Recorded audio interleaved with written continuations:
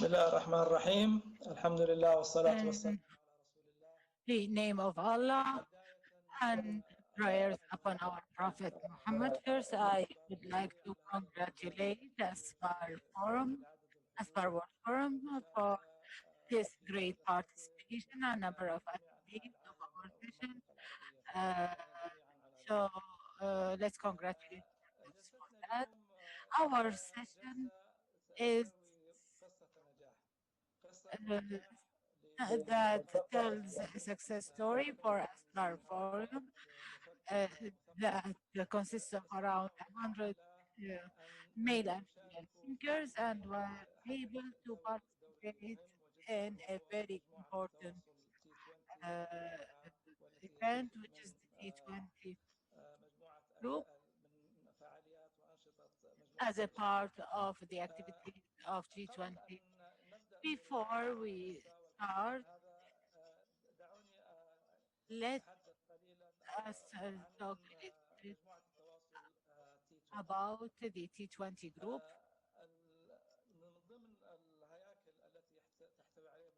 Some of the structures of T20, there are other 8 groups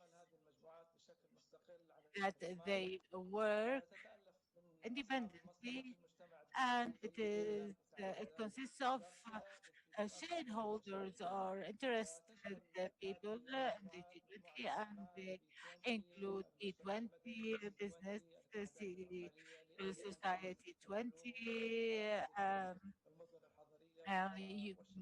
labor union, and think tanks, and they provide a formal statement at the end of the meetings that is set before the G20. Our session today is the T20. The G20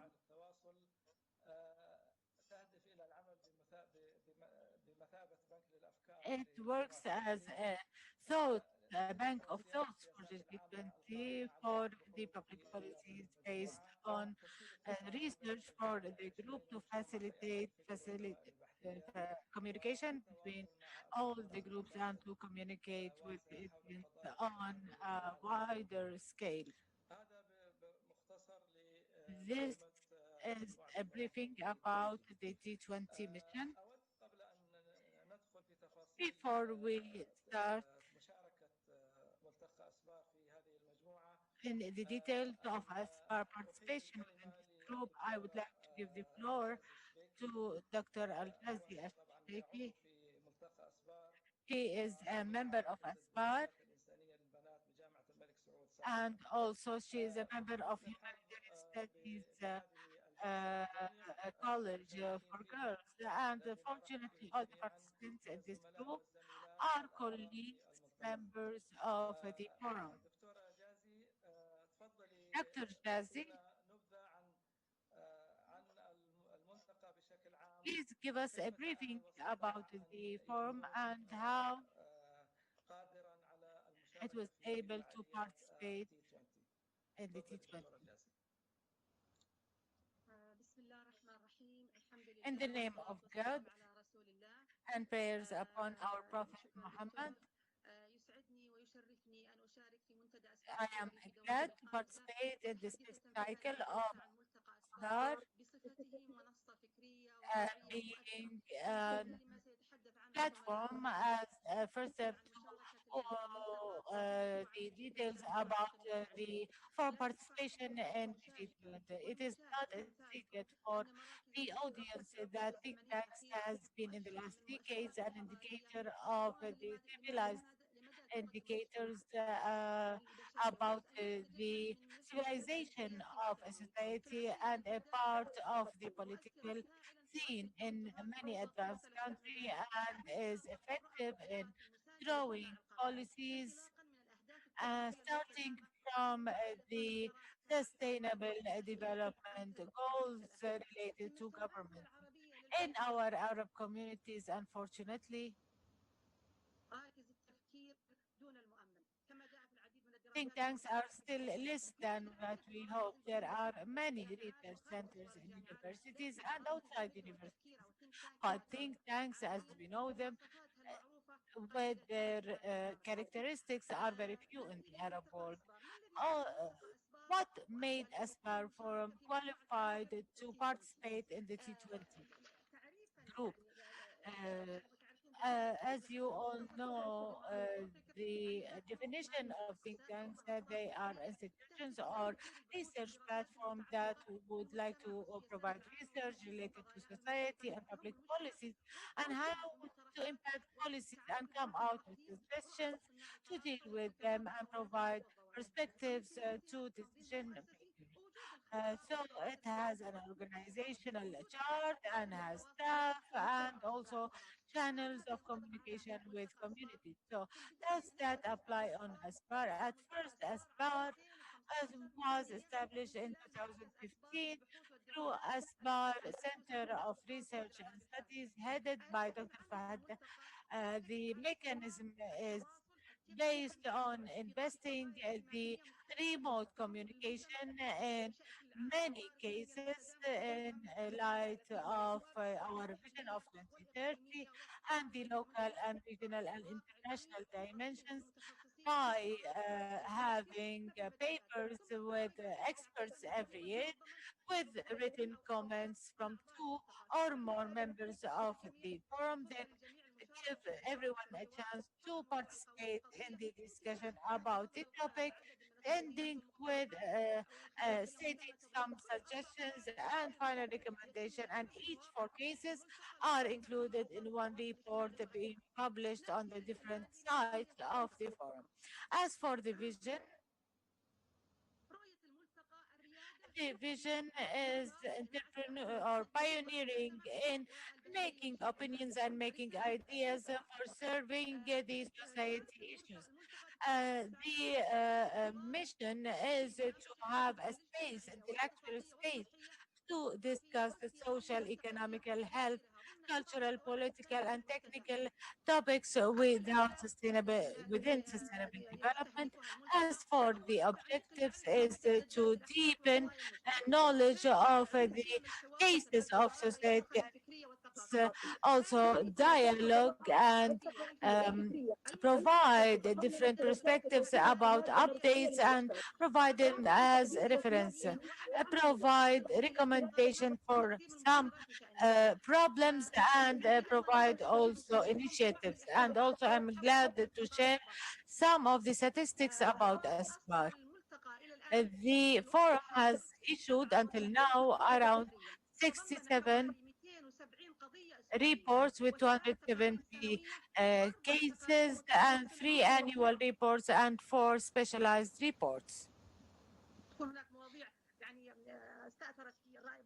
So they are reports that had a public opinion, like American elections and Beirut explosion, for example. So these had certain reports. Now we will talk about the members of the forum.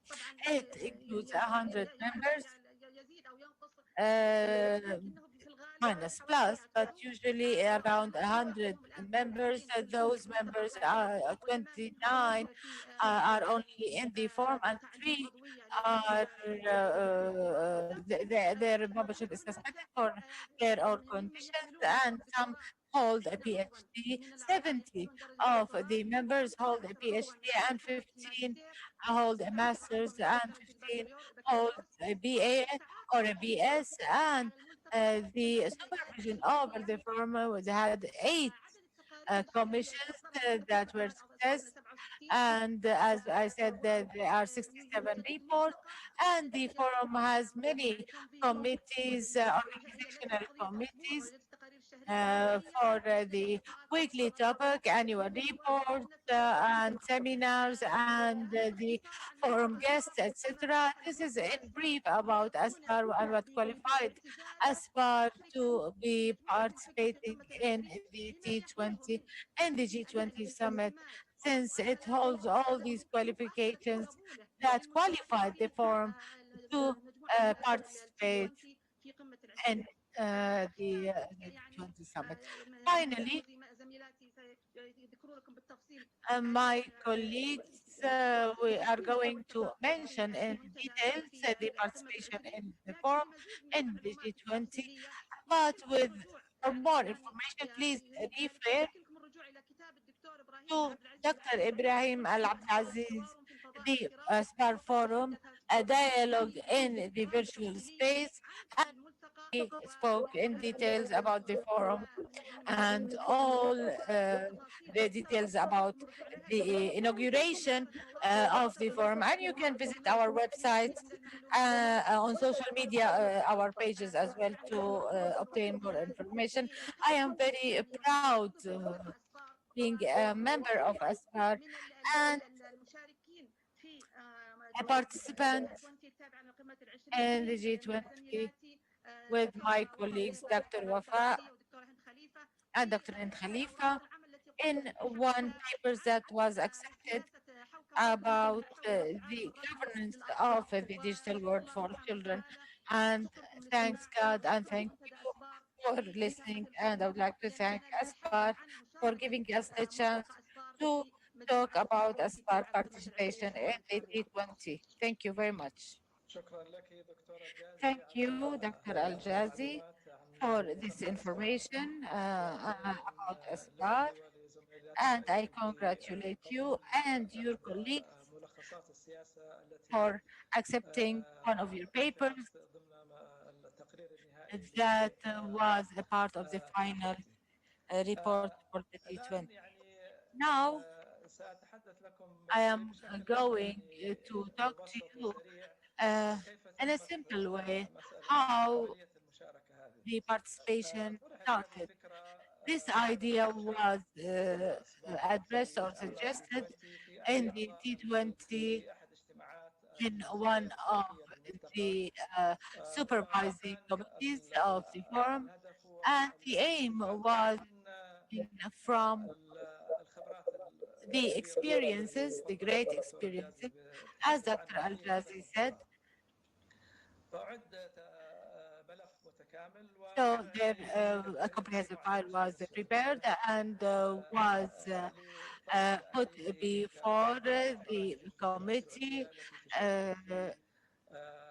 as one of the think tanks that participate in Saudi. The file was approved, and Asbar 1 was one of the 5 think tanks in Saudi Arabia that was approved to participate in the T20 from Kingdom of Saudi Arabia, which is the King Abdullah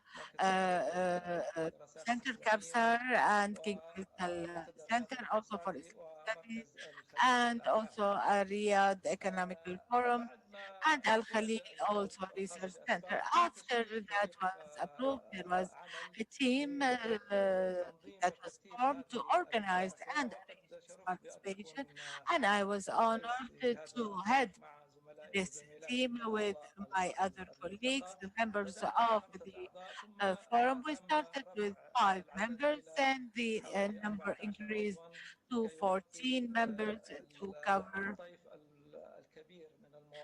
the great range of topics that the T20 is interested in. The participation started to be able to have a look at the workflow of T20. We participated on behalf of Aspar in the T20 summit that was held in Japan in May last year. Of course, the aim was to get an overview about this experience and to transport or transform experienced colleagues in the group to be able to participate on a later stage in the name of our country. After the Japan summit last year, there was a group of workshops held in Saudi Arabia. We participated as a small team until it was time for the meeting of T20 in Saudi Arabia that was held in January this year, and it was the beginning and launching the T20 work in Saudi Arabia. That conference witnessed the participation of many think tanks around the world, around 1,000 centers, universities, and as a result of this conference, a, a number of teams were approved to perform the T20 functions, trade, investment, climate change, and social cohesion, the future of pluralism, international governance, economy and employment, education in the digital world, and the stuff for the G20 support also SDGs and immigration and young communities. These all topics that we agreed to. Uh, them headlines of the task force or works that was before the pandemic, of course, the COVID-19. And based on all these updates that were enforced due to the pandemic, we formed also a task force at the 11 and for the purpose what they called multidiscipline curriculum or methodologies to face the COVID-19 consequences.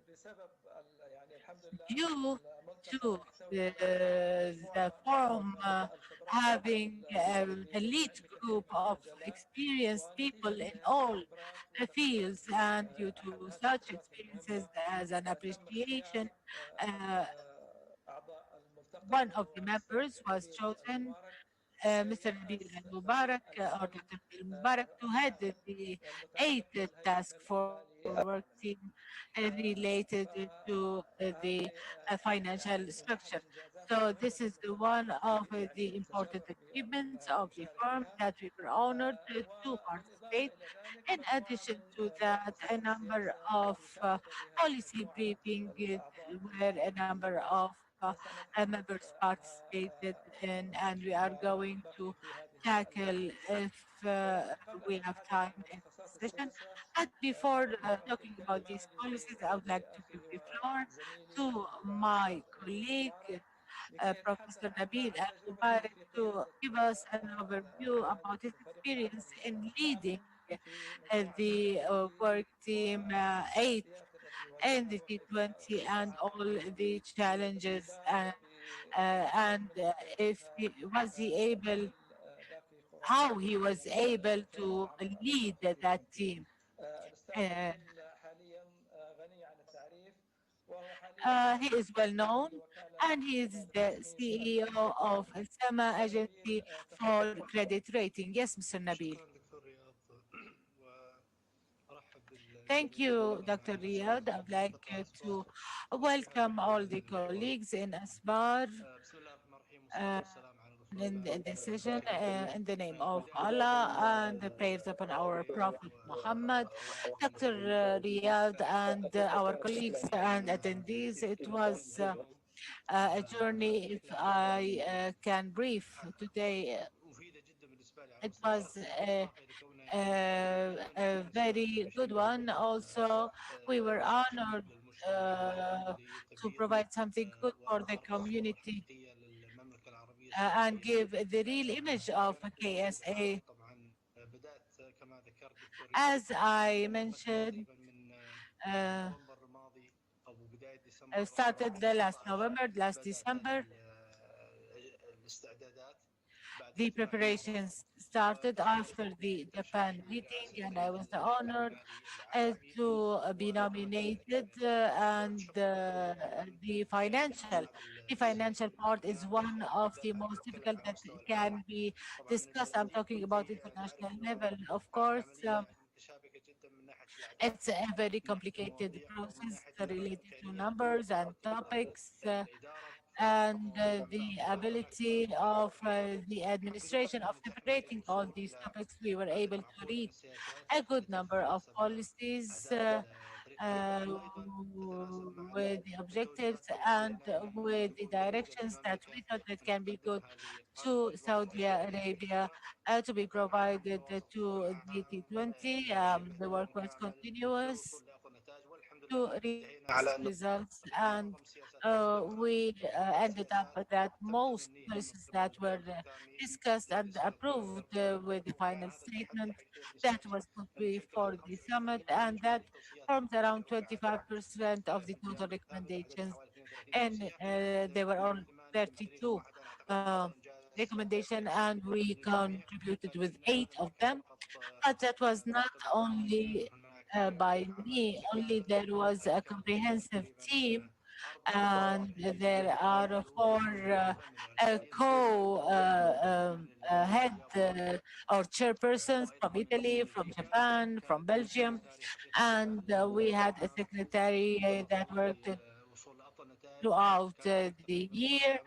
Also, communication was with the heads of groups and the policy directors as well.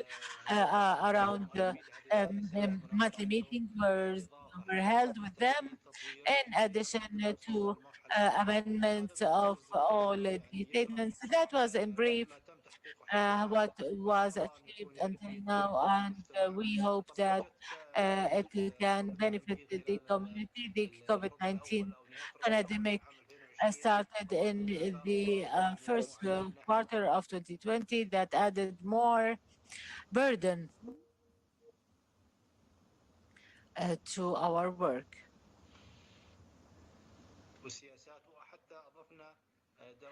And we also added a separate policy in this regard. And as I always confirm, the success was good, and we were able to provide uh, uh, many good aspects, although still the pandemic has caused all this harm spread out to the world, but we still can see some light, either by activating many techniques that were not that much used. And in many countries, we have seen decisions of G20 of exempting many poor countries from their debt. That was based on previous research and studies about these countries. Some other fast decisions that were taken by ministries of finance or governorates in coordinating financial policies, especially during lockdowns. It was a very rich experience. Of course, we hope that this pandemic will not repeat, but now we say that there was a good benefit to humanity.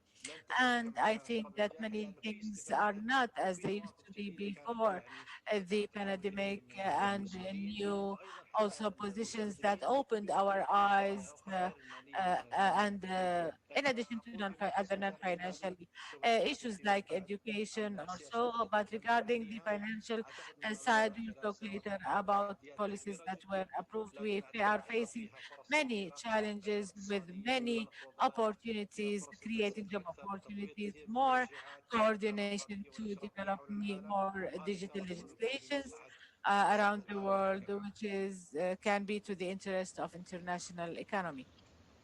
شكرا لك أستاذ نبيل. Thank you ونحن very much, فخورون Mr. Nabila. We are proud بمشاركتك ومساهماتك for في your برنامج تي participation and 20 contribution in وقيادتك the لفريق العمل T20 المنسق and leading لهذه المجموعة.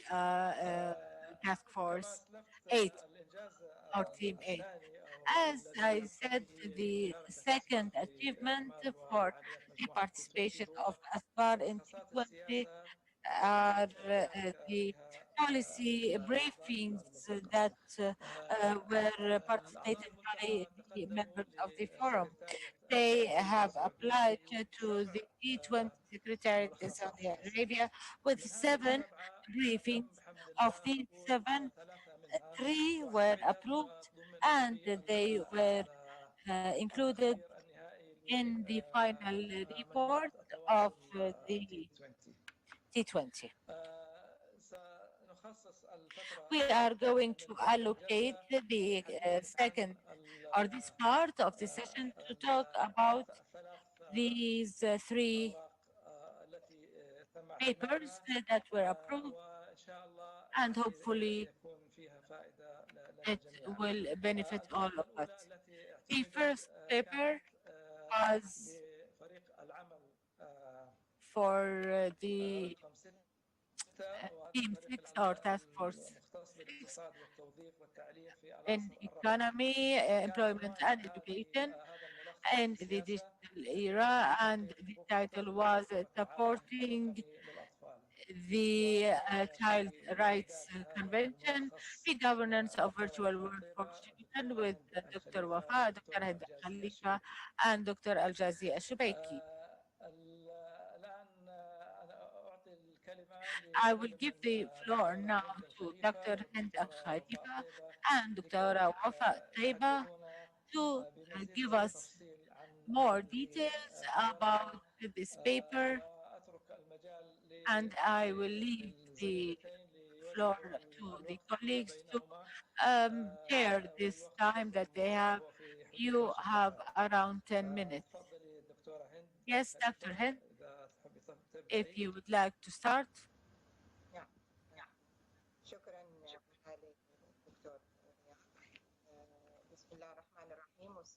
In the name of Allah, and prayers upon our Prophet, I would like to thank Asbar Forum, World Forum, for giving me the chance to participate in this unique platform, uh, and including a policy briefing that was approved. And we hope that the common work done with all teams to the interest of humans everywhere. The work that we applied or provided is entitled Supporting Child Rights Convention in the Governance of a Virtual World. We all know the unlimited benefits of digital technology, and we have lived with such benefit last year, and also children are greatly gaining in education and creativity, etc.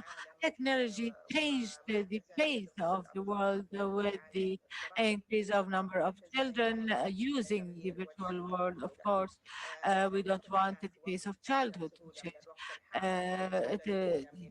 This time was the easiest time for bulliers and maybe human traffickers to reach children on this virtual world. In addition to the increase of risk of electronic game, digital technology made children very accessible through social media, games, and at the same time facilitated hiding the identity of perpetrators. So the risks are great and high, and they might be linked to the content and the way a child is communicating with the world, and also behaviors that may subject them to inappropriate content or perpetrate. Protecting children in virtual world is facing many challenges. The most important is the a gap between the theory and the application. Of course, Child Rights Convention was signed by many or all the countries of the world, but still that was in 1989, and until now, still there are or there is a big gap between theory and application. So to apply the articles of this convention is still away from reality. Other challenges is the increase of number of children using digital technology and the increased number of victims among them. Every 3 users of internet is a child aged less than 18. And of course, there are studies that confirm increase of children who suffer from bullying, from any kind of disorders, using um, even children were subject to violence, and there were cases of suicide. The rate increased. Those who are subjected to bullying from 10 to 40%, and those using video games are more subjected to violence and to misconduct and violating their privacy. We also noticed that this increased a lot during COVID-19. Well, the children were subject to violations. Around 1 million children were subject to any type of harassment. 85 million in 3 months were subject, of course, all over the world were subjected to violence. In a study I did with my colleagues, we found that children aged 6, or starting from age 6, they used internet for 10 hours and 16 hours, and they slept only 4 to 5 hours. And the studies of Web IQ exposed and clarified that there is an increase of participation in forums that would support harassment against children, around 200%.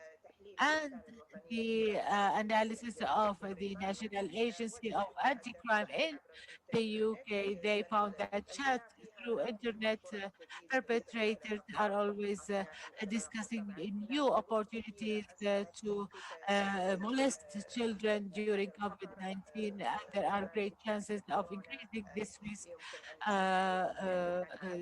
during COVID-19, and we can talk more about some of the challenges is this gap, the gap between different generations. Technology is rapidly developing, and children, they are fast learners, so they learn everything quickly. So the threat and risk must be is high, so there should be a clear control of children using the internet, and it is forming a great challenge. And in May 2019, the WHO classified that um, addiction to playing video games is a disease, or it's a mental disorder. And the ABA, the followed also the WHO categorization that it is a disorder. Going to the policy that we suggested, what can we do before all these challenges and changes and the fast development of technology? What can we provide? How can we protect children in the virtual world?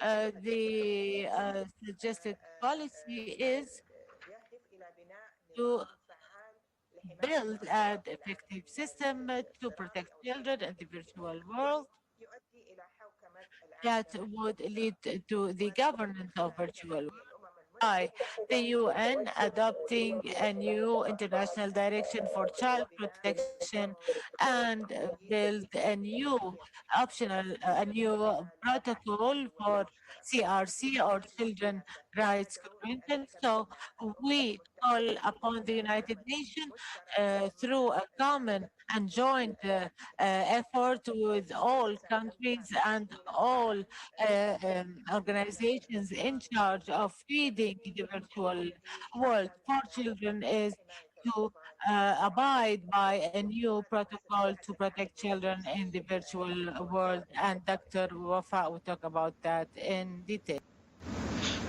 شكرا دكتورة هند. تفضل يا دكتورة. Thank you very much, Dr. Hind. Please, Dr. Wafa, go ahead.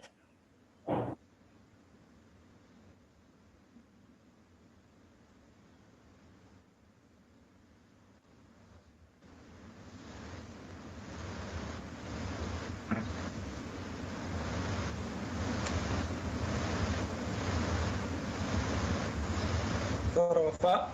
Dr. Wafa?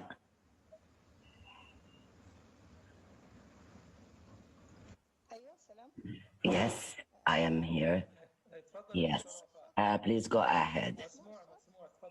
Yes, we can hear you. Please go ahead. In the name of God, the most merciful and most graceful, as Dr. Hind mentioned, that the main policy that we have requested is to add an additional optional protocol to the Convention of Child Protection. Of course, Group 20 is a group of key countries. They possess the money, the papers, the search engines. So this protocol should be a participatory, should be done utilizing all scholars from different disciplines in a participatory approach. Also, this policy, we request support from international organizations like WHO, OECD, and others. I cannot move the slide. Yes.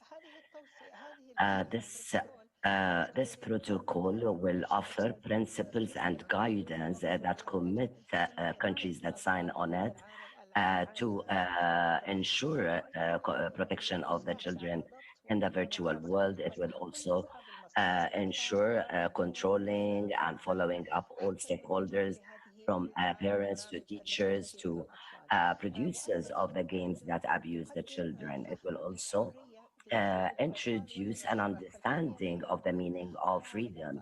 Freedom has a limit and it involves risks.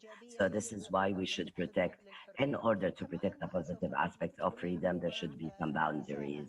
It will also control all types of abuse against the child, whether sexual or addiction to games or gambling, and even the physical abuse like effect on sightseeing and the body in terms of fattening. This is the framework of the optional protocol. I will talk about it briefly. I'll just give you four ideas under each item. The first item is the general principles. Of course, they are compatible and in line with the Convention of for the Child Protection. For example, the interest of the child is the objective, and it should be our concern. We should also respect the child right for entertainment and learning, but it has to be in a safe environment. It has to be also flexible or resilient that respects the different religions and values of each society and culture. This work should be comprehensive and inclusive. All these crimes against the children, it is across borders and it is in all countries. So everyone should be involved.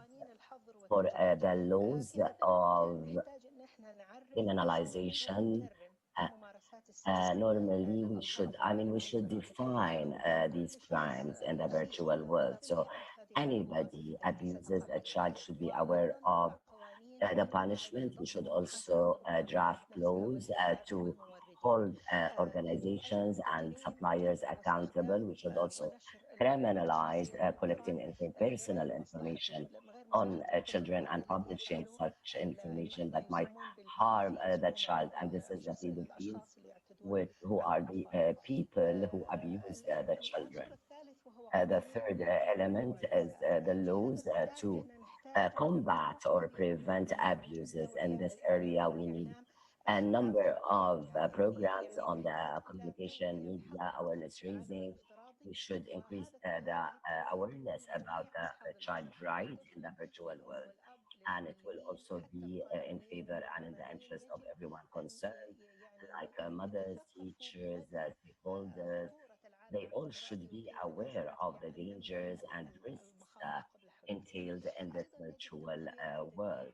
We should also provide training for producers and programmers who develop such games, the police, the Interpol staff, and everyone working in international commissions for the protection global partnership is important because we need all types of research, especially in following up or tracking criminals, because this is, as I mentioned, a transborder crime, to empower and support the civil society, because in each country there should be one point of reference, and this point of reference should be the channel where all cases are reported, and we should benefit from the advice they provide us.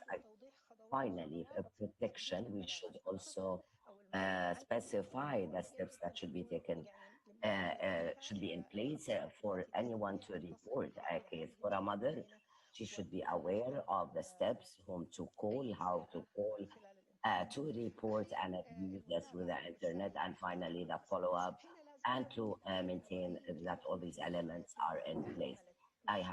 We need to confirm that any country who is who couldn't really protect or fail in protecting should be accountable.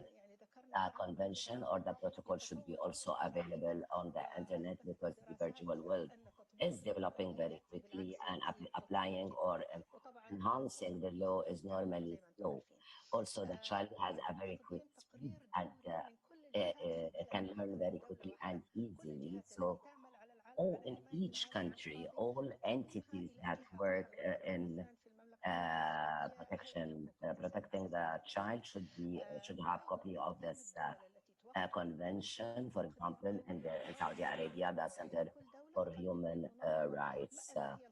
Also, each country should also report to the United Nations the steps that they are following in each country.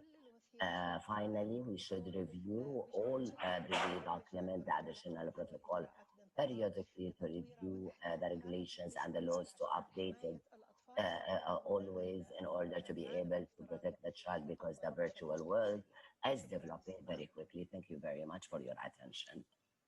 شكرا جزيلا. Thank you very much, Dr. شكرا لك ولزميلاتك. Wafa. I thank you and your colleagues for the work you did on this paper and research at the world level, and that will benefit everyone, whether individuals or societies. Dr. Wafa Teba is a member of the Shura Council, and she is Deputy for Humanitarian Affairs. Dr. Hendel Khalifa is a member in the Human Rights Center and Professor of Sociology at King Saud University. I thank you very much for this introduction, Dr. Wafa and Dr. Hind. We move now to summarize the remaining of the session. Dr. Wafa and Dr. Hind utilized more time than allocated, but I hope we'll still have time, even if we reduce the time allocated to the next speakers. So, Dr. Maha, please take this into consideration. The next paper is a paper submitted by team number 5, and it is the team that is related to international or global governance and the multilateralism.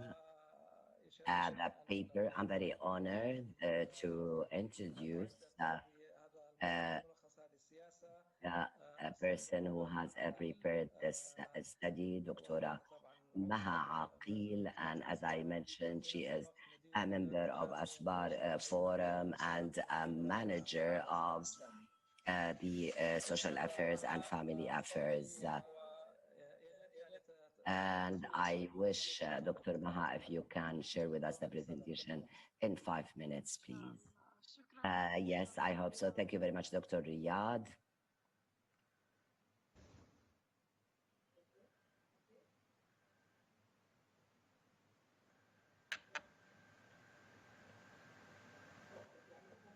It seems there's a technical issue. Dr. Maha, Ms. Maha, are you with us?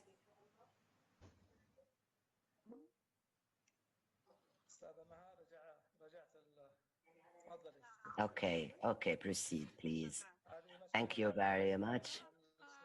على السمات الافتراضية. Of course, these are the problems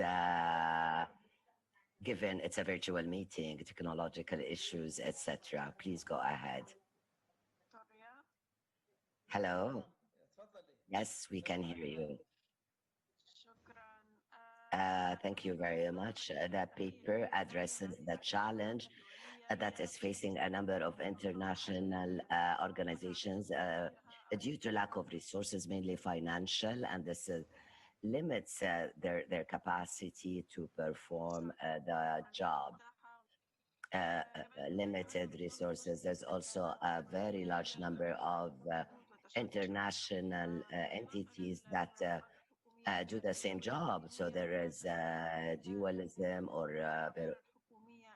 and this is why they all address the same issues. For example, Hassan, there's a book on the international entities published by the International Organization Federation said that there are more than 100 organizations that deal with child issues, and and there is a 1,200 organizations that are added every year to address the challenges that we are facing.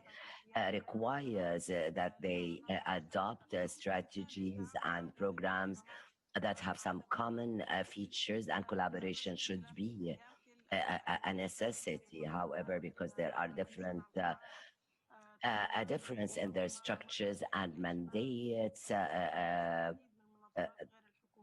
than that varies a bit or does not go in line with other governmental organizations. So cooperation is difficult sometimes among them. So the papers that we presented to the group of 20 to basically call upon governmental international organizations and the civil society to cooperate together. And we are losing the voice.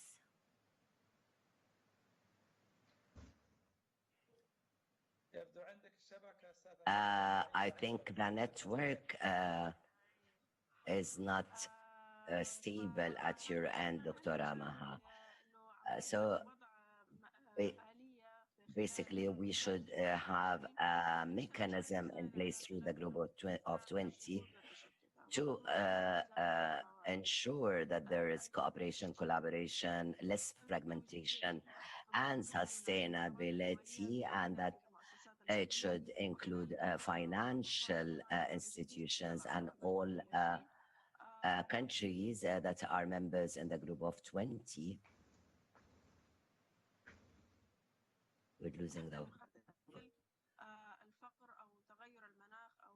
to address issues similar to climate change, eradication of poverty, etc., to benefit from the expertise in all these institutions, and also to rationalize spending the resources in a wise manner. We should establish guiding or steering committees that can advise or support implementing the programs and projects. The paper also advised that we should have a steering committee to address the COVID-19 pandemic.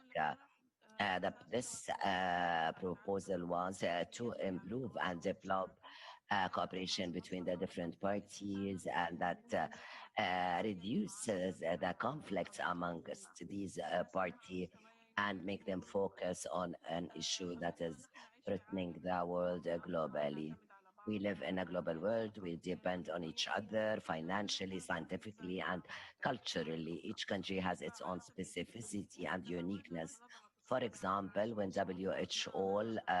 WHO tried to convince people in different countries to take some of the vaccinations. Some countries refused that because of their religious traditions or some fake news about the vaccination. So they established a committee, especially in some Muslim countries. They thought the vaccine is against their religion. So an Islamic committee was established, and they met with religious leaders from the Islamic world, and they have collaborated together with the WHO and other international organizations to end the fake news and promote the vaccination. So a similar thing should be done. It's very important that we engage with the people or countries that will benefit from this policy, and to take into consideration that differences, whether at the social, economic, or religious differences, the soft force in the society or in any country should be part of this process, because they can do the convincing of their countries. The COVID-19 has shown everyone that one country cannot deal with it alone. We need a mechanism to coordinate, to control, to take decision, and to work quickly. Group 20 is the place where we can the forum to establish such a mechanism and to gather everyone around the table. Miss Maha, Dr. Maha, can you hear me, Dr. Maha? It seems not.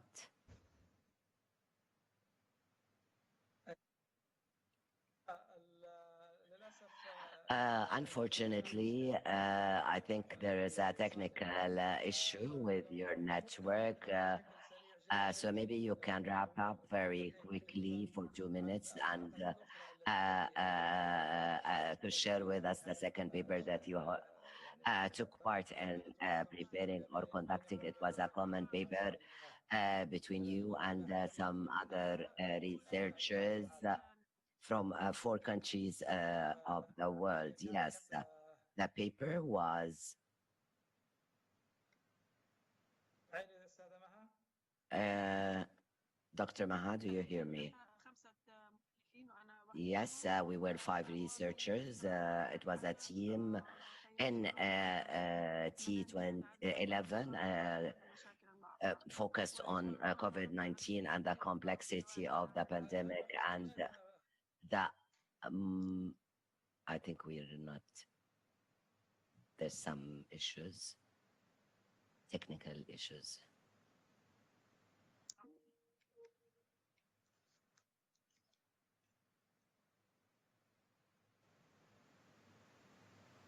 أيوة دكتور.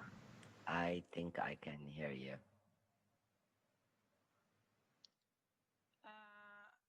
أبدأ في الورقة الثانية. Shall I proceed?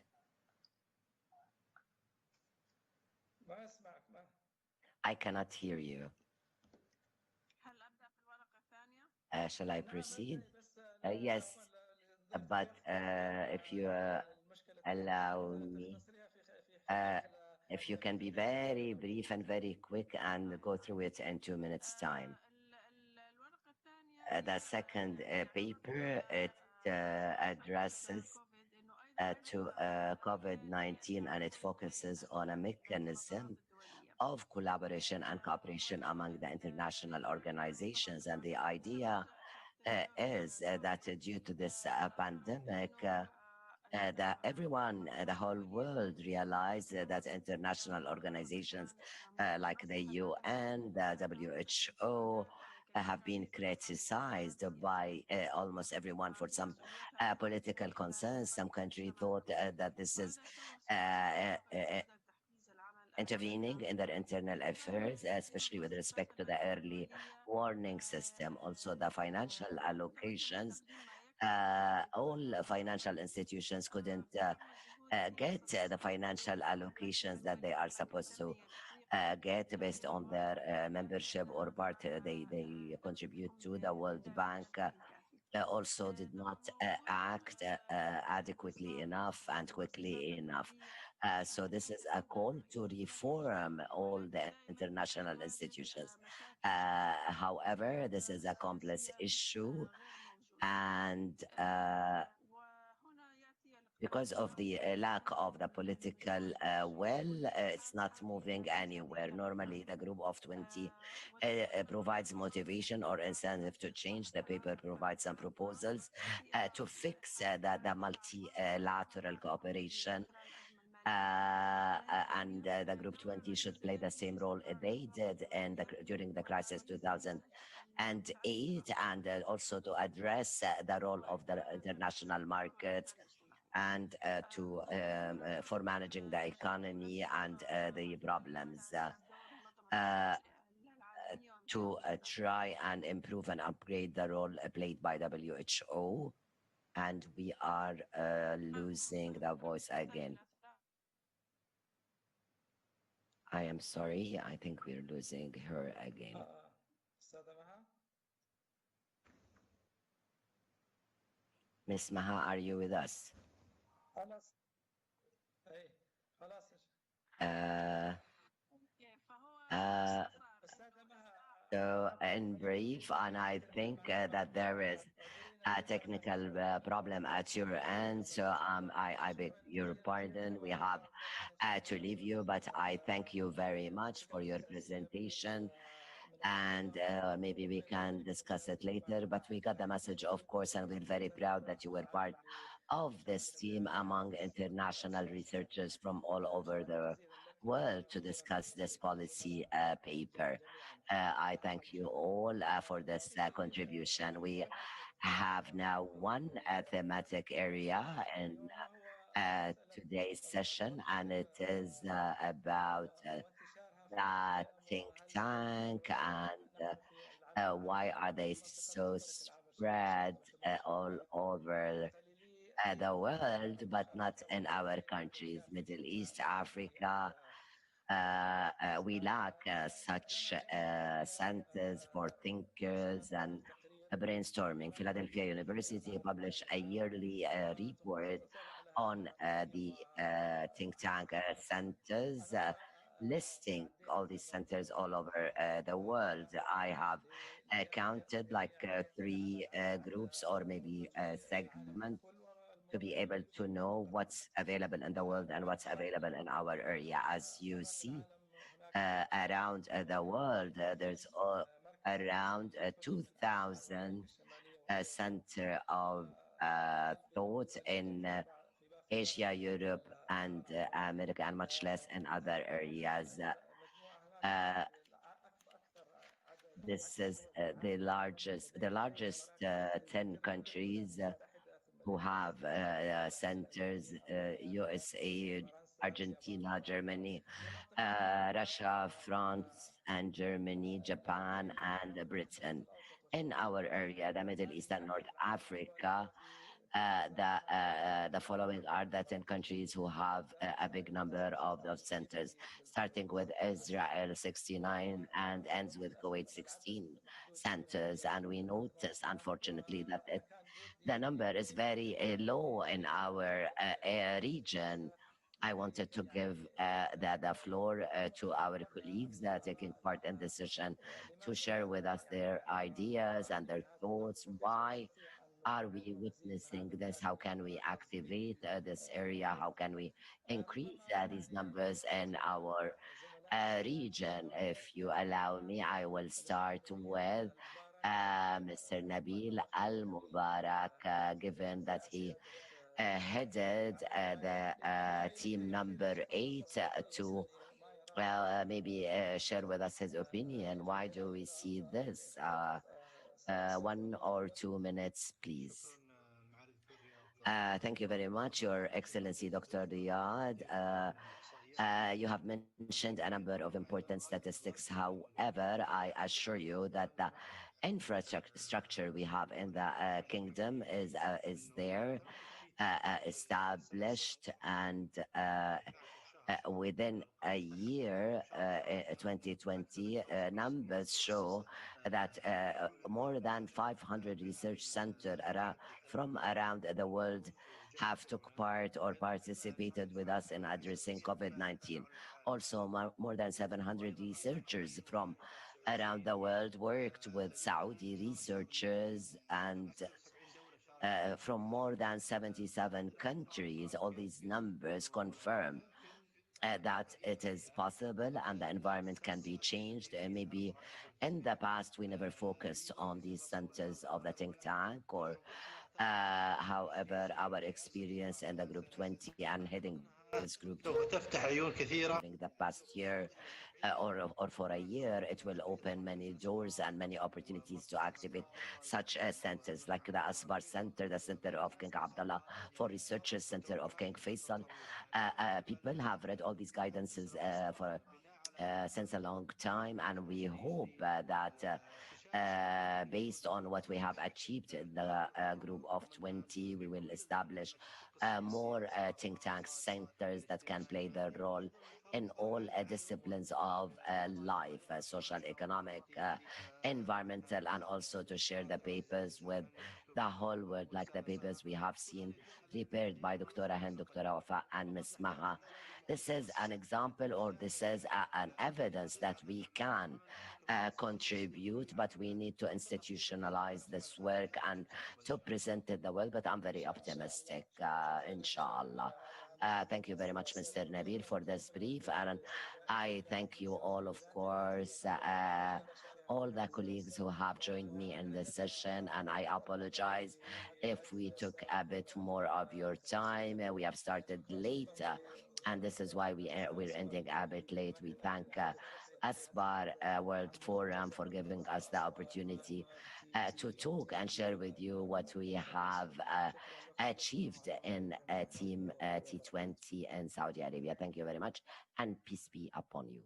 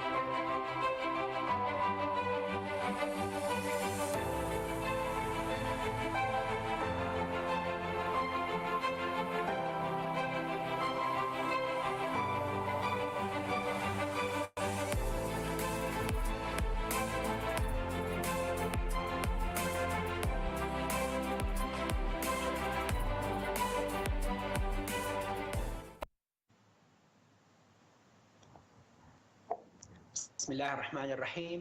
السلام عليكم In the ورحمة name of Allah, peace be upon you, all the blessings of God, dear colleagues and dear attendees in this conference, peace be upon you. I'd like to welcome you in this session, the 10th session of the Asbar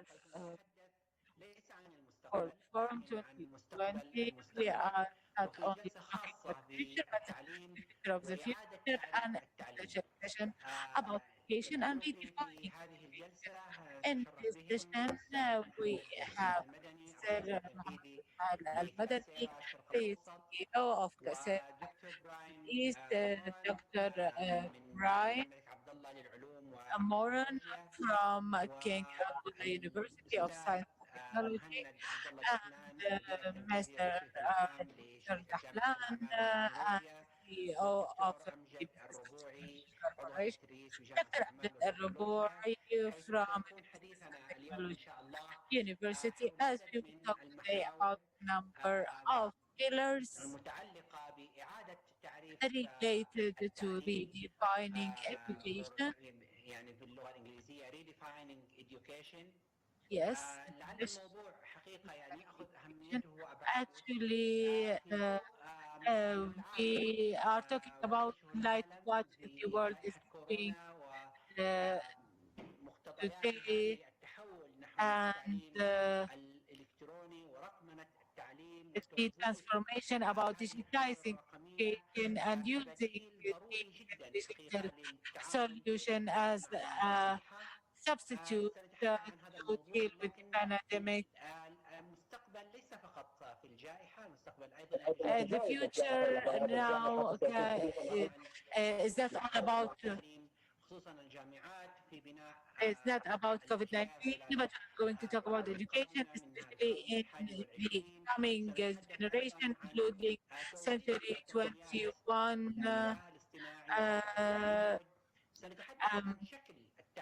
Artificial intelligence, remote, also about becoming the change within. We will talk with Mr. Madani, who is the CEO of Coursera and who's going to be executive education from Harvard and Stanford, and he is the head and the partner of Coursera, one of the greatest companies of electronic education in the area, and deals with a large number of education ministries. And I will ask you, Mr. Mohammed Suhail, what is your overview about the actual facts of electronic education in the pandemic, and how did it provide or an alternative during the pandemic, and can you do you see that this is going to continue after the pandemic? Peace be upon you. Thank you for this session. I'm glad to be with you in this forum, and I would like to thank Asbab for organizing this conference or forum that always is enriching our participation for the first time. So I am honored to be with you. It is the future and one of the most important factors in the future is education. Yes, the presentation is clear. In spite of Corona, but we have seen on the ground that because of this pandemic, after this pandemic, we will have a prosperous education future. Dealing with more than 30 countries and the Education is the greatest company in education. So we went through many experiences before the crisis. Education was going on in the traditional way, the one that we used like 100 years ago, writing on the board and using the general methods of education. Although generations are changing, everything around us is changing. Banking, transactions are changing, public transactions are changing. So even a student now is no longer, or people we do no longer ask for taxis, we order Uber, or so. There was this transformation, but wasn't in the required depth in the area. There were several initiatives, but when the crisis came with COVID-19, and of course, in the area here, it was activated only 30% regarding digital education, and the COVID-19 was not only in the area, and everybody looked at digital transformation or digital education as a luxury and not a necessity. So when COVID-19 came, around 1 billion students in many countries of the world stopped going to school completely, and many of them expected that they will go back to school. But we were working with a great number of ministries and with private education, and we found that whoever were ready to using technology were able to directly, and within a few days they started again, and the education journey continued as if there is nothing. They did adaptation, and they were able to start again. And some stayed in confusion, and they did not use the technology or that was and we are talking on this area level. Only 4 ministries of education that were able to continue, including the Saudi Ministry of Education. We were ready. They started the digital transformation since 2017, and so that was in general. Even the private sector, some adopted, some didn't. It was another way. But to go back and focus on the bright side, the crisis did many great things. The most important is changing this basic conviction is using technology, education or education technology. This has completely changed, and that developing towards technology is going to be very difficult. That all changed. There was a great changes in the public and private sector, even on the international level.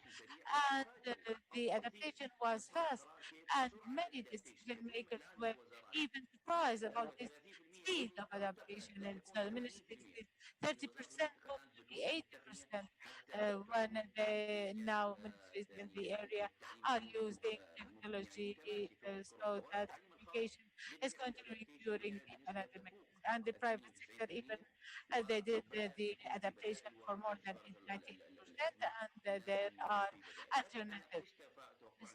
But what are our foresight for the future after or post the crisis? Changing these convictions is going to have an exceptional use of technology. The interaction is more than 90%, which is something few things we will see in the future is utilization of augmented reality and virtual reality. We will see new methods, and I will give us examples. We will start seeing that some teacher, some factories, I think,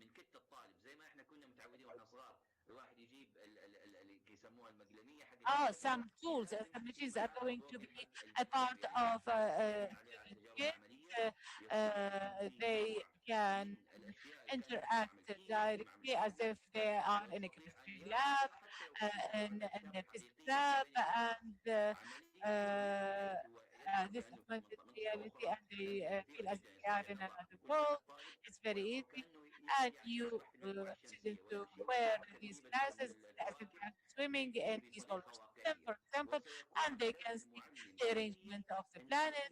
And a teacher can build content for the students by using these techniques. Of course, the students that have difficulties, like uh, uh, those who have lost their eyesight, for example, there are ways to serve them, and this is an example of visually impaired children, and we have worked with them with special technology for this group of people with special needs. Of course, artificial intelligence is great. Our problem is that we get to education as if we are in a factory. As we were like in 1980, we did the same stamping, the same movements, and we dealt with the water flow way, and we need to finish on a certain deadline, and then we move to phase two. As students understand or not, this is not a case. So if we would do these math exams, for example, and students do pass, that's it. But it's like building a construction. You start with the base, and then you go to the fourth floor. Of course, you cannot reach all these different differentiation between students, and artificial intelligence systems can analyze points of strength and weakness, and some can contents, and that they can bridge these differences and would focus more on the student.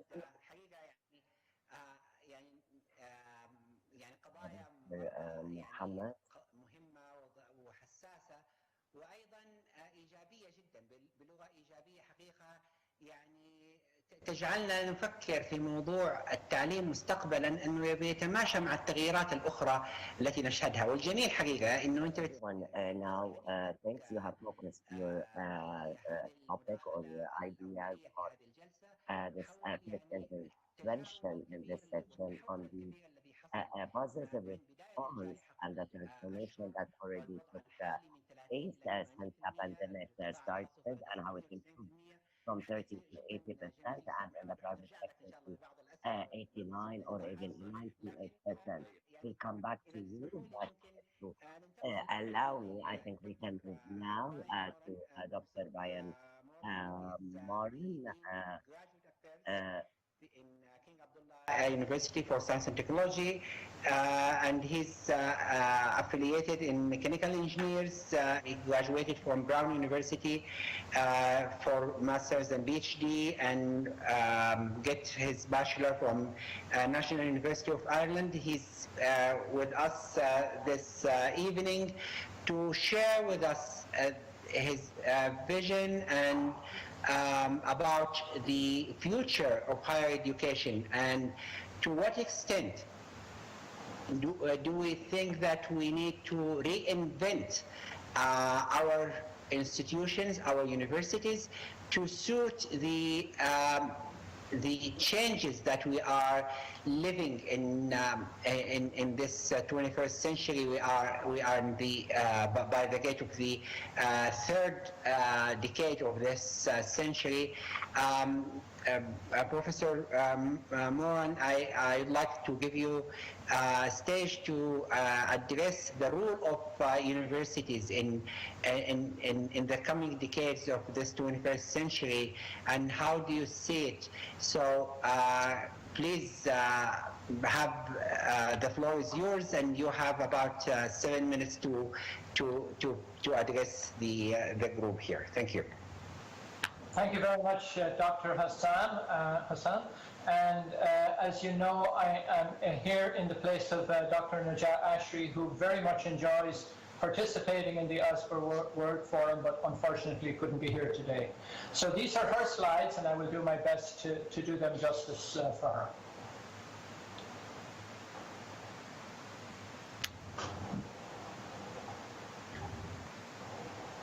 Okay. The slide is there, and you can. Okay. Go ahead.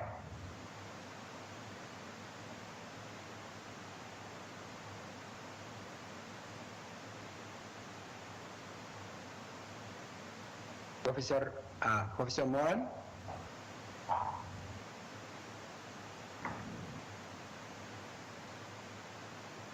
I think we have some difficulty contacting Professor Moran. اوكي سو نحن ظهر بنواجه صعوبات في التواصل مع It seems that we're having problems in connecting with Dr. Brian. سأنقل I will ask Dr. Malna Ahlan the same question to respond to it. As we mentioned earlier, our colleague Mr. Muhammad Mahani spoke from the perspective of programming and the companies that are working in electronic education, and they are sharing with us their perspectives, how companies have responded and how they manage to cope. Also, the education sector copes as well within 3 months. The percentage increased from 30 to 80% and 98% in the private sector. So we are witnessing that change, and we witnessing the coping, the interaction with that change. So let us hear Mr. Adnan. He is the executive director and operation manager at of business and technology, and he has that PhD from university, and he is a very well-established, very intellectual person, and he has lots of experience and investment in education. I'll ask Mr. Mohanad, how do you think university how do you think will play with the student technology? I will continue seeing in the future. Is the slide, can you see my screen?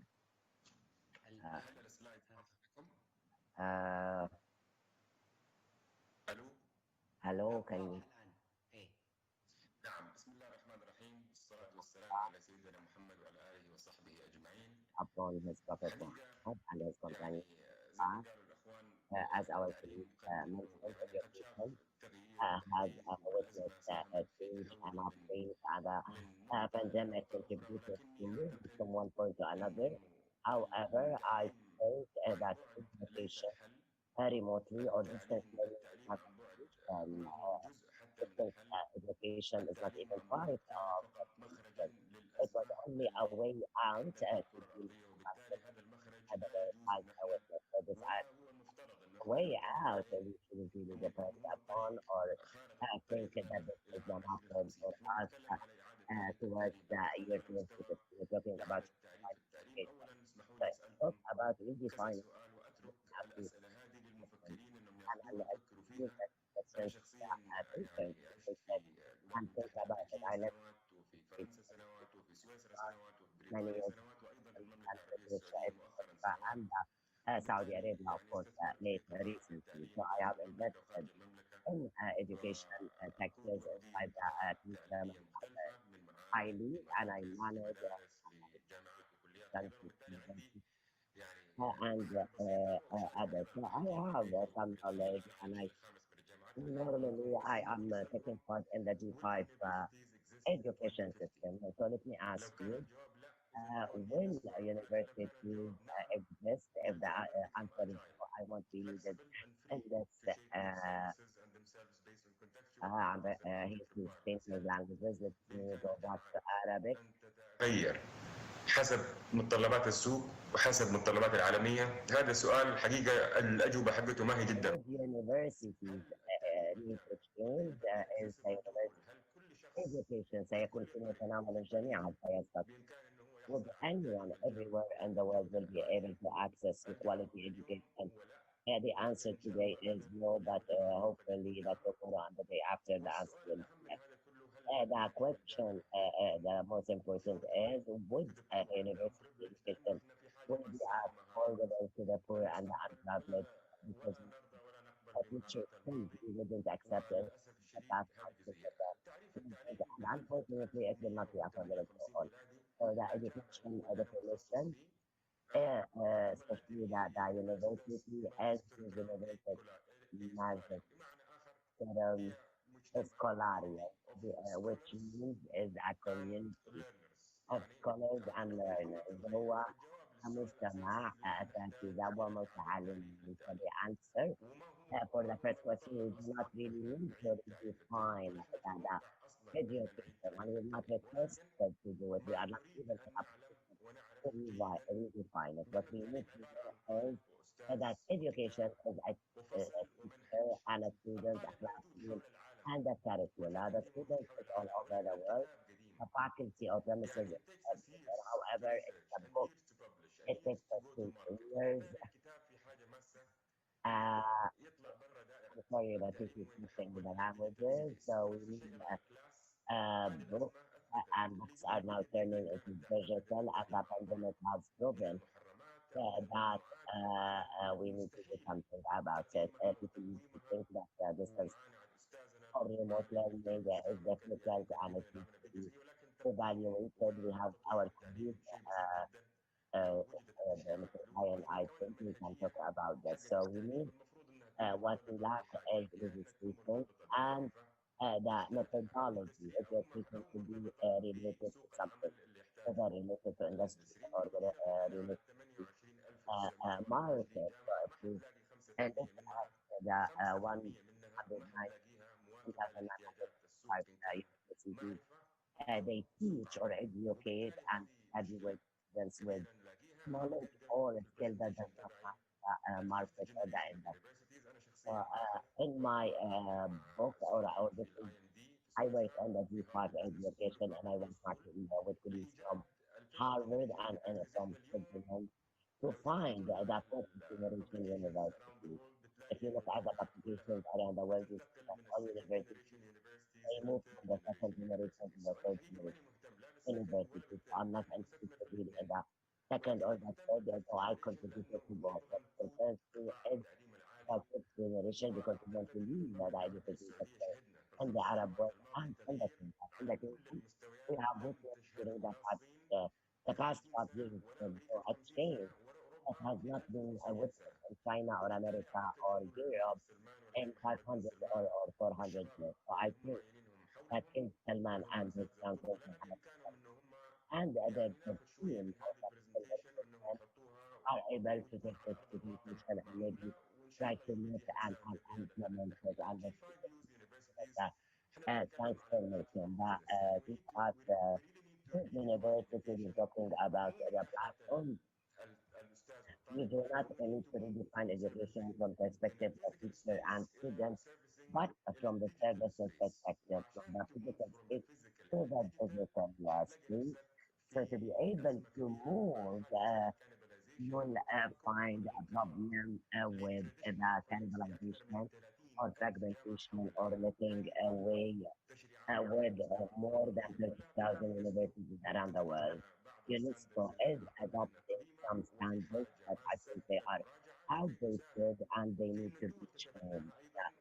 Uh, so it should allow universities to innovate and to explore more space and more time for innovation. The other issue or the other element is the teacher. The teacher shouldn't be a rhetoric instructor. We don't need someone to instruct. We need facilitators. The student is the main item or the brain is the main item. The third aspect is to move to real life studies and not books.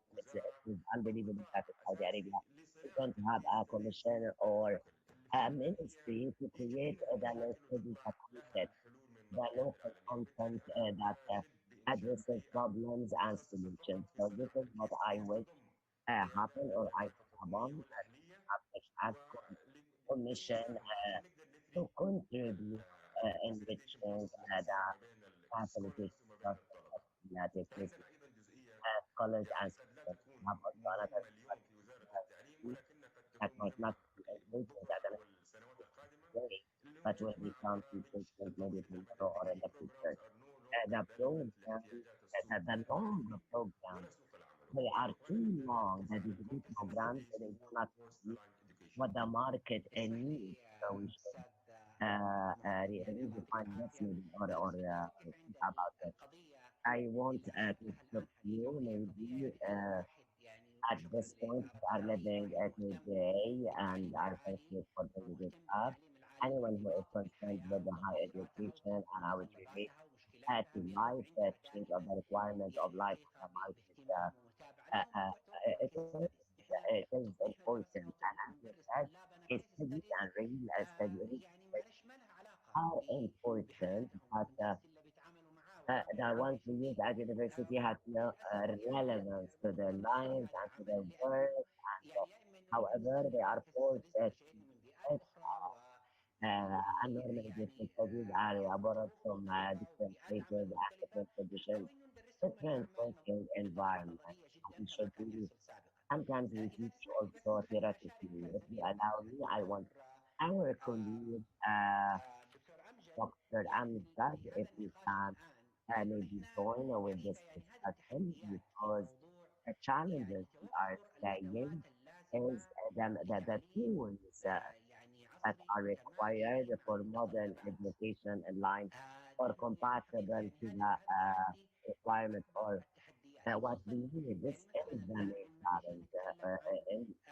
For example, when we talk in these circumstances, Dr. Mahanat gave us an example on something related to the curriculum or the content that to students, but how can we evaluate education? This is what I want us to discuss. How do we need to evaluate it? Be close to the needs of the students to be able to evaluate the students needs, sure of that intelligence is going to market force and the context that will work in and with.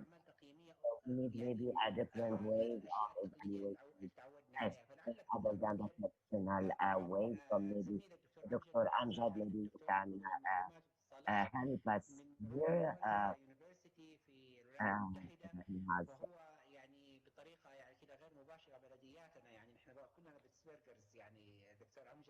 I, Dr. Amjad will join us and he will discuss with us.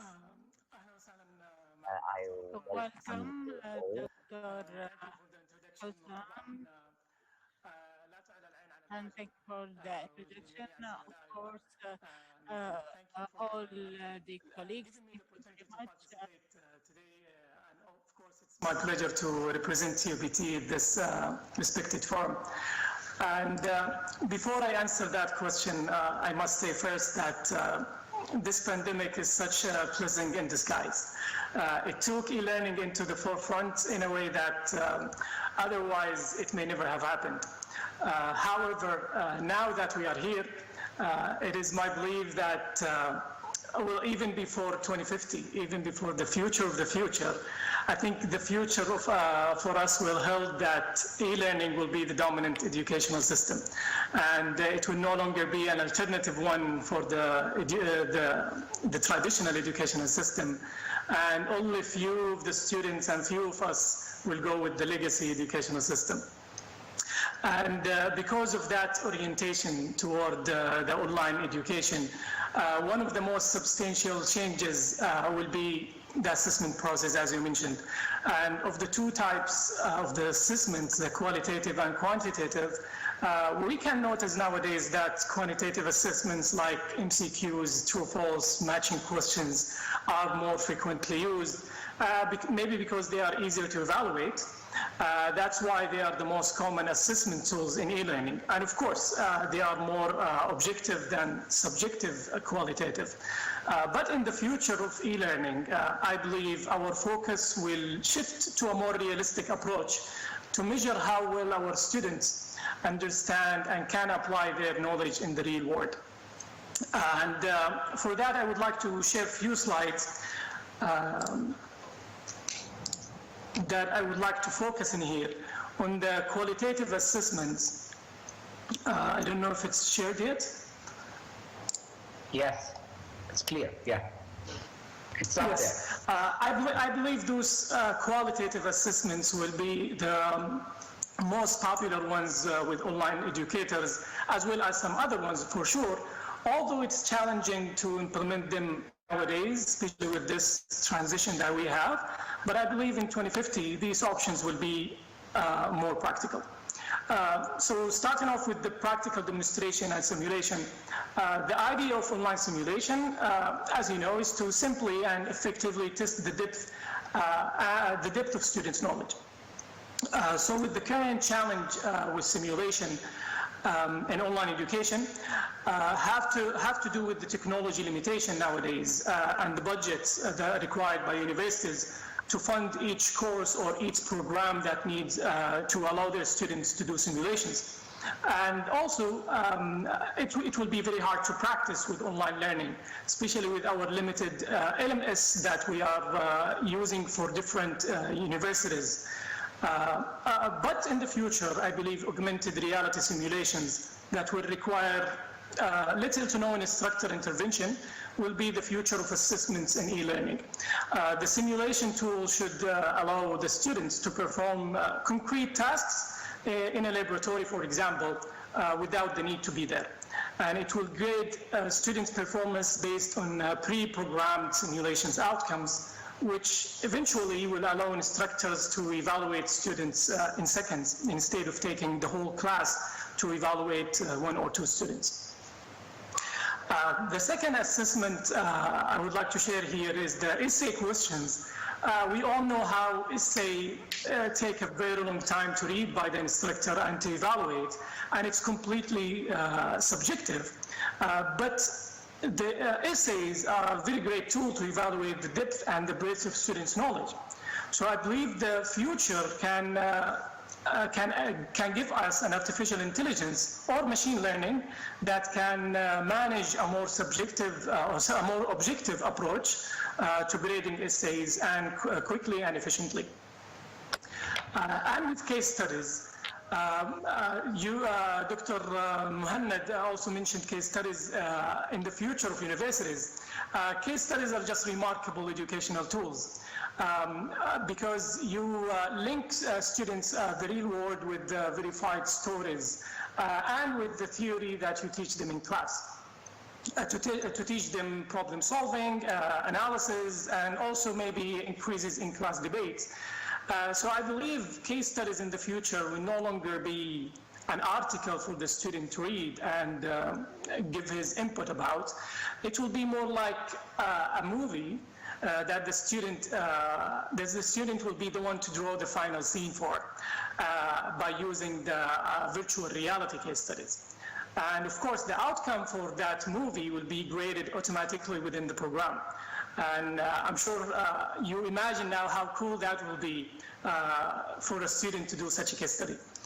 And finally, with the last qualitative assessments I would like to talk about today is the online forum or discussions, which we are practicing one of them right now. But in online discussions, student-to-student interaction and instructor-to-student interaction increases engagement and allows students the opportunity to share ideas and offer opinions and improve their comprehension of the topic. Currently, it is time-consuming option for instructors for sure if they would like to go through an online discussion with the students. It will be also subjective, and also the discussion will take a very long time for the instructor to grade. So I think in the future, a time-consuming option for instructors will no longer be there because if we allow the machine learning to read all of those discussions added by the students and using the artificial intelligence, we will be able to grade the students' participation in discussions parallelly while they are participating in it. Thank you. Thank you. Thank you very much, Dr. Amjad. I really appreciate this insights into the evaluating and assessing student learning. I think maintaining the quality of teaching and learning in future universities is something very, very important, and it has been addressed, at the macro level with Mr. Dahlan's presentations, and in the micro level in assessment and evaluation and your presentations. And here I'm going to get back to Dr. Moen. We'll come back to Moen again here with in our forum. I'd like you to address our audience here in the same context about how the future universities, particularly in the area of research and development, will maintain its role and continue doing what's supposed to be done in the future. We know that many universities are different right now in meeting the requirements for the current situation.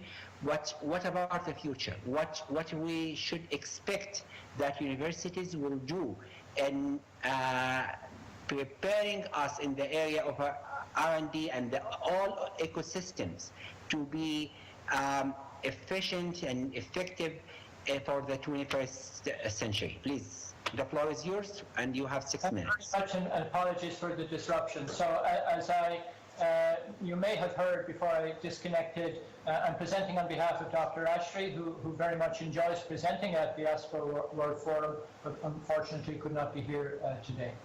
So I'll begin with a quote from Times Higher Education. It pertained actually to assessment, which is quite timely given the previous speaker, but of course it pertains broadly to higher education in general, and that there's a disconnect between what's happening now and what we need to do for the future. And if we take a little snapshot of some of the exciting possibilities that exist in education today and think about where are we going in the future with these, obviously distance learning and intelligent systems, and we heard about some of that just a few moments ago, are predicted to rise and enable greater access. Immersive learning environments are coming to the fore again.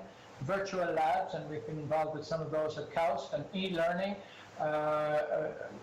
will be a massive future industry in the rest of the 21st century. And the concept of maker spaces, and I'm thinking of things like machine shops and 3D printing and other environments that support creative product development and ideas. That kind of initiative is giving rise to university admissions across the world, particularly in the US, rethinking university admissions and giving high priority to creativity and innovative thinking. So obviously education this year was quite disrupted by COVID-19, and many of us of course have identified that we were able to adapt quickly, and then we ask ourselves, how can we hold on to those things that were successful, develop a new normal. We found that we could operate online much more readily than we thought we could, and so it gives rise to new thinking about what the future of education will be in terms of online versus face-to-face.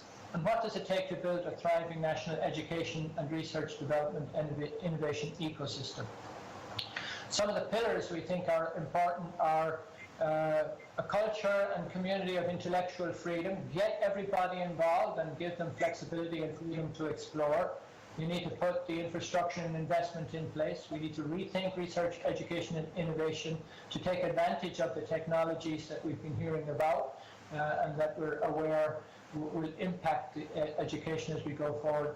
But critical will be talent development and management, identifying STEM talent early, cultivating it, and making it attractive for kids from grade school to high school, through university and beyond.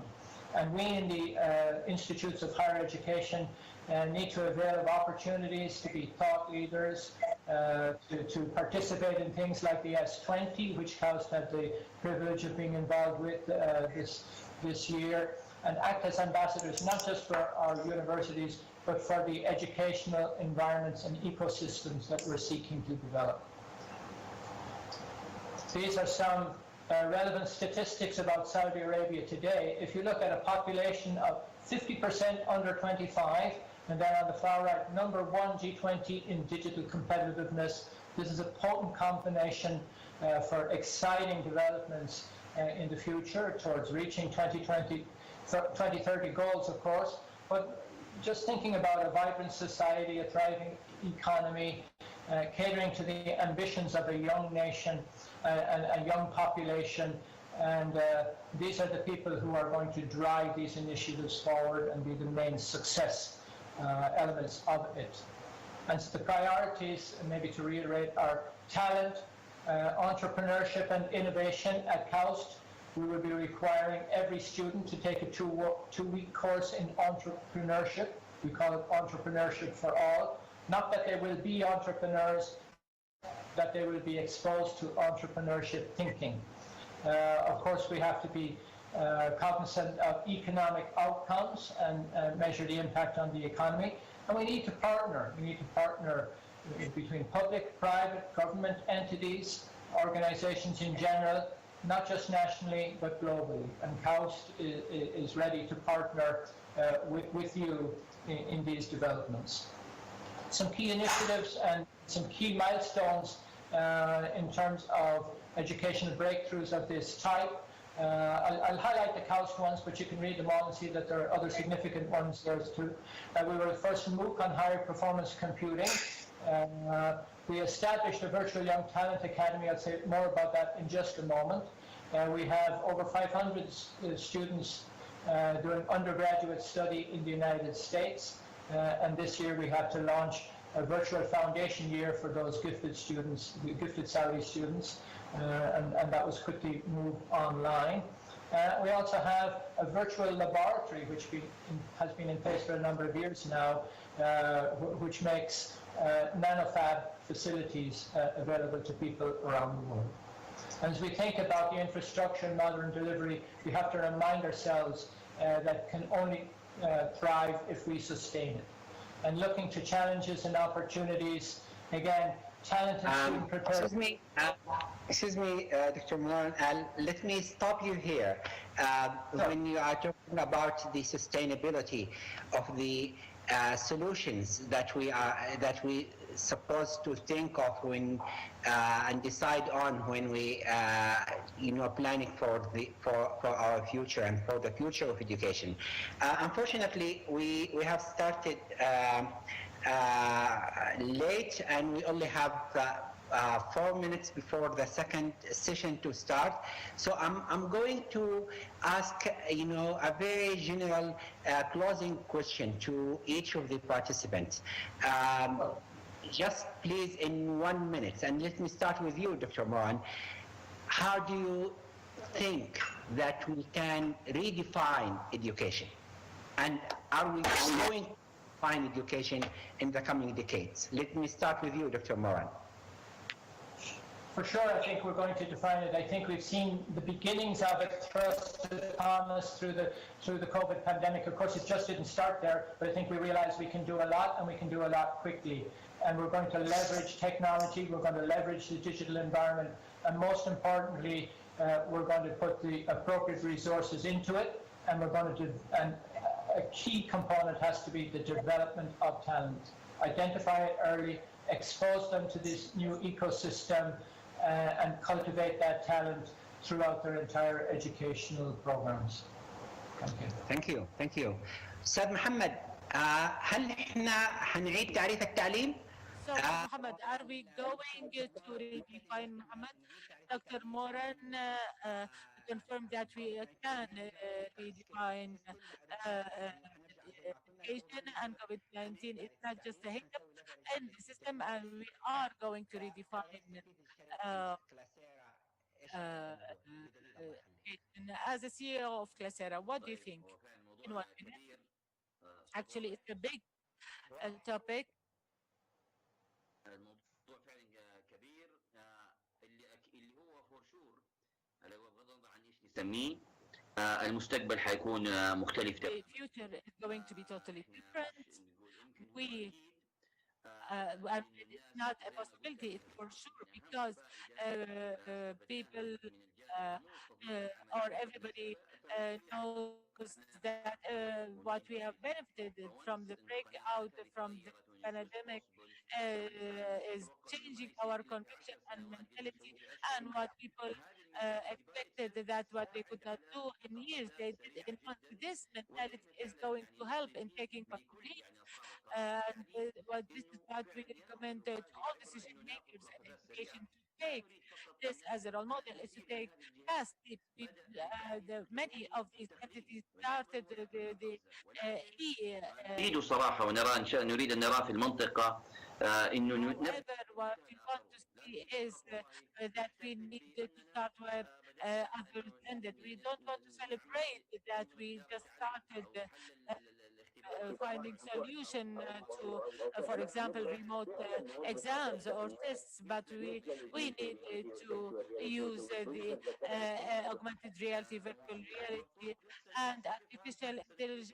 And maybe there are other methods that we did not discover until now, but we need to apply that, and we need to apply that fast due to this different generation that is dealing with education nowadays. Dr. Amjad, since you are assess and teach and meet students face to face, how are you going to redefine education in 1 minute? In 1 minute, I think that education, as I mentioned at first, as I mentioned earlier, online education will be the norm for students worldwide in the future, even longer before 2050. And because of those technologies such as AI, virtual reality, machine learning that will be used in qualitative assessments, it will help students register to courses in overseas, apply universities in different countries.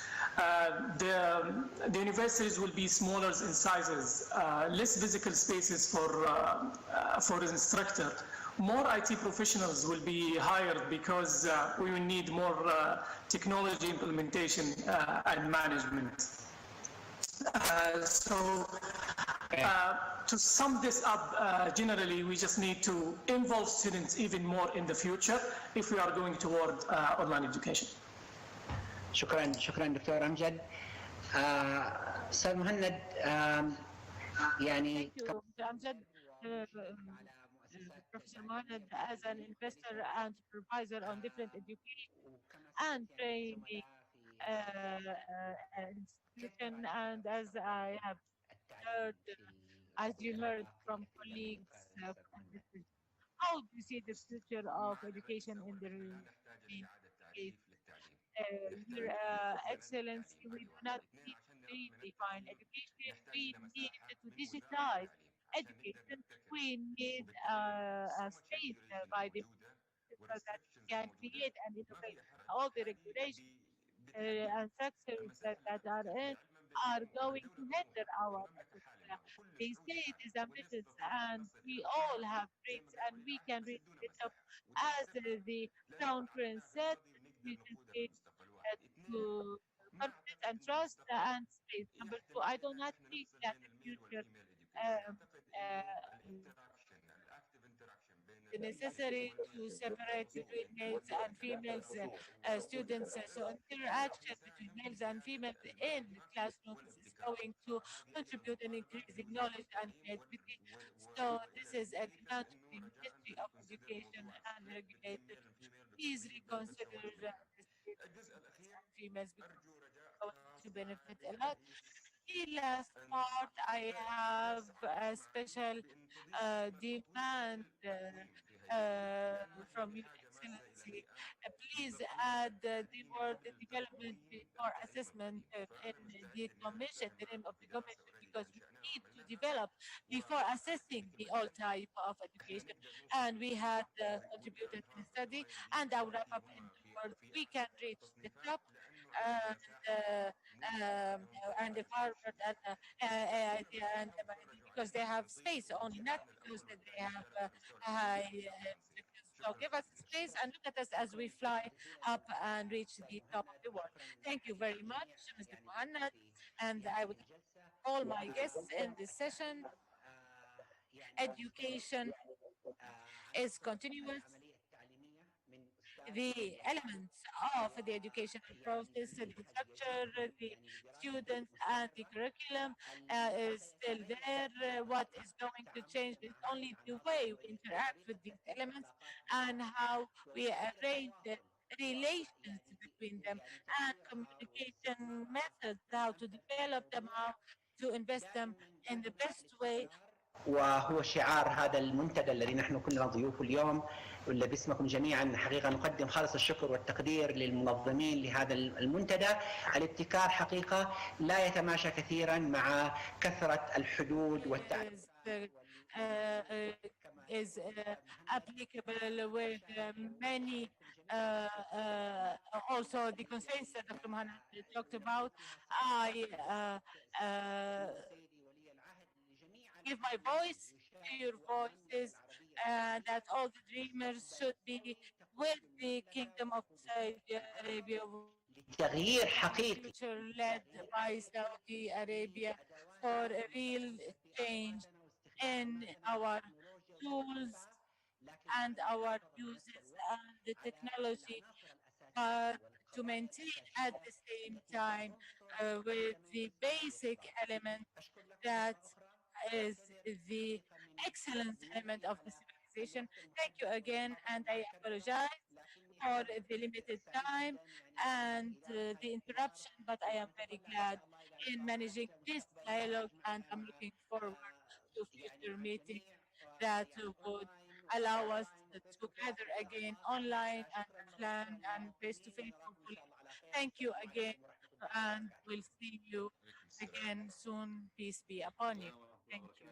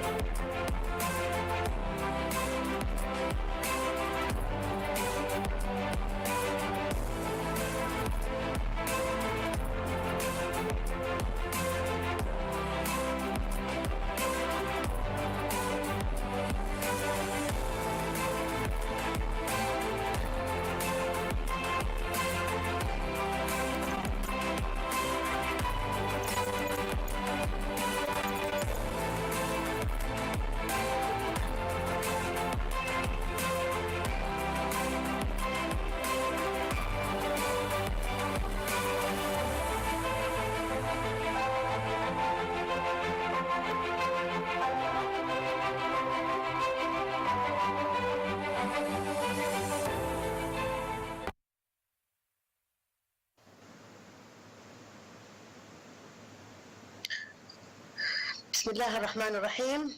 السلام عليكم. Name of God, peace be upon you all. Ladies and gentlemen, wherever you are in the world, I welcome you all to this 11th session on Aspar World Forum on future of the future. First of all, let me introduce myself. I'm Dr. Maha Al-Munif. I am a clinician and a professor of pediatric infectious disease and epidemiology in King Saud bin Abdul Aziz University for Health Sciences, and I'm the founder of the National Family Safety Program on Social Protection. Before I start, I would like to really to thank the Aspar Forum for organizing such a great summit and bringing experts from all over the world to discuss the future especially during this challenging time of the COVID pandemic. Our session tonight, the 11th session, is titled Health 2050, Human-Driven Health. It is a very important session because it brings leaders from healthcare system, from the digital health, from academic institution, from artificial intelligence, and from businesses in order to discuss the vital role of technology and digital health in healthcare sectors in general now and in the future. Without further delay, I know we are a little bit short on time. I have 4 distinguished speakers. Each one will have about 7 to 10 minutes to tell us about the subject on the role of technology in health. And this will give us really an ample time at the end to have at least 1 or 2 questions to each speaker and discussion. Without any delay, let me introduce my first speaker, is Dr. Nazih Al-Uthmani. Dr. Nazih is an associate professor of electrical and computer engineering in King Abdul Aziz University in Jeddah. He is also a medical device expert, and also he got 2 patents in medical devices. Dr. Nazih is going to talk to us today about big data analysis and genetics, the future of personalized medicine, and in Arabic, معالجة البيانات الضخمة للجينات مستقبل العلاج الشخصي. Dr. Nazih, the floor is yours, and you have about 7 to 10 minutes maximum to tell us the important point on the big data analysis and genetics. تفضل دكتور نزيه.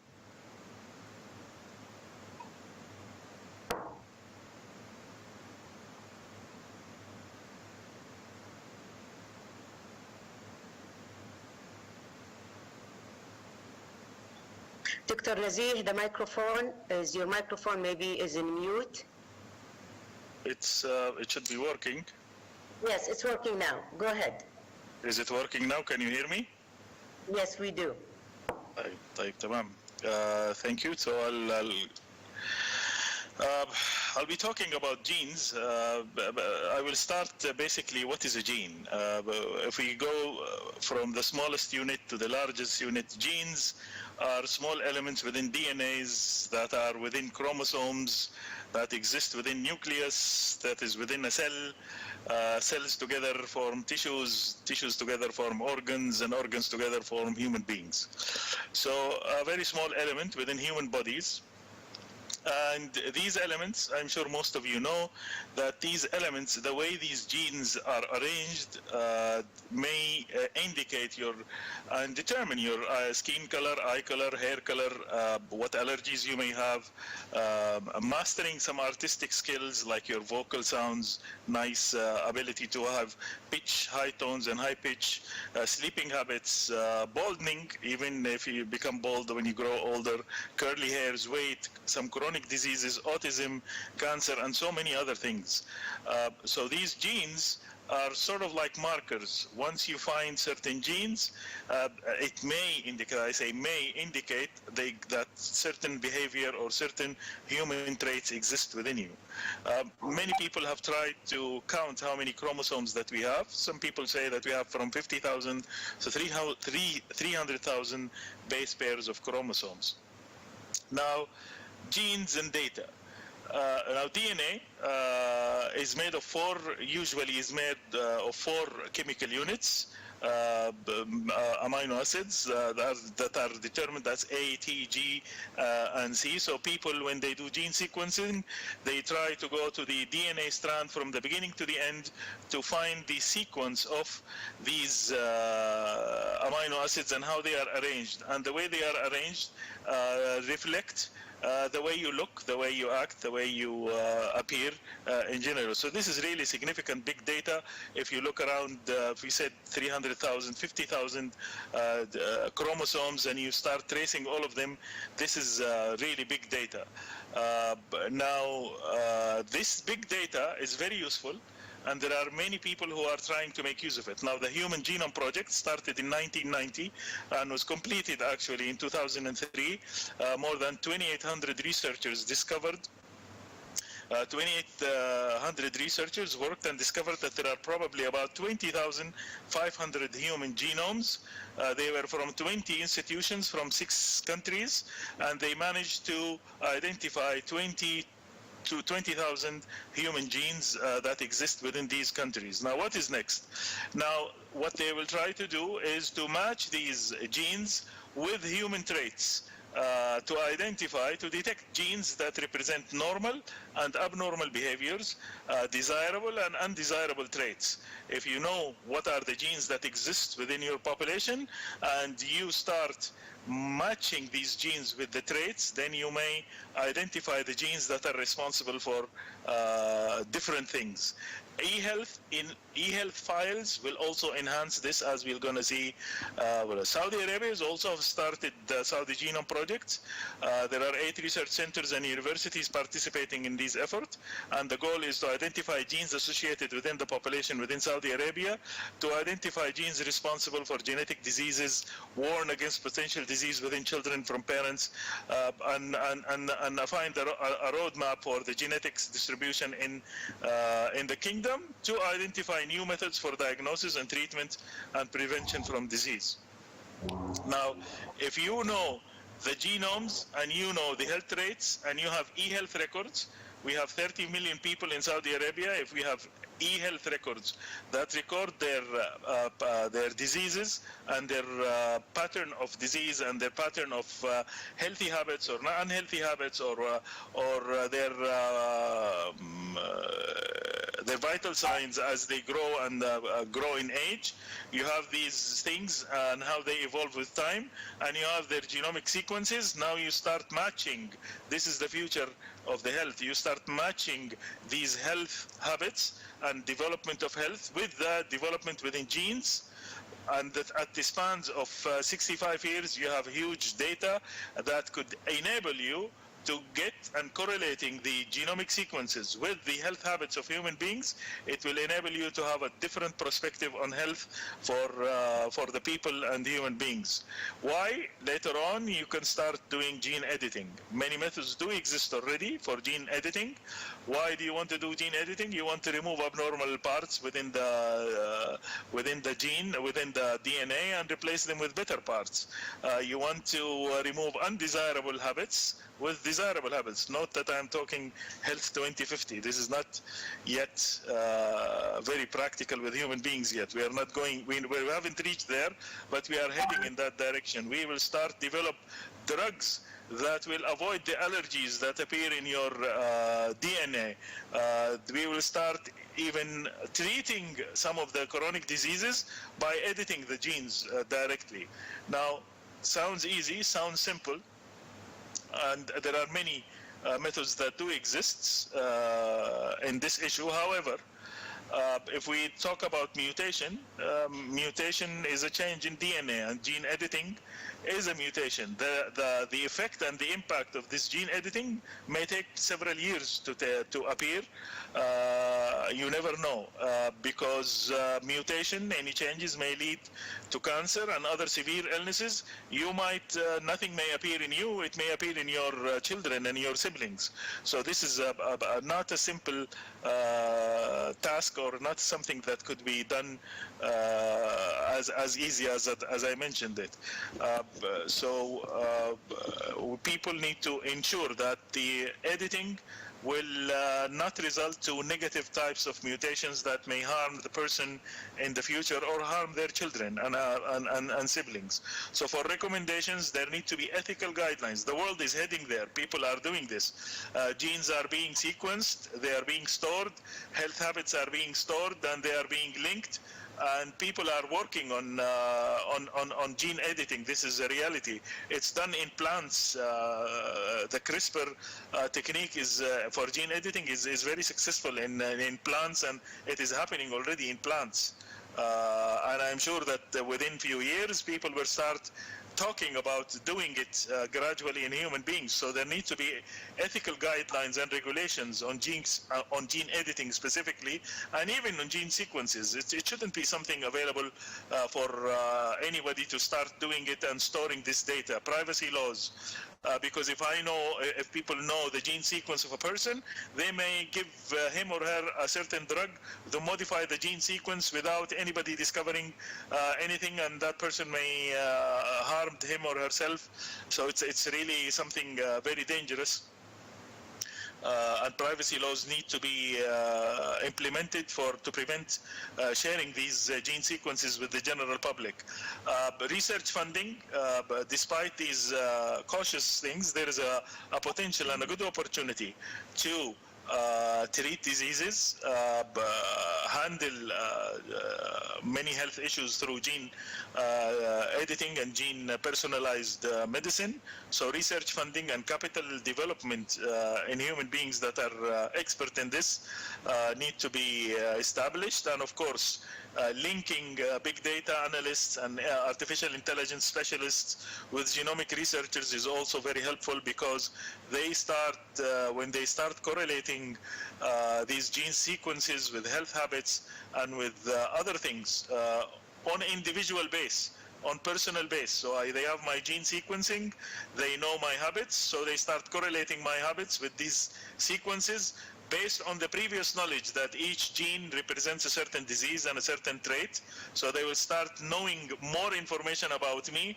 They may predict my future illness, they may predict any future problem that may take place, and they may start introducing drugs and personal treatment designed personally for me, so that with the help of God, these things don't happen. Generally, we're talking health 2050, and I think this is going to be a very promising field in the future. And I look forward for the presentation of my other colleagues related to big data and AI. Thank you very much, Dr. Nazih, first of all, for sticking on time and for really shedding a quick overview of the new technology on the Human Genome Project and the Saudi Genome, and how studying the gene could really in the future be on the hand of every physician to treat diseases. Thank you very much. My second speaker is Dr. Stephen Arnold.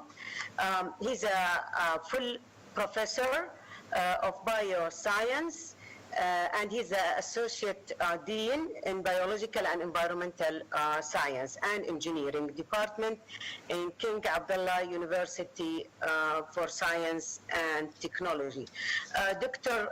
Arnold will talk about big data, but he will really focus on biotechnology and the individuals. What are the opportunities we're having in this field? What are the challenges in the future, and the future of healthcare in that field? Dr. Stephen, the floor is yours. You have also 7 to 10 minutes. Thank you very much for your kind introduction. I'm grateful to be part of this interesting conversation. And I'm also in KAUST, I'm also a member of the Computational Bioscience Research Center. And as such, I will highlight some of my key points using works from my colleagues, in particular Professor Takashi Kojibori, the director, Professor Shingao, the associate director, and as well Professors Zhang Chang and Robert Höndorf. But let me start with my own research. And this is in part, a good part in the field of structural biology, which we use to link with clinical data from our colleagues in the kingdom. And this linking of these two methods allows us to establish the molecular basis for genetic diseases, you can see here. And this in turn allows us to better understand the disease and to inform and personalize the treatment. Here, this is an example of a collaboration with Dr. Fauzan Al-Kuraya from the King Faisal Specialist Hospital and Research Center. But in the past 4 years or so, we have analyzed hundreds of variants from in the kingdom. And this pace will only be possible, would not be possible, sorry, without the availability of databases containing really big data, in particular the protein data bank, which contains more than 170,000 three-dimensional structures that have been determined experimentally. So our capacity for doing this work right now with this pace relies on agreements in terms of data format and data sharing made many decades ago. So the point here is that our need for big data entails the need for the openness and agreements of all players involved in bringing these data together.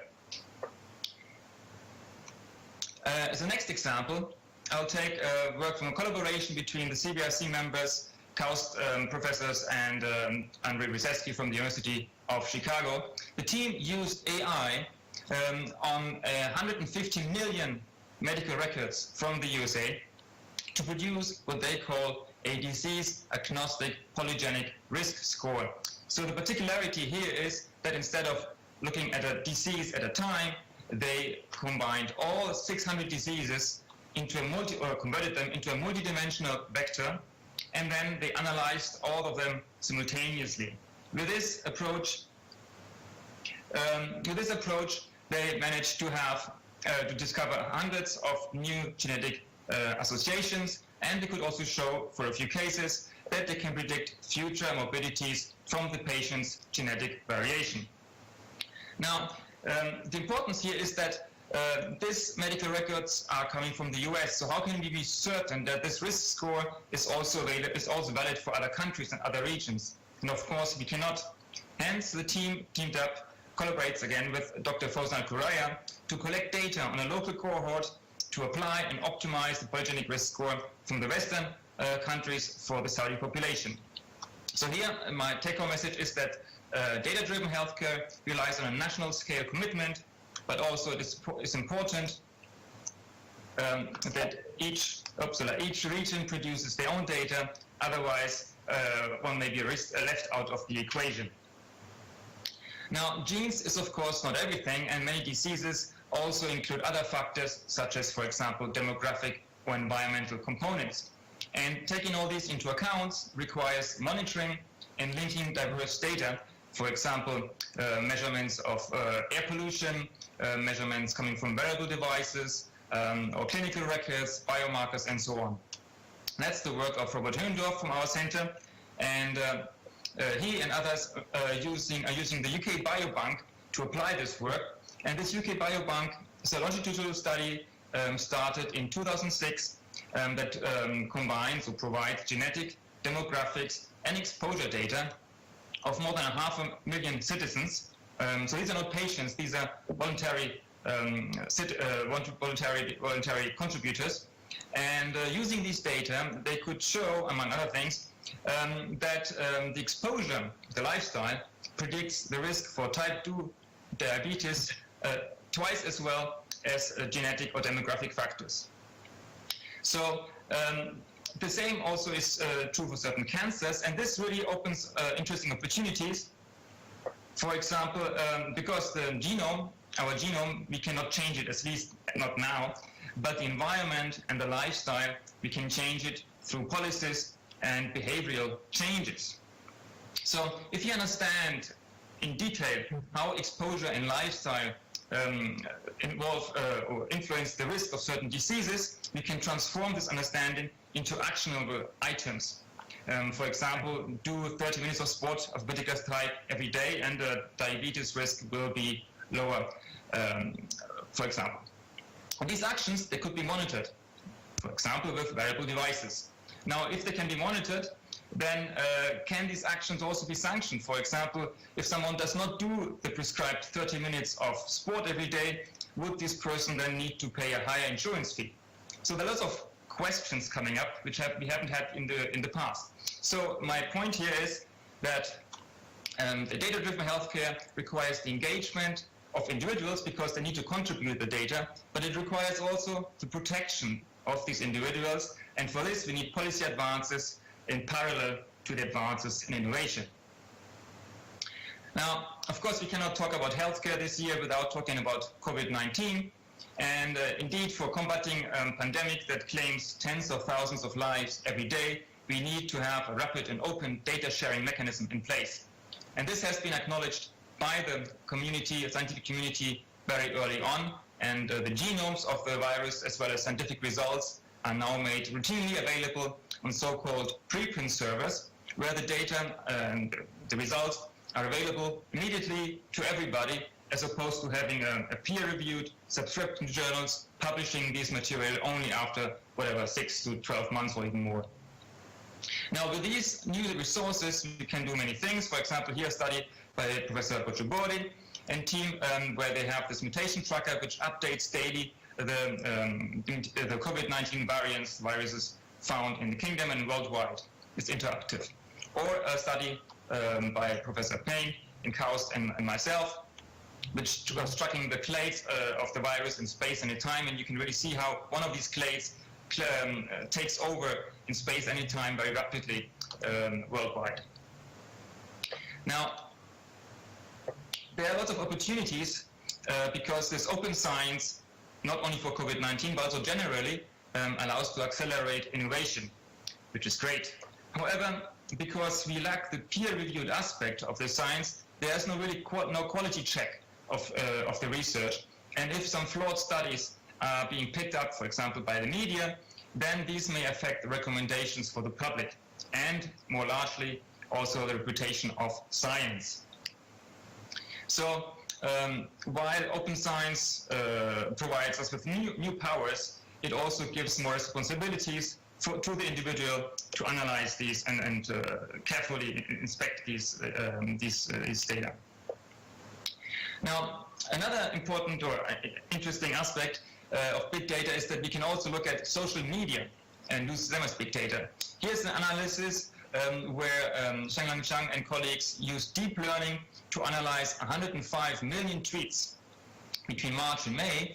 And in this way, they could detect the sort of the volume, the amount of tweets, and how, hence, the concern of the people of COVID-19. You can see in 5 languages how these curves are very similarly rising and then falling a little bit. But more than just the volume, you can also look at the emotions, the sentiments associated with these messages by picking up keywords. And here you can see how different sentiments, represented by different colors, change over time in this March to May time window. And here in this window where you can see the changes of this analysis, you can see how in the beginning of March, the sentiments were mostly anxious. And then we have a quite prominent spike of optimism and thankfulness, March 21st, 22nd, which coincides with the King's speech and with the taking of preventive measures in this period. So it's quite astonishing. With this analysis, you can provide policymakers with a direct measure of their actions, repercussions on the people. Of course, this comes with a lot of challenges. For example, the natural language processing still needs to be improved in non-English languages to avoid that some messages are misinterpreted. And of course, the big question also is if social media is a good measure. I, for myself, for example, I'm not using Twitter, so my opinion would not be represented in here. So while this social media assessment provides local direct feedback, it also shows the need for analytic developments, local developments, and of course a good questioning about what is the choice of the right measure. So in my last example, I will go through an analysis carried out by Professor Gao and his team, where they used AI-based segmentation and quantification of CT scans of lungs from COVID-19 patients. And they could show that their methodology improves the quantification and of infected volumes of these lungs, and this in turn allows better disease monitoring and treatment. Now, for me, the really spectacular aspect here is that this team produced this methodology or this algorithm only during COVID-19 this year, and it's already deployed by King Faisal Specialist Hospital and Research Center radiologists, which really witnesses the great collaboration, the great engagement that both the scientists and the healthcare practitioners had in this respect. And currently the teams go one step further and provide what they call an AI-augmented vessel-removed CT scan. It looks like this, where they can now reveal, which wasn't possible previously, that COVID-19 patients have sustained damage to lungs even months after their apparent recovery. You have 1 minute, Dr. Arnold. Thank you very much, and I will use this to conclude. So here the important part is that applying AI technology requires the engagement and the collaboration of healthcare practitioners and scientists. And if that's carried out in the right way, then of course AI will not replace physicians, but physicians who use AI will replace those who don't. And I think I can just put up my conclusions, but I think it's just what I just said. Thank you very much. Great. Thank you very much, Professor Arnold. I think Professor Arnold took us to a second stage. Do you hear me? Sorry? Okay. Yes. Thank you, Dr. Arnold. I think he relies on linking and sharing data. It's very important and example of COVID-19 and how this, sharing data with other diseases can really help answer a lot of questions. That will bring me, because of time restraint we have, that will bring me to the third speaker, Dr. Omar Al-Ubaid. He is a consultant, he's a clinician and associate professor of surgery. He is specialized in bariatric surgery and endoscopic surgery, and he's also the chairman of Department of Surgery in King Saud University in Riyadh. Dr. Omar is going to take us further in technology and health, and take us really inside the human body, and tell us more about the use of technologies in surgeries, and he's going to talk about the use of robotic in surgery. So the floor is yours, Dr. Omar, and you have about 7 to 10 minutes, the same like your colleagues. Go ahead. Thank you very much for the invitation, and thank you for the introduction. As you have mentioned, Dr. Maha, I'm going to speak about the future of robotic surgery.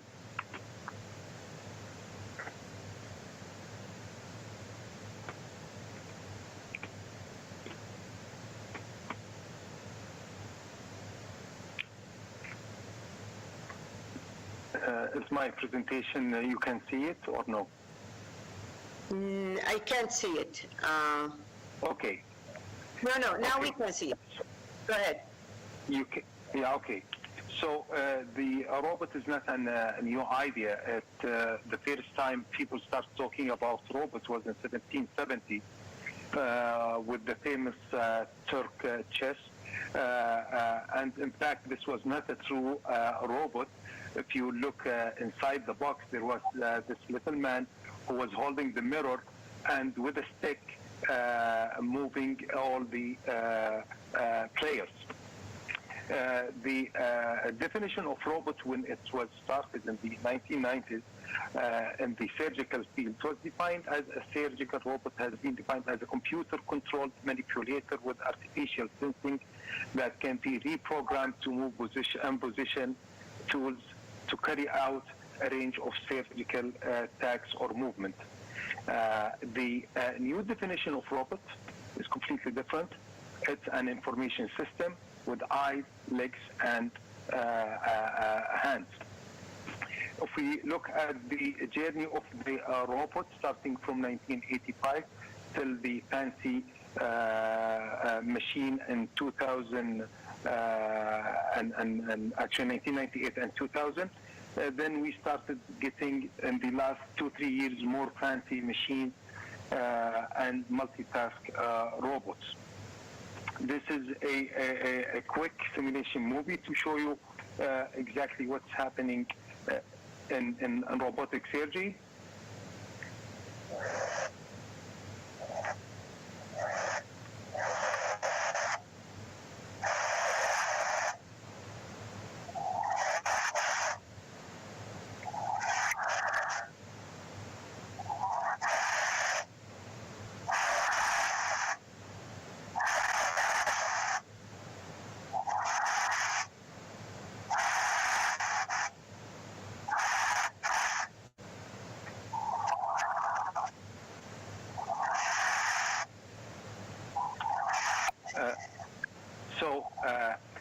In 1998, the first robotic surgery on human was done. Then in 2001, and exactly on the 7th of September in 2001, the first transatlantic robotic operation was done by Professor Marisco. He was sitting in New York and he operated on a patient in France, in Strasbourg. However, this did not fly, I think, because of the lack of the medical technology. There were some other surgeries, but very few you can count in one hand. And at the end of my speech, I will highlight why we are late in medicine compared with the technology. However, the advantages of the robot, I can summarize it in 3 things. First of all, the 3-dimensional visualization as opposed to laparoscopic surgery when we see only 2D view. It eliminates the tremor and it gives a good scale of surgical action. Now, you can reduce your scale of action from 5 to 10 centimeters down to 1 centimeter. Also, you can have the advantage of 360-degree rotation with the robotic arm, which we cannot do as a human. However, the technology is expensive. The training is not up to the expectation, and it used to take a bit of time to prepare the robot, or what we call it, the docking time for the robot. The technology right now is, we have it on hand. As you can see on the screen, this is the surgeon sitting on the console of the robot, and he is moving the robot with the assistance of the nurse and his surgical team. What we are planning or what we are expecting to have in the future, a more delicate robot that can be done without any human assistance. Currently, we have robots for every part of the body. We have a robot for the hair, for the spine, for the joints, for the blood vessel, name it. We have many robotic machines. It comes from over 88 companies around the world, from 16 countries around the world. What is pushing or forcing the robot into the market? A couple of things. Number one is the safety, the improved economic position for the countries that are producing the robot, the efficiency, the accuracy, lot of positive forces. However, the negative forces are also there, mainly the cost of the machine, cost of the instrument, and again the training and the marketing. Out of those couple robots around the world, I was interested with one that I will present here is the CyberKnife machine. If you look at the CyberKnife machine, they were able to take the helmet from the top of the machine and replace it with a proton beam that can send the radiation, and through another robotic arm, which is the bed where the patient is sitting, you feed all the information into that bed, and the information with the two robotic arms, the CyberKnife and the bed, you can send those radiation to a very specific area and kill the tumor with a margin of only 3 to 5 millimeters. This is probably more accurate than what we can do as a human. Now, we are hoping in the future that the technology company, the soft side of robots, that will be able to improve it more and more, like the Google Pay, probably will have in the future the an app that you can download and you can train your robot with. Potential players, actually some of them, they are now in the market, like Google. They are going to produce in 2023 in combination with the J&J their new robotic machine. For more future direction, we are hoping for integration of preoperative image and intraoperative video to guide surgeon dissection and more precise and localized resection of a disease part. We are also hoping for combination with virtual reality simulators that could also allow the rehearsal of complex procedures before we do the operation. Now, again, what's going to happen in the robotic surgery in the future phase, based on the trajectory of what's happening right now in robotic surgery, is that we are hoping that we will be able to do the preoperative imaging and the image based or image guided surgery for that you feed those information into the robotic machine, and then the robotic machine will be able to do that without any human in the operating room. All of this will happen with the, again, with the intraoperative navigation, with the simulation, preoperative surgical warm-up, and more training. Also, and some of those are already in the market right now. We are having a more sophisticated robotic machine as a small pill that you can swallow right now and take images for the whole gastrointestinal tract. Those capsules now are already manufactured, but they are improving them so that you control them with a remote control from outside. They have those little wings that you can move them around and will be diagnostic and therapeutic in the future. Also, we are looking for the multi-finger instrument. We are looking also into an instrument that will carry on again what we call the natural orifice operation or surgery knots. Those operations use the mouth or through the vagina in a woman without any scar in the abdomen, that you can go and remove a diseased organ. The only limiting factor for, although those surgeries were done in the past, but the limiting factor was the availability of the technology. However, now we have this technology where you have the machines with multi-pores that you can use 3-4 instruments at the same time through a single channel endoscopy. Again, those, as actually my son called them as the Swiss knife. They have multi-tasks.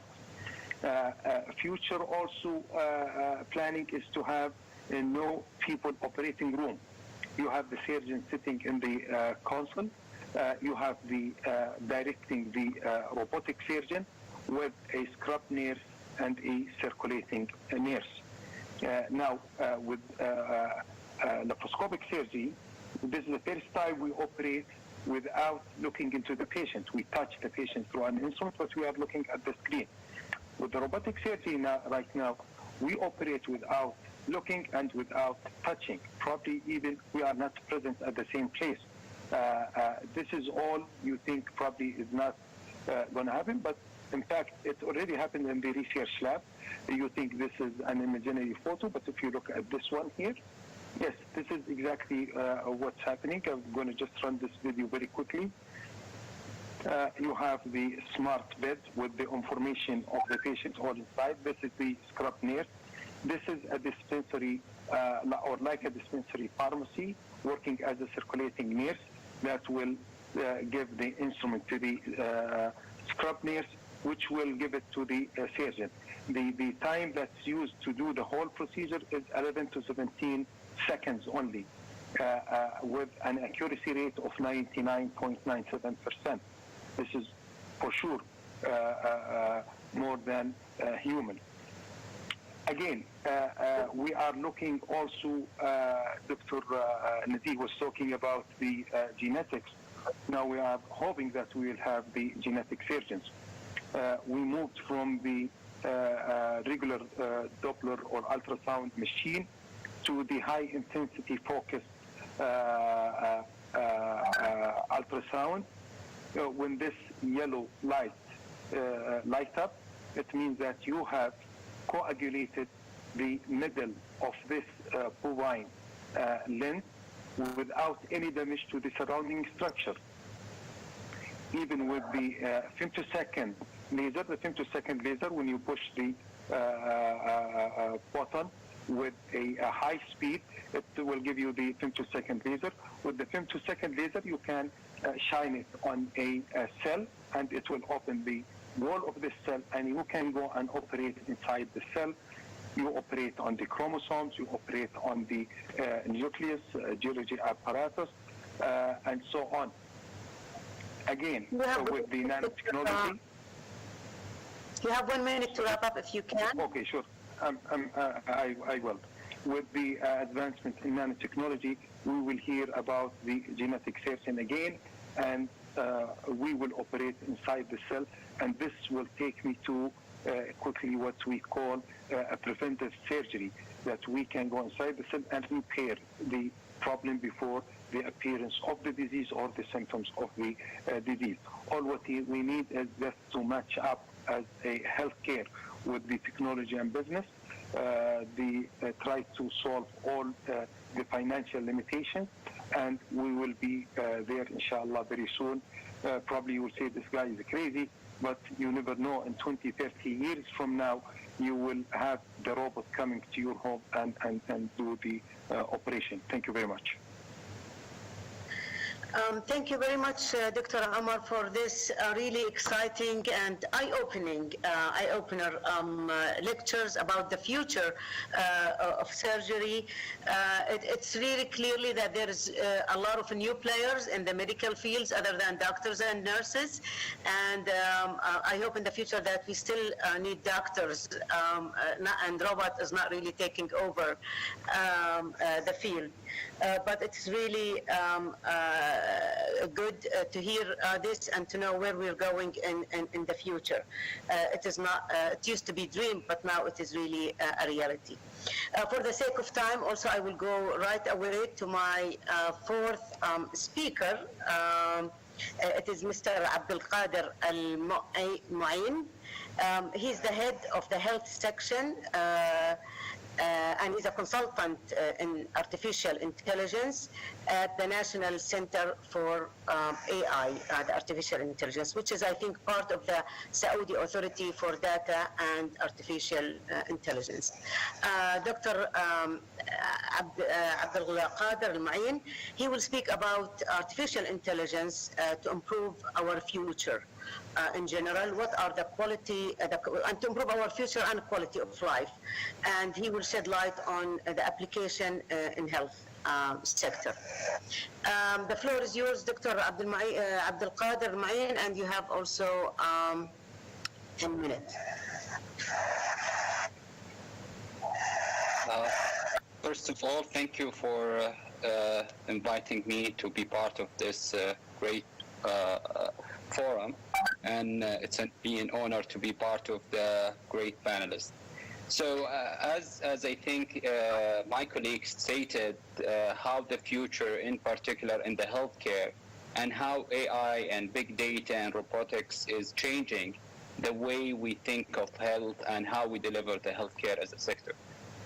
So just in my presentation, I'll shed the light on what is AI in health and how we define AI in health, and actually why healthcare or in health in general is a hot topic and a domain for the artificial intelligence, and what's the future of health, and what our main concern and benefits that we think AI can drive or help within the AI agenda. So eventually AI or artificial intelligence in the healthcare is pretty much using complex algorithm and software. In another way, it's pretty much we're trying to emulate how humans think and do things in a cognitive way, where they can analyze and interpret things and do it in a comprehensive way. Healthcare being selected one of the top priorities, in particular in the kingdom, and I think across the world, for different reasons. If we look at the Vision 2030 and why our 96 strategic objective, there was 3 key themes where we are looking for a vibrant society, thriving economy, and ambitious nation. And out of those 96, more than 67 is around data and big data and AI. And 3 of those actually being directed link with the healthcare sector. And the challenge of the healthcare is almost replicated in every nation and every country across the globe. So we all struggle with the ease of access to healthcare due to different reasons. I think we always have a limitation when it's come to access to care, especially in geographic and different availability and the fund. Also, one of the biggest challenges as well is how we improve the quality of care. Today, we double spending compared to our GDP in the healthcare, but if we measure it quantitatively to the percentage improvement on the healthcare as a service, it doesn't reflect that much. And this is a big challenge because we cannot just continue spending more money and expecting the service or the quality will change. We want to shift from being treatment toward more prevention, and how we can leverage big data and AI to improve the prevention side of medicine. In particular, when we combine many sources of data, like my colleague stated, genomics, bioinformatics, and consumer informatics as well.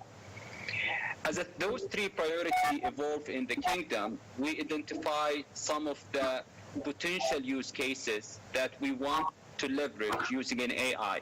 As a National Center for Artificial Intelligence, we are building the whole ecosystem because as we stated, without collaboration and open innovation, we cannot move forward. With that, we identify some of those use cases and we can go through some of those. I think with the COVID-19, many of healthcare system collapsed or failed due to some of the issue related to the capacity planning. Today, AI and artificial intelligence is a big player and an enabler to help the health system to plan and at least allocate the right resources at the right time to the right target. We leverage virtual consultation and we can embed it in AI to improve and facilitate triaging, where patients or the public can just go and chat with their phone to be triaged and to some extent refer to the right physicians. We always look at the healthcare as from a clinical perspective. However, there are also so many non-clinical activities that's happening within the health system. If we look at the time spent by nurses for documentations is more than 40% in the ICU. And the same for the physician who are doing a lot of documentations.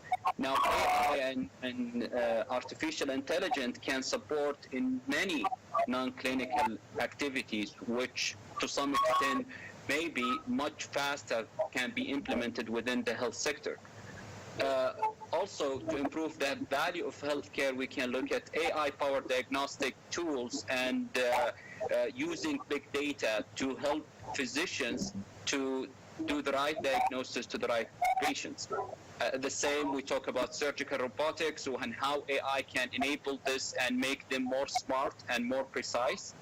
I think when it's come to the experience of how we can leverage AI in particular for vision computing and medical imaging diagnosis using an AI with the highest accuracy and a better detections to specific diseases. As we stated, we think always that the health system has answer to all our problems, but unfortunately that's not the case. Today, if we look at the amount of data that physicians is dealing with, or they make their judgment or decision, doesn't represent more than 15% in good cases, sometimes even less. The majority of the data actually is outside the border of the health system. And that's why we want to bring to the equation genomics and the lifestyle and the consumer informatics and those type of data outside the border and trying to help strengthen the prevention equation. How we envision from a national perspective and how we want to enable a full ecosystem where we want to bring researcher at the genomic and bioinformatics world and bringing the data from clinical and health informatics where the data today within solo in each hospital or each system or health system. And eventually, as we all know, Apple and Google might know about the public and their lifestyle better than anyone, where they have a lot of data capture from the public and the consumer informatics. And if we bring all those together to our researcher and scientists and physicians and clinicians, and using big data and artificial intelligence as an enabler to support solving many of the problems today, the healthcare been struggling for the past 40 or 30 years to solve, I think we can find an answer. With that, we want to develop national initiatives with a program of excellence, leveraging AI as a technology, as an enabler, as a solutions. And I think it would never replace physicians. It will augment and empower physicians. Just for the time, I'll just mention one example where in China, a physician or a family physician, they do per day or they see per day almost 7,000 patients, and they diagnose them, they write prescription, and they follow up. And when we visit the center, we find that actually the physician being augmented with AI support clinician who is actually doing the review for the clinicians, putting the recommendations, following up with the patient in an electronic matter, and eventually the physician will just review, make sure that the plan, the diagnosis plan or the diagnostic is correct, the plan is correct, the medication is fine, and then they will just approve and accept. With the greatness of the technology and AI, there are a lot of concern. And I think this is one of the tackle or the issues that in a national level we want to overcome and solve, in particular for AI. AI is a very powerful tool, but we have a couple of concerns, in particular in the healthcare sector. We want to have a responsible AI because, as I said, it can be used for the good and it can be used for the bad. At the same time, we want it to be unbiased, and we want to ensure that with the algorithm development, how we ensure equitability of any algorithm and with no bias to ensure that everyone with no differentiation when it's come to the race or the gender or the religion, etc. Traceability. And I think Dr. Maroon, لو معلش I think the second session will start now. Can you wrap up? You have a couple minutes. Sure. Maximum 2 minutes. Yeah, just a couple of seconds. traceability. And I think this is what in healthcare is a challenge for the AI, because we have to explain why the AI is making the decision, because there is a legal liability and responsibility. We want a reliable system. If we go with AI in a surgery, we're not expecting the system will make, we want to ensure it's reliable. And at the same time, on top of all of that, we want governance to ensure that we have a governed AI at the national level where it supports the industry and support the clinicians. With that, I'll just close my talk, and eventually the Saudi is embarking on in the data and AI to becoming one of the top 15 nation globally in 2030.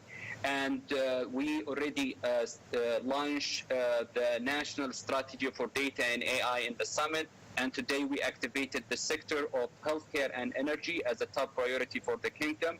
And I'm inviting everyone to visit the website and see the national strategy. And with that, thank you very much. Great talk, Dr. Abdul Qadir Ma'in. Thank you very much. I think at the end of this session, I think we have really shed light on the vital role of technology and artificial intelligence in the healthcare, and maybe from this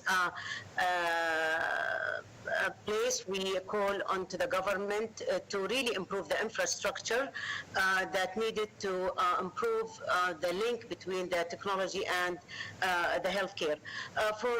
Because of the time, I was unable to, I have prepared some questions to you, but I was unable to ask because of time, but that will give me pleasure to thank you all for great talk that you really shed light on this vital and critical issues of health and technology. And thank you all for your time and for your presence in this session. And thank you very much and goodbye. Thank you. Thank you. Thank you.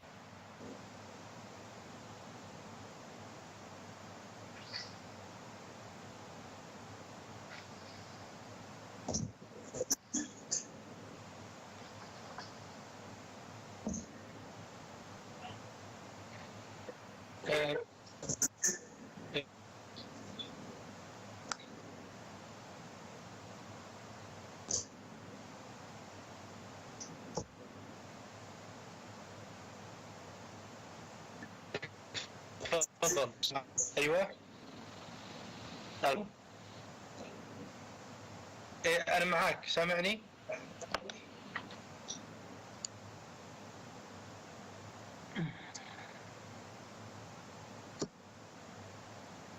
Just checking the connection.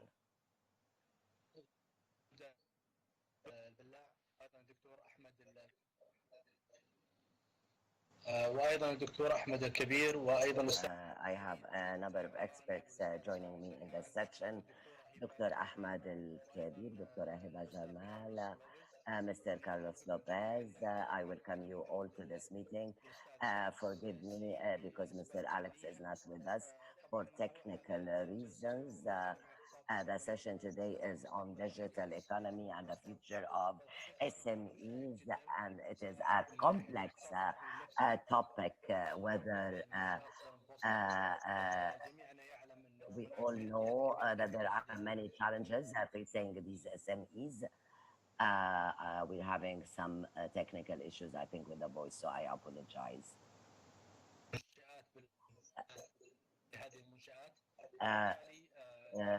Thus, we know that we have challenges, and how can we maximize the positive potentials of the technology to benefit the CMEs and to minimize the damage or the risks, because technology is now mobilized by big companies to be able to allow services or offer services to more people. So SMEs lack that technology. And again, we lost the voice. So there is a risk on this sector. We have 7 minutes for each speaker, and I hope that you all commit to the time. We start with Mr. Walid. Mr. Walid is losing the voice again, I'm sorry. He is specialized in giant projects with the electronic government. This is his specialty, or he's an expert in this. We'll hear his reflection on what are the positive and negative factors on SMEs, especially pertaining to digital economy and technology. I thank you very much, Mr. Nabil, and for Asbar for hosting this venue. If you allow me, I'll speak in English, if you allow me, because it's more sensible to talk about these issues in English. And there are translation, of course. Short talk here to the present, to today, where COVID-19 is still persisting. Its impact on economic activities is felt in all corners of the world. In fact, COVID-19 has proven to be a very powerful accelerant for ongoing secular trends that have been heralding the world entry into the digital economy era, and in the process allowing software to eat the world, like Mark Andreessen likes to say. But this is happening in a much faster rhythm that hasn't been seen before, and in ways that were not necessarily expected. If we look at commerce, for example, and our world in particular, we're shocked when one of the world's most established retailers here in MENA announced a 95% reduction in their quarterly revenue due to COVID-19. On the other hand, we know that Amazon's market share decreased rather than increasing, which might seem puzzling given the mass migration of consumers into e-commerce, until we realize there are second-order effects from COVID that actually level the playing field in some ways, and in some other ways it completely changed the balance of power between the various links to the value chain of many of these markets, and is opening up invaluable opportunities for entrepreneurial SMEs. So what are the differences between the digital economy and the old economy that SMEs should care about to survive and maybe even thrive in a rapidly digitizing world?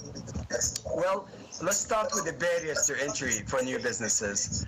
Technology actually allowed a dramatic fall in the cost of starting businesses. It's very easy now to set up a digital store and start selling to consumers all over the market. On the other hand, a successful entry in the digital economy is increasingly requiring something that money can't buy. it's a competency that is very basic, but is very hard to master. It requires a mindset free of the old traditional constraints, a mindset that seeks a value proposition that is much more meaningful. And we've seen how Amazon built on that. Now, another difference is the infrastructure is changing. The value chain itself is very different, and that presents a lot of new opportunities and threats. So in the old economy, you know, one of the biggest cost components was the new rent, the rent that a shop had to pay. Today, if we look at the startup world, 10% of the startup spending is actually going to the cloud. 20% of their spending is going to digital advertising, to Google, Facebook, and other digital players. You know, the gig economy platforms are now helping startups find workers. Remote work is allowing you to globalize your labor force. Advertising now is taking new shapes and forms, with relevance being very important. That's why we're seeing the growth of influencers and social commerce. Inventory, distribution is changing. And this is all requiring a new way of dealing with the market for SMEs that isn't necessarily there for everyone. Even the distribution channels, you know, they've rendered the traditional gatekeepers obsolete. Now you have global reach at the market, and omnichannel as a requirement. We're also seeing a new set of risks in the digital economy that SMEs need to deal with. Physical security is not enough. Compliance and security and safeguarding customer data could make or break an SME's business. You have a different set of competitors who can come outside of your sector, because technology is reshaping the borders between sectors. And we've all seen what happened to Nokia and BlackBerry, not at the hand of other telecom companies or digital or smartphone makers, but on the hands of... أستاذ وليد بس لو سمحتوا جميعا حطوا ميوت على الصوت جميعا لو سمحتوا، في كذا شوشرة لو سمحتوا. Please can you put mute on the sound side please. اتفضل وليد. Okay, thank you. Yes, much better.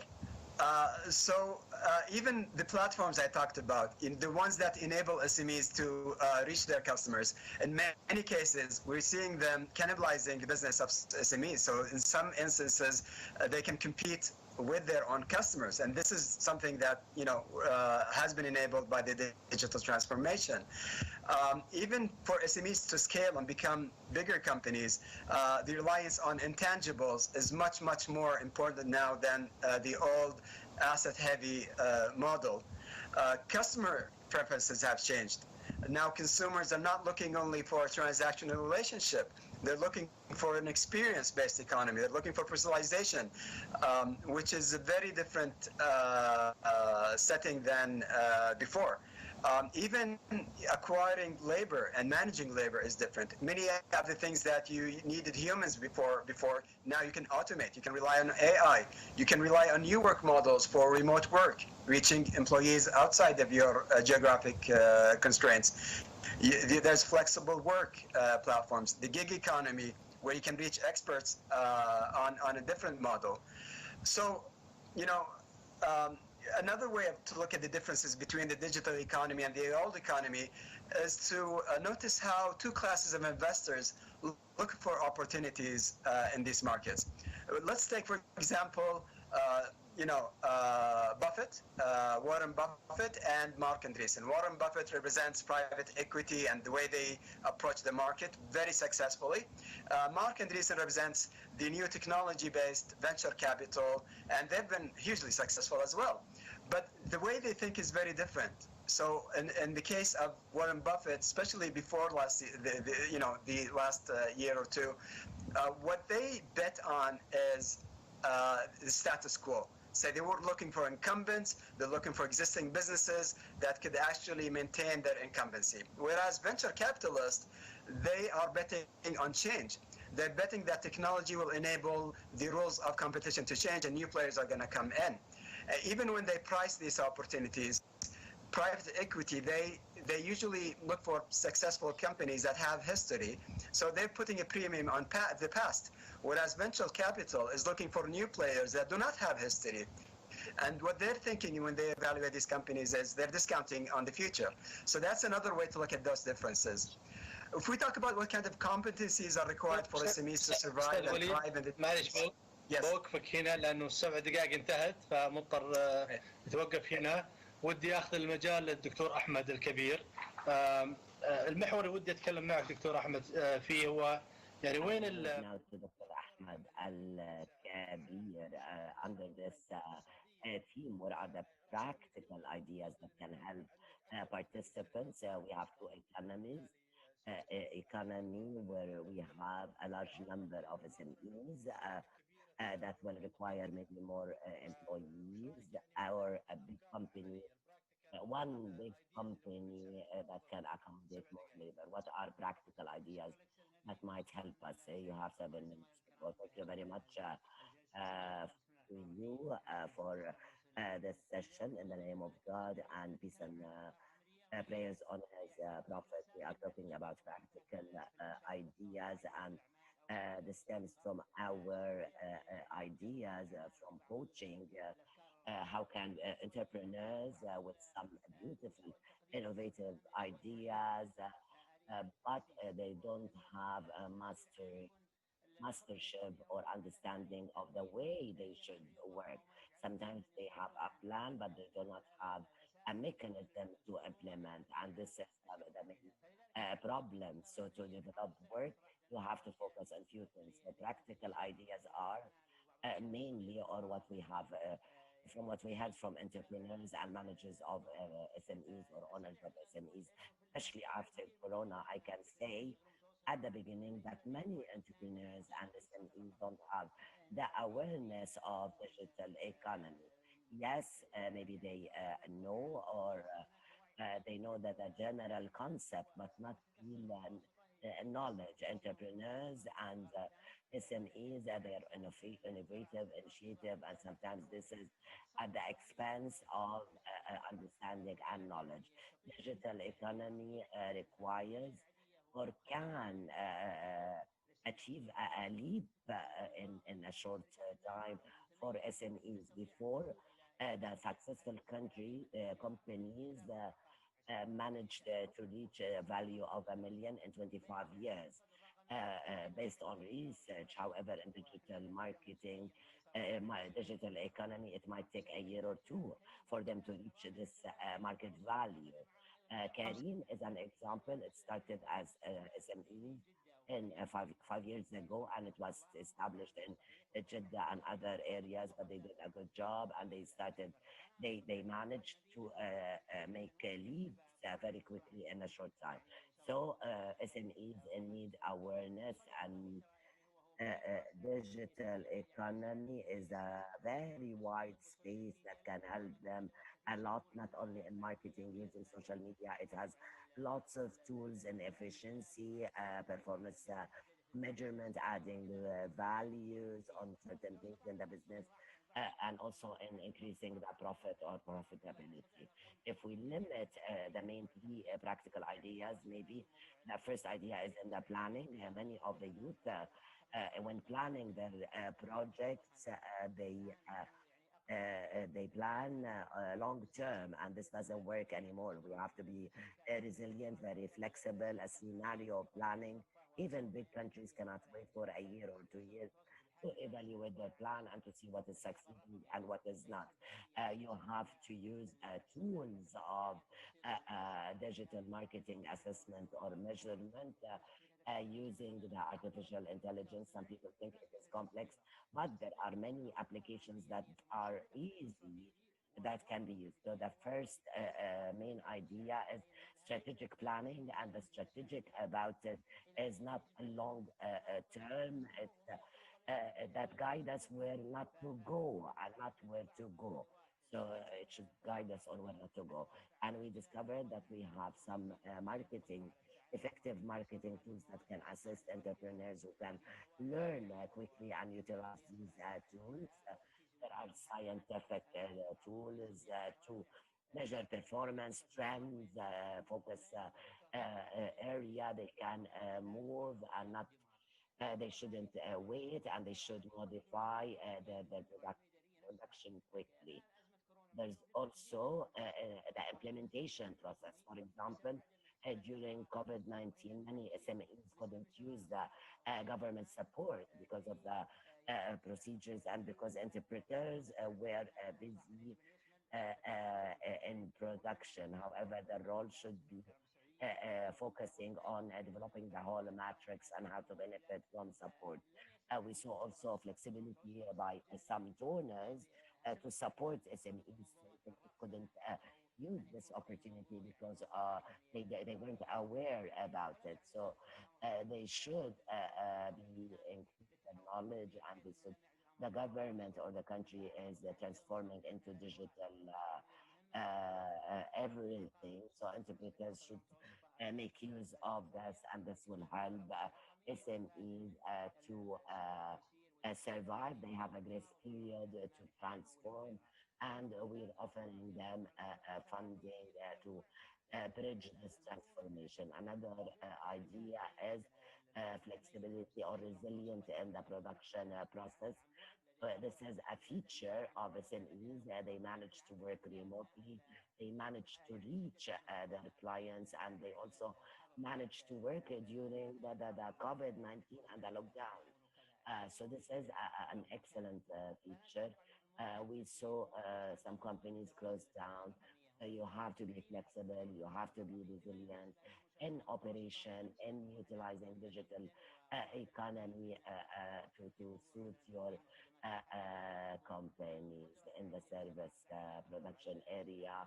The ability to come back to work and resume operation quickly under normal conditions. Another issue is motivating the staff, offering them incentives or a share because the staff, if they feel comfortable, they'll remain with you.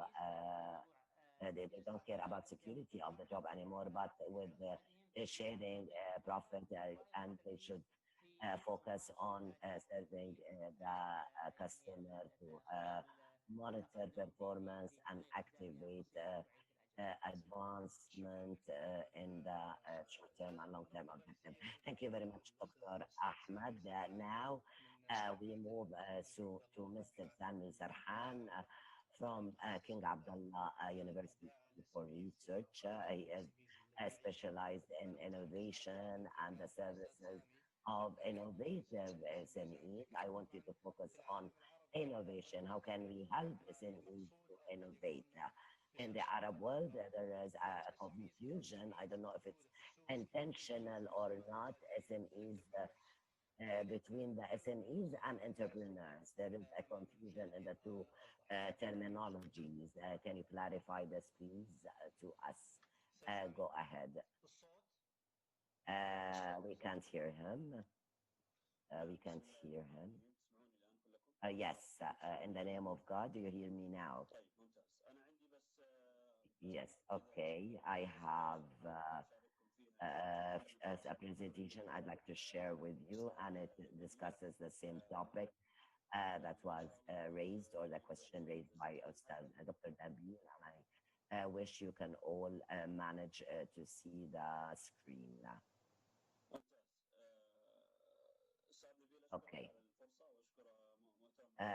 Dr. Nabil, I thank you for the opportunity and the Asbar Forum for giving us this opportunity. We at the King Abdullah University for Science and Technology noticed or the gap pertaining to the SMEs' interest in innovation and R&D. And thank God we conducted a study. We wanted to get answers that we as a research university, how can we help the SMEs? We got beautiful results. I'll share the results with you. And we also managed to summarize or to maybe classify the SMEs. And this is to respond to your question, the confusion with respect to entrepreneurs and SMEs or the micros or the emerging companies, etc. The presentation in brief will speak about SMEs. I'll share with you what happened in our study or the results of our study, and I'll talk about the innovation mindset, how SMEs look at innovation, and then we'll talk about the recommendations of the study. I'll try to be quick to allow opportunity to other colleagues to speak. With respect to the study, I thank God, of course, we started the study last year, almost these days last years, and we have managed to get around 500 companies involved in the study.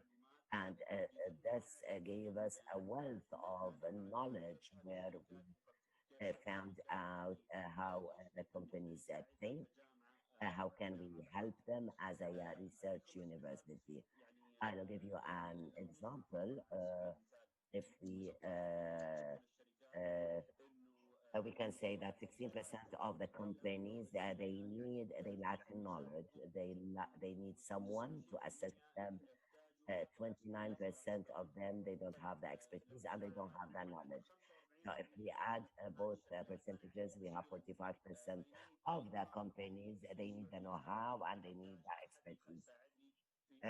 They need someone to help them in any idea I wish to develop. This piece of information was very important for us. We managed through this that SMEs might have the idea, they want to do something, they want to change, they want to develop the company, but they cannot because they lack the expertise and the know-how. The report is produced and it is on our platform or website. You can have a look. There's 22% of companies they don't have the equipment. Some of the equipment is either expensive or unavailable, and we have it at the university, and we can provide it to them. So this is a quick snapshot of the study. The study is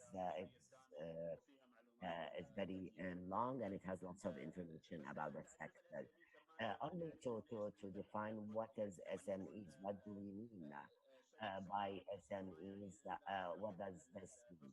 Small and medium. This graph defines it. The SMEs, whether by the number of the employees or the annual income. This is how we define them or classify them in Saudi Arabia. Let's go to the core of that topic when we talk about the mindset. How can what when we say mindset or innovation mindset, what do we mean? We mean that the company or the establishment has the ability or the flexibility or even the desire to change. They have creativity of doing the new things and they think big to have the motive or the drive to experiment with things and not to delay it. My colleagues, they said that if you do not start today, if you do not innovate today, you'll be in the in the end of the line very soon. So I thank my colleagues when they mentioned Karim, for example. He mentioned Karim. Karim is a beautiful example. It started 40 years ago. It wasn't there even. And today we can see that it is a big company. Why? This is because of the innovation. So the mindset this is how they should think. Small and medium companies, they should think of a different way. How can they innovate? And what are the factors of innovation? We have three types of companies. One companies are called innovative and interested. They are legacy companies. They've been in the market for 15 or 20 years. At the end of the month, they pay their staff and then they take the remaining and they go home. They are not interested. They go home satisfied with the money they make. There is interested, but they cannot do it. They lack the knowledge. They are innovative and interested, but they don't have the knowledge or the expertise. The third type is the innovative and the engaged. These are the people or the companies that they do not need much effort to convince them that you have an innovative idea because they are advanced in this. They're already taking steps in towards the innovation. What is the recommendation that we came up with is to try as best as we can the companies who want to innovate, we can help them move from interested to engaged towards more engagement to because we know that they have it in them in the company that the innovative nature or desire, so we move them towards more engagement. The second thing is the companies that do not innovate or they think or they're not interested or they think that innovation is an obstacle, we try to move them first to the second phase and then the third phase. What did we do at the University of King Abdullah after conducting the study? We identified the gaps that might be there, three gaps. You have only half a minute. Uh, yeah, I'm almost done. This is the last slide that we identified the gaps in R&D, innovation, and professional development, and we wanted to focus in each area. How can we develop? What are we expecting to happen in each area? Then we designed programs that can help these companies and move them forward, as we have seen in this slide before. I thank you very much, and I'm sorry that I took more time. This is my email if you want to communicate with me with respect to this. Thank you very much. Thank you very much, Mr. Sami. Now we move to another very important point. Please mute your PCs. Moving to another point, which is not as important, which is the role of digital transformation in the development and alleviation of facilities. Dr. Haiba Jamal. Yes, doctor. You have 7 minutes. Peace be upon you.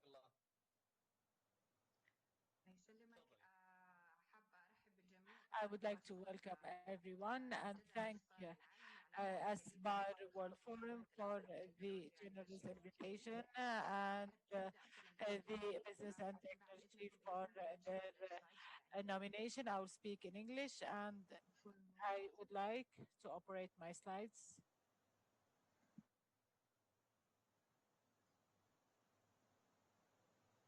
Final slide, Ustad Nabi.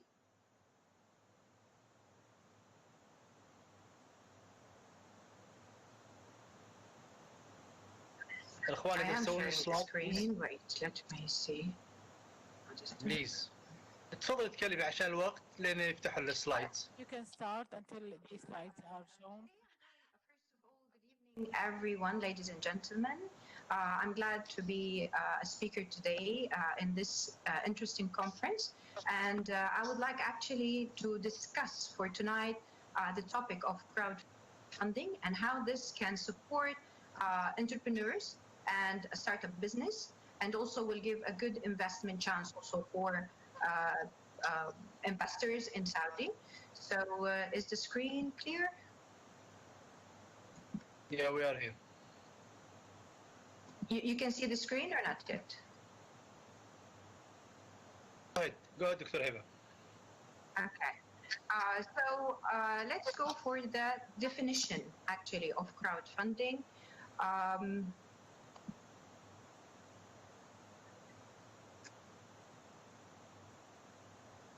Okay, bear with me. It's not sharing the presentation.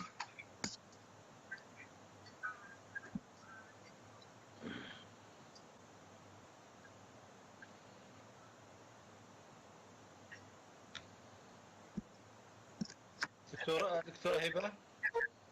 Sorry for that technical issue. So crowdfunding, if we try to understand more about the definition, according to Oxford Dictionary, it's a practice to fund a project or a venture by raising money from a large number of small amount and it is via the internet. So there are a big amount of investor can invest a small amount of money for an entrepreneur who have a creative idea, and it will be through an online mode and platforms that is regulated for this purpose.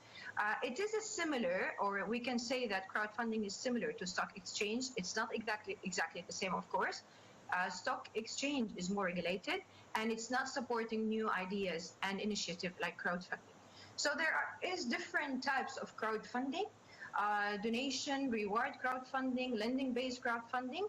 Because of the limited time, I'm going to focus today on the equity crowdfunding, which is the investment. And the investors actually can have shares in the business to support entrepreneurs and keep the business going on. There is different platforms to support these kinds of crowdfunding, as you see. There is an international crowdfunding platforms in different countries, and there is also some successful crowdfunding ventures and examples in the world. So if we just try to make it brief and talk about only 2 examples. So one of the examples was on Kickstarter campaigns, basically, and it was about M3D, a company founded by 2 friends, and they were actually manufacturing small 3D printers. This investment raised $3.4 million for those micro 3D printers, and the 3D inks were available on Amazon and other websites, and the company has sales ranging between $10 million and $15 million. In April 2019, a weekly live-streamed tabletop role-playing game featuring a group of prominent voice actors, and this raised also $4.7 million in just 24 hours regarding this campaign. So it is a successful business, and it's investing and supporting entrepreneurs around the world. The legality and regulation is one of the main concepts regarding crowdfunding. So one of the good initiatives that we had in Saudi Arabia is the Financial Sector Development Program, which they created the Financial Technology Lab by the Capital Market Authority. In 2018, the Capital Market Authority declared for the first time the approval for 2 equity-based crowdfunding platforms, and they are licensed for fintech companies, Scooper and Manafa Capital. They are providing some kind of support. However, we can go for more and more support and more regulation that can make it easier, and also supporting both the investors and entrepreneurs. So this can help a lot for improving the digital economy as well. There is Manafa, as I mentioned, and Scooper. So Manafa already has proven successful for campaigns.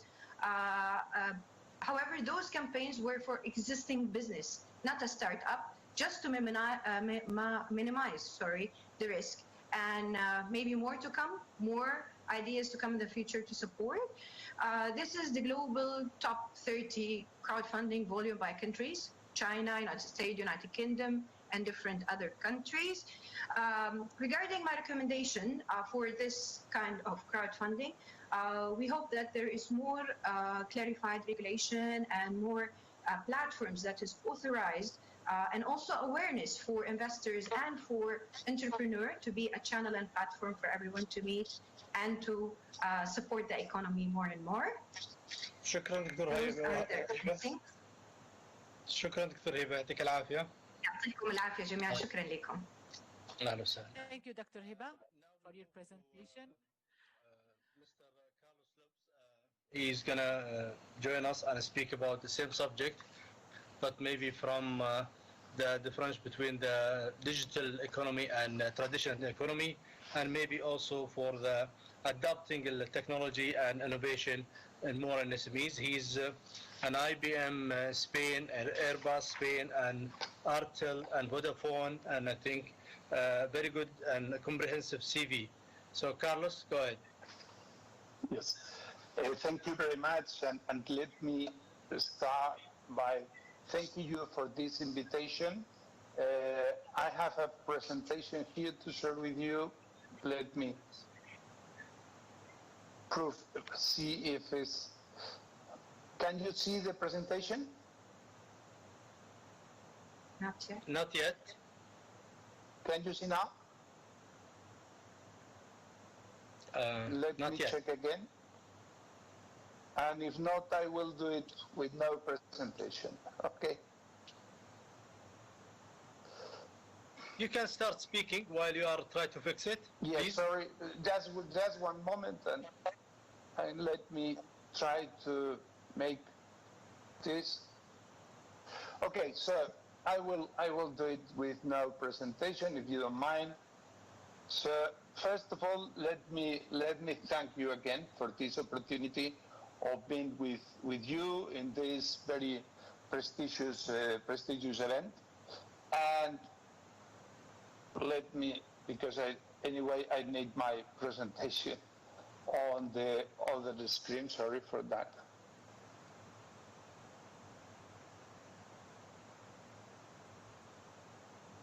Okay, so it's here.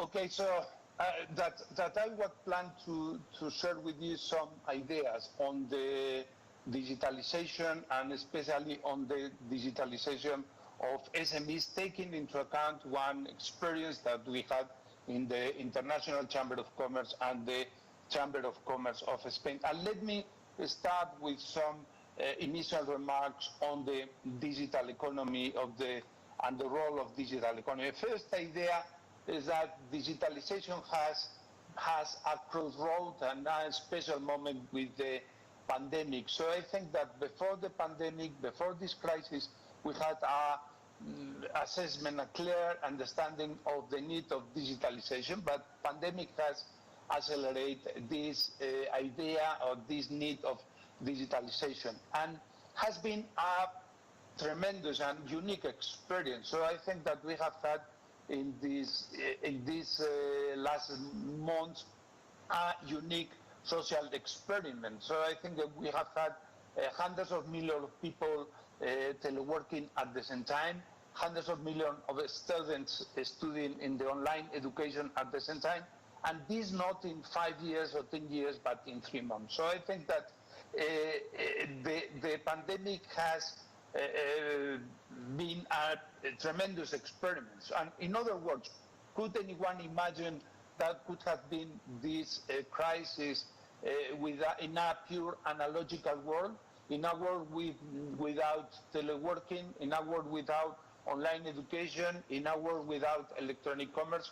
The consequences of this crisis and the consequences of the pandemic will have been by far much, much worse.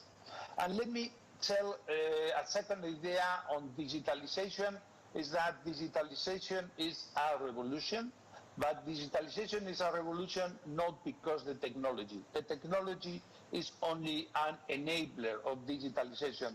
The reason why digitalization is so disruptive is because digitalization is a social change. That is changing is the way in we we are doing things, and this is something affecting everywhere in the economy, all the countries, all the economies, etc. And another important idea is to stress the moment we are in now. Up to now, we have been living in a world with two economies, the traditional one and the digital one, with different rules, with different dynamics, and non-competing face-to-face one with the other. But this is not just now the moment we are in. Now the digital economy is becoming the real one, and it's something that we knew before, but it's something that we have experienced during the pandemic. And a final idea before going into the SMEs. Rich countries in the 21st century will not be the countries with raw materials, good infrastructure, etc. The rich countries in the 21st century will be the one able to tackle the challenge of digitalization. So based on these ideas, let me go to the problem of business and digitalization, and let me share with you some experience that we have had working in the last years with the SMEs, especially in Spain. So we have why digitalization of SMEs is so relevant. 4 ideas. First, because there is a new client that should be served by small and medium businesses. Second, because digitalization is impacting everywhere, it's impacting all the sectors of the economy, including the traditional sectors of the economy, and the major challenge in the economy of digitalization is for traditional sectors. Third, the digitalization of the economy, and especially digitalization of SMEs, is not a problem of technology. It's a problem that goes beyond technology. Which is important is the social change that digitalization implies. And one of the ideas that we have to transmit to SMEs is that digitalization is not a risk. Digitalization is a big, big opportunity. So around these 4 ideas, we have been working with the SMEs in the last 2-3 years in the Chamber of Commerce on Spain, and we have worked with them in a roadmap to try to understand all these problems. And the first one and the most important is to support SMEs in understanding which is the key factor. And that the key factor for digitalization of small and medium businesses is not technology. The key factor is to understand the new customer. So we are facing, and the small and medium companies are facing, a new type of customer, which is a customer which is digitalized. One of the slides that I had, and unfortunately I cannot show you, is a chart comparing the level of digitalization of the Spanish SMEs compared to the European, compared to the big companies in the country, and compared with the customers. And the fact is that in most of the aspects of digitalization, the level of digitalization of customers is higher than the level of digitalization of the small and medium companies. So this is for us the key factor of digitalization, and this is the message in our view that small and medium businesses should receive from business community and policymakers. This is not a problem of technology. This is a problem of understanding the new clients. Thank you very much. Thank you very much. Appreciate it. سوري معلش الوقت ضيق لكن مضطرين نحن نقاطعكم. آخر Sorry, we have to interrupt with you, but the time is very limited. The last guest, Dr. Abdul Majid Al-Amrani from the Saudi Facilities Commission. You have 5 minutes. Since you are the General Director of Innovation. Yes, sir, please.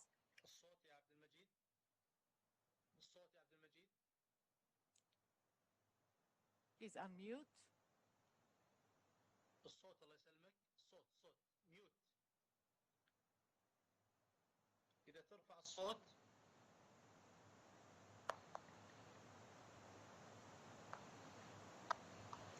عبد المجيد الصوت عندك ميوت إذا ترفعه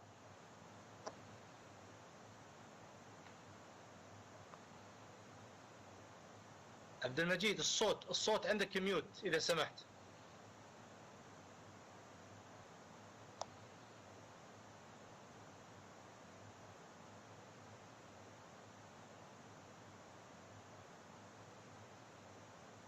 طيب عشان الوقت ولين يرجع لنا انا عندي For the sake of time and until we have Mr. Abdul Majid is back, I will give 3 minutes, half a minute for everyone. I will go back fast, Mr. Walid, in 30 seconds. What would you like to say in this regard, talking about digital economy and SMEs in general? Many of us always talk about variables of digital economy, but there is one fixed component that is being related to clients, to new ways to deal with clients. So we need to really understand them to understand clients better. Dr. Ahmed Al-Kabir, 30 minutes. 2 points. Mr. Walid said the client, the digital economy and its tool is going to be an opportunity for growth. If you do not use it, it might also be an opportunity for disappearance. Thank you. Sami, 30 minutes. What can you tell us? What I want to say is that if we want to reach Vision 2030 as stated and set by the Crown Prince Hamad bin Salman, we need to collide to increase capacities of SMEs. Thank you very much. Dr. Hiba, 30 seconds, please. I hope that more interest is given to SMEs and SME support or crowdfunding so that we can link between the ideas of entrepreneurs and investors for SMEs so that they can support them. Yes, Carlos. Mute, please. Carlos. Sorry, I was in mute. So two short ideas. That digitalization of SMEs in most of the countries is a critical factor because 90% of the companies in countries like Spain are SMEs. So if you have the SMEs digitalized, you have the whole economy digitalized. And second idea is this idea that for me is essential to make SMEs understand that digitalization is not a problem of technology, it's not a problem of cost. Cost and technology are affordable. It's the problem of understanding why digitalization should be made, and the reason is because the market and the customers are changing. Thank you. Thank you, Carlos. Please يعني كلكم خلوه على الميوت. عبد المجيد سامعني واضح؟ ما زال عندك الميوت يا عبد المجيد. لو تشيل الميوت. Please unmute, Mr. عبد المجيد.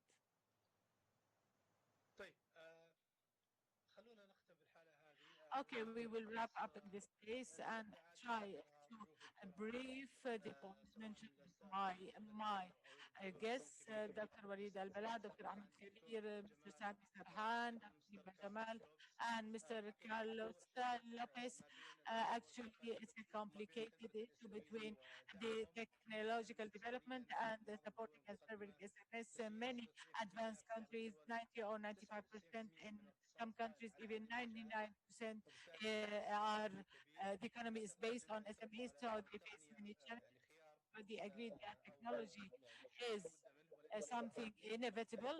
It's not an option, so everyone should adopt this direction. The question is how to adopt, what are the best ideas, mechanisms, and innovations to help, and they need to deal with different clients and to deal with giant companies that may follow them or might provide the service in less codes. All these points are still open to discussion. Thank you very much, Mr. Walid, Dr. Ahmed, Mr. Sami. I'm sorry, Dr. Al-Majid was not able to be with us, Dr. Hiba, and thank you, Mr. Carlos Lopez Blanco. Hope to see you soon. Thank you, Aspar Center, and for Dr. Al-Farki for this great initiative. And we'll see you soon in future events. Thank you very much.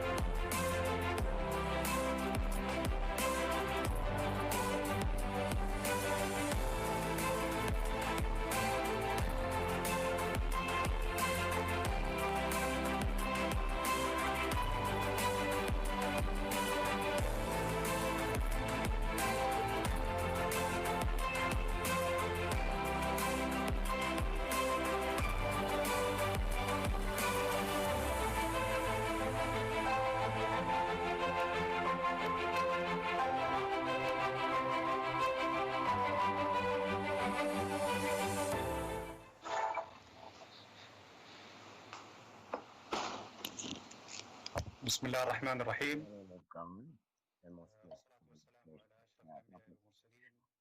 Prayers on our Prophet Muhammad, be upon you all.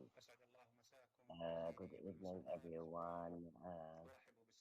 I welcome you all, ladies and gentlemen, the participants and the audience. As you know, when things are good, countries compete at all levels, and they go different policies to attain their objectives. When a crisis comes, the world unified with all its resources to be able to address the challenges. During the past century, the world has went through many crises that wouldn't have been dealt with without unification, whether wars like the Second World War,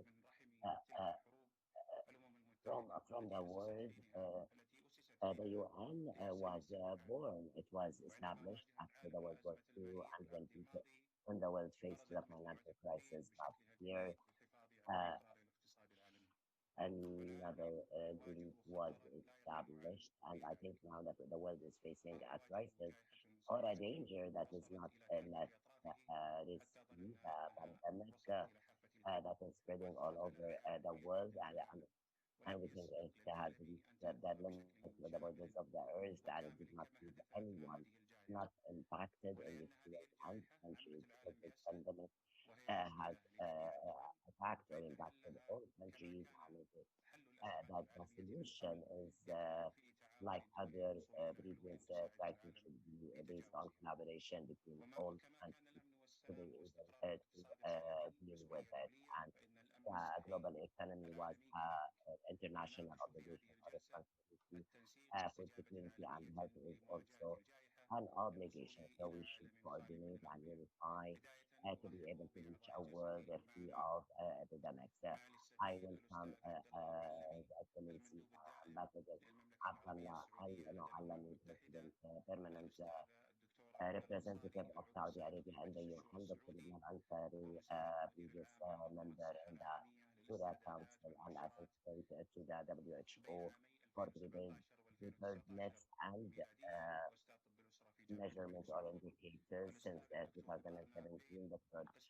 Saleh from the University of Quraysh University, and Professor Arnab Payne, advisor to the House, Dr. Saleh Al-Muslim, doctor at the University Hospital of King Faisal. I welcome you all to this session and start with His Excellency the Ambassador Abdullah Al-Muallami, who will talk about his efforts and the efforts of the kingdom to adopt a unified effort to respond to COVID-19. Please, Your Excellency. Thank you very much, Dr. Abdulaziz. Good evening, everyone, you and your colleagues and all participants.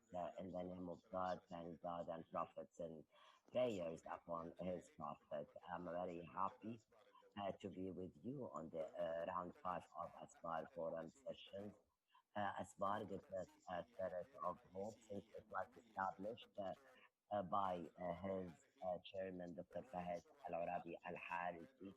Has been a platform for openness and understanding and spreading a dialogue of peace and dialogue. The session is about a world without pandemic. The health security or health system security in the world to combat corona. This optimism is now colored by the colors of corona, and also is part of its sour taste. So this discussion or remote discussion, it's as if meeting online or virtual is one of the impacts that we are trying. It's as if we are also trying to respond to our existence as humans. We talk about corona and about the world without pandemics and a global response to combat corona. However, reality shows that humanity has lost more than 1 million victims during the past few months. More than 50 million people have been infected, and the world has not faced such a fierce pandemic for almost 100 years at the beginning of the 20th century, and 21st century has offered us opportunities to advance in the technology arena to be able to respond to address many diseases like the malaria, the cholera, even cancer and AIDS. I mean, we managed to cope. We haven't yet reached medication for these diseases. So how can we talk about a global unity to address pandemics? Corona came to show us that we are unable to face it. The virus has let many emotions or internal emotions to be demonstrated of individuality and selfishness that has prevented us from addressing it. The field is seeing a war between the America and China about who is responsible over this pandemic, a conflict or a confrontation between the America and WHO, and each country is executing individual measures or precautionary measures rather than unifying under the umbrella of the European Union. So, in this world, or amongst these conflicts, Saudi Arabia is calling upon the world to combat the pandemic in a unified manner, to combat COVID-19. This is why the kingdom has offered to the UN or submitted a resolution calling for unification of efforts to combat COVID-19.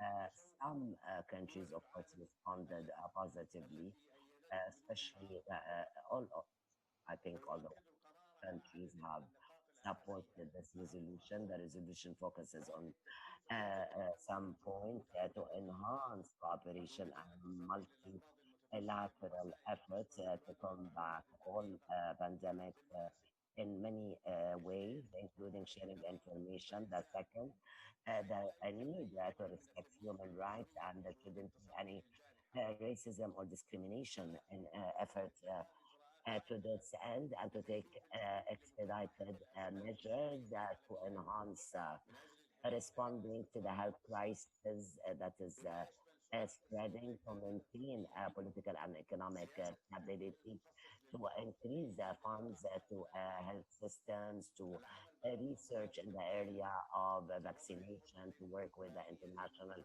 organizations to draft financial plans that are solid and coordinated to support and enhance the financial support networks at the global level, to support labor and SMEs and entrepreneurs, marginalized segments, and provide social protection, to welcome the decision of leaders of the group of 20, which is receiving $11 billion within the framework of specific objectives and allocated to address the social and economic impacts of the pandemic. The international community and concerned parties who are and stakeholders should give priority to the human beings, especially the elderly, women, refugees, displaced, people with personality, and persons with disability, and the less developed countries. Towards achieving sustainable development, to give a priority to facing international threats and pandemics, and combating it, and to work together to attain objectives of sustainable development agenda by 2030, and follow up all the measures that are taken at the international level to attain a recovery, a sustainable recovery, and cooperate with the UN. Nine, for the UN system to work with all its regional commissions and national organizations to combat the impact of corona, social, economic, and financial, the negative that are that resulted because of COVID-19. Some items of this resolution should not be even discussed. However, the reality has shown us that Corona has emphasized some of our defaults, maybe. So when we talk about discrimination or non-discriminatory measures, is this is not being practiced when we are trying to find a vaccine and to be accessible to all. Also, when we talk about respecting human rights, we see that there are some fronts that are against certain nationalities. Also, the resolution focuses on the opportunities that can be available, or I think if the world unify to combat the disease. Finally, can we pose this question? Can we find a world without pandemics or epidemics? Having said that, I'm still optimistic towards the future. However, I see responding to this question cannot be attained unless we realize the importance of working together to combat or get rid of Corona or COVID-19. So I hope that the coming days will give us an understanding of how can we bypass the personal limitations and move towards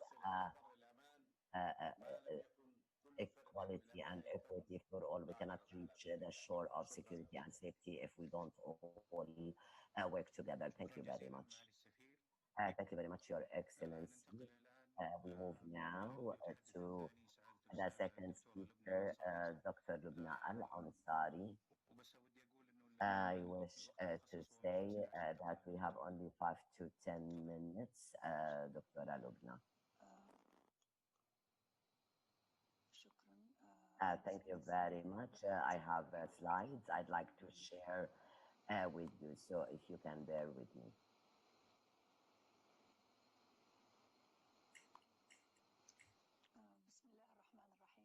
In the name of God, the most merciful and gracious, prayers and peace be upon his Prophet Muhammad and his companions.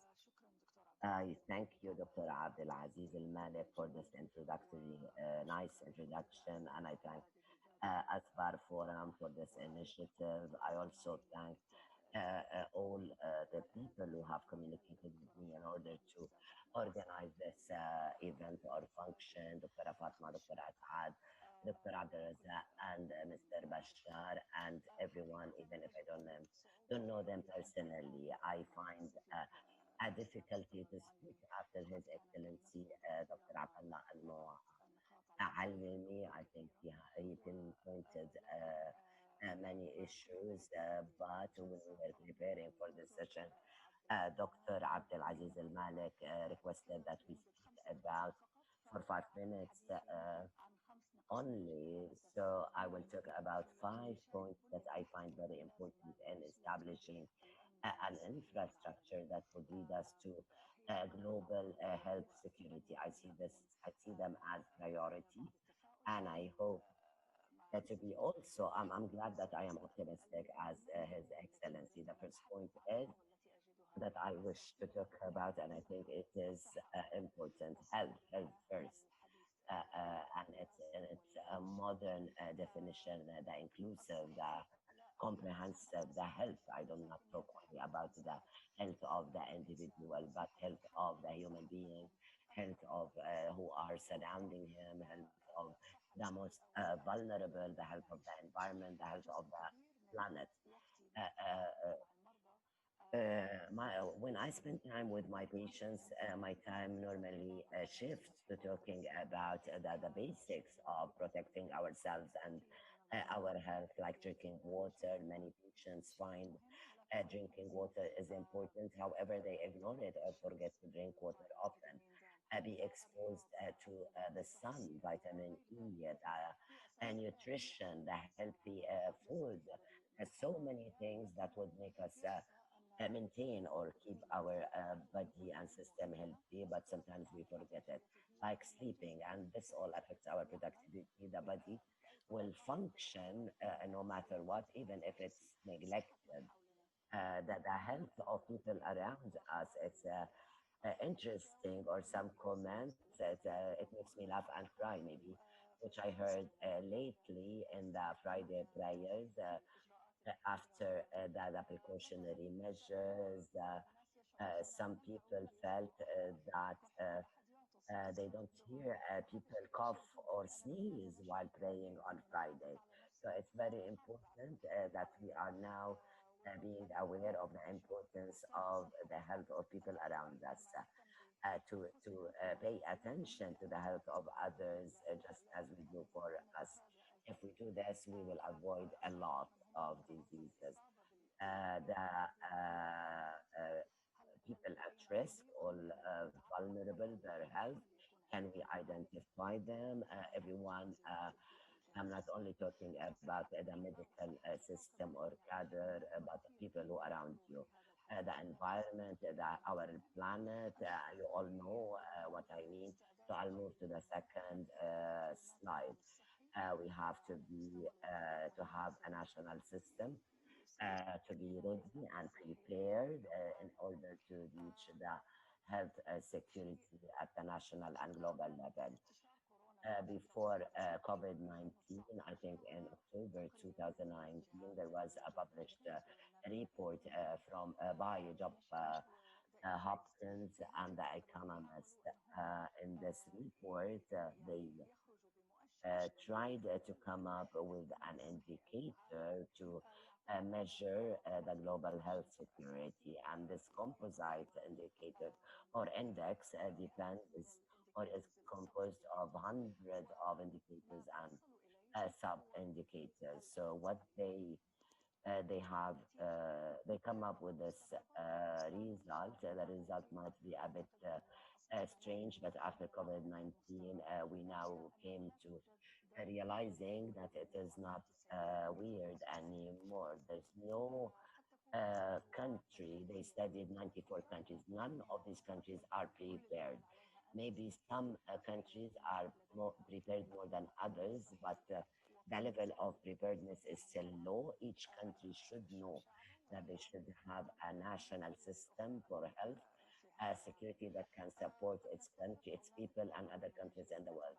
We might agree or not disagree with the approach of this report, but it is an invitation to think of the topic and take it into consideration at all levels. The third point that I'd like to mention is the need to invest in primary health care towards reaching the universal health coverage.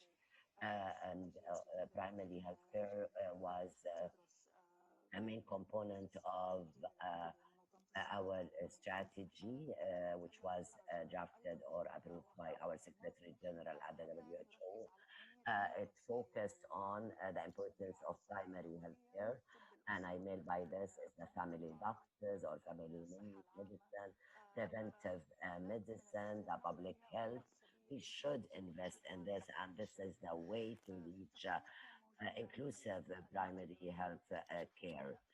I don't know if you can see the graph, but the idea of the graph that all countries should invest more than $20 billion annually to support primary health care to reach the universal health coverage by 2030. Of course, this amount of money might be frightening at the beginning, but if we talk about what His Excellency mentioned earlier, that there is a need to invest or pump around $11 trillion annually. That $20 billion would be a little amount of money. If it's invested wisely, countries would achieve more. Even if we look at the figure as too much, there is no other alternative. Any other alternative will be even more costly that cannot be attained. The fourth point that I'd like to mention is the need to avail knowledge for innovators. The knowledge should be scientific evidence based and at the detailed and the national and subnational level, and of course stems from reality. I don't know how can we get that data. I mean, I'm not talking about the data that is available on the platforms. I'm talking about producing knowledge from. It should be part of a national plan for developing research and development. It might need time, but it is important. There are a number of examples like the precautionary measures and other issues that need to be that we need data. For example, WHO, the recommendations proposed by WHO were regionally were driven by logic. However, it is not based on research evidence or scientific evidence. We might accept this now. However, I repeat what was mentioned during the Spanish flu and others. We look at the funds that were provided to research and development in the kingdom and other areas. It all focused on the vaccine and the medication. However, it did not focus on the preventive measures, and this is a very important discipline. The fifth point is the effective use of data and research evidence and health planning. You all know the global burden studies or data. When we talk about the expectations or predictions, this center is one of the best centers that we can base our work or action based on it. There are like 31 countries have reached a stage where population does not grow anymore. So it's a stable or constant number of people in each country. This means this will be followed in changing the composition or structure of the population because the composition reflects more elderly people and less youth. By 2100 or 2100, after 80 years, 170 countries will reach this stage or this status. The kingdom, maybe we're talking about 170 countries. Are we prepared? Is the health system ready to deal with the situation? Would we have? This means that we have more chronic diseases, we'll have more risk factors like smoking, obesity, high blood pressure, environmental issues as well. Do health systems around the world investing in decreasing risk factors and preventive medicine as they are investing in curative medicine? Are they considering this a priority towards the end? I wish to tell you to say that the pandemic has turned our life upside down. However, pandemics are not a bad thing in totality. It might return stability and balance to this life. Maybe we needed it to make us as a wake-up call. Thank you very much. الشاملة. ننتقل الآن إلى البروفيسور أما بين. Professor Payne, the floor is yours. Well, to be more precise, the mic is yours. Hopefully next year the floor will be yours. Thank you.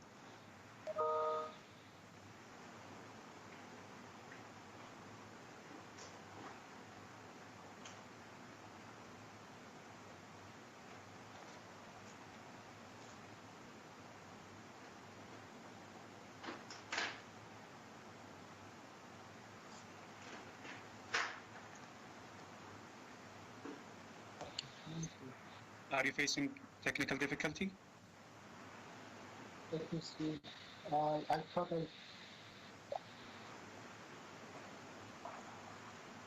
share content. Yeah.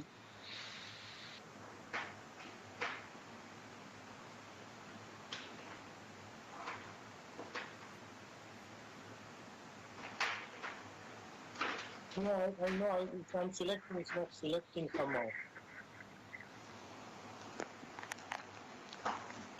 If you wish, you can see the message without presenting the slides. Yeah. It's also possible.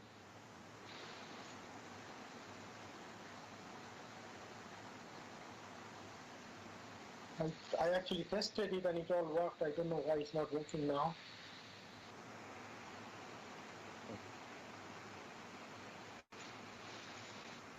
Is it possible that I go then maybe in the meantime I figure out what is wrong? Sure.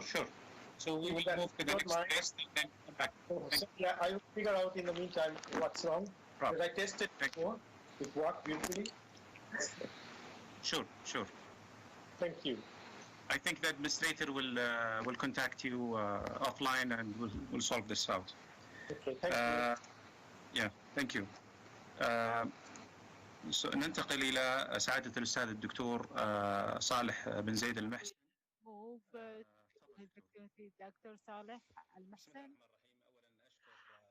First, I would like to thank the organizers of Asbار for me for asking me to be a speaker session about without pandemics, and I find myself embarrassed actually to speak with all these scholars.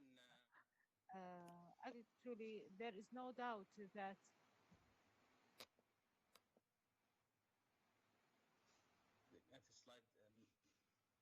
تشوفون السلايد يا جماعة ولا لا دكتور؟ Can you see my slide? Yes, we can. Can't move the slide.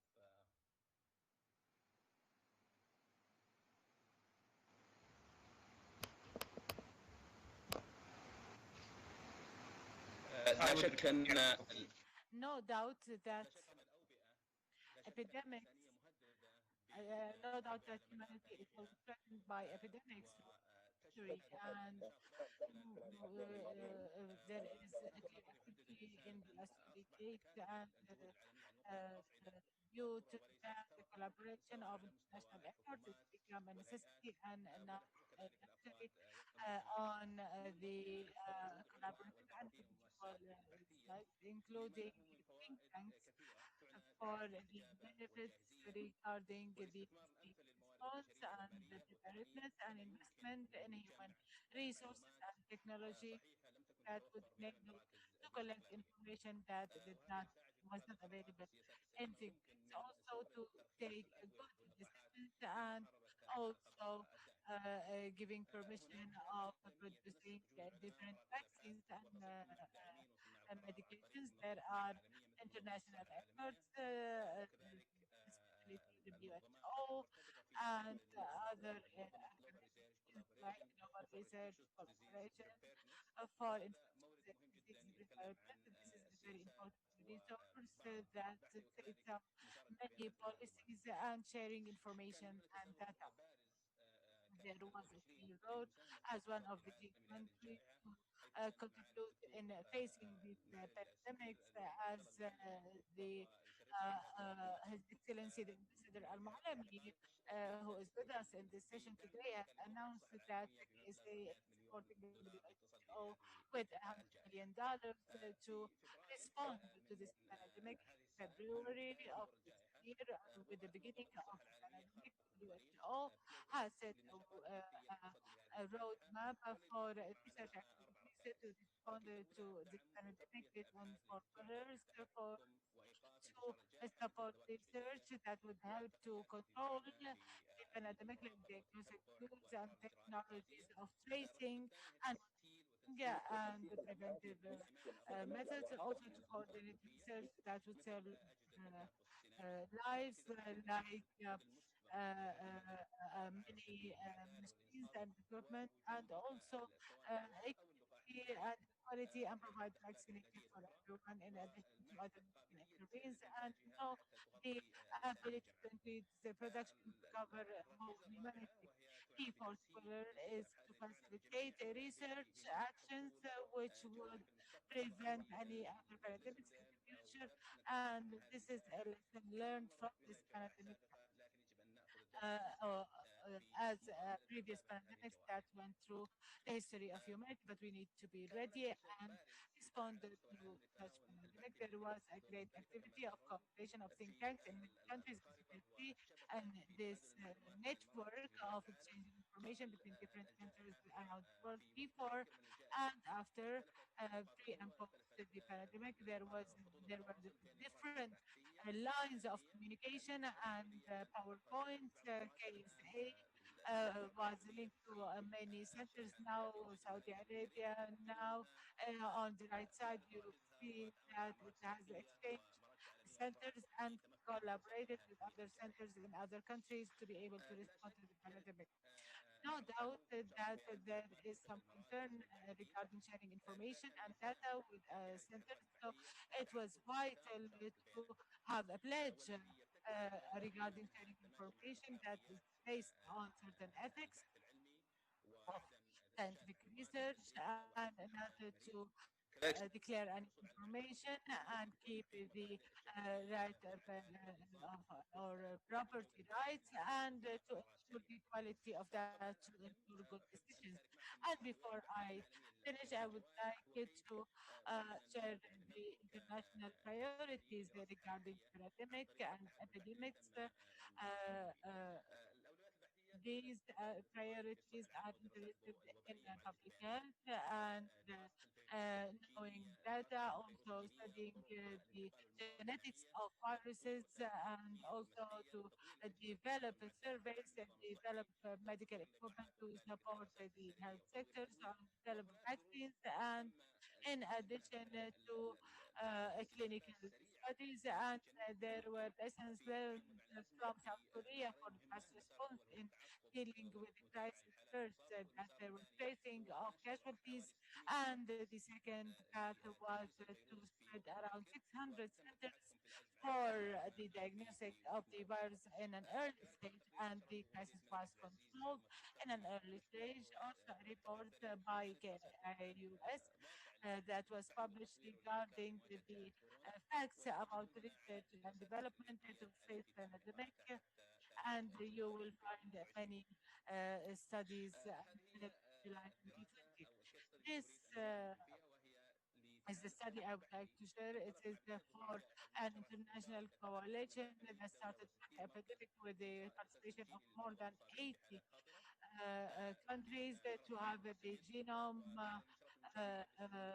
of the some of those who got the virus, and the Kingdom of Saudi Arabia was accredited as a center for conducting genetic studies with King Abdulaziz University and with the participation of many hospitals and centers. You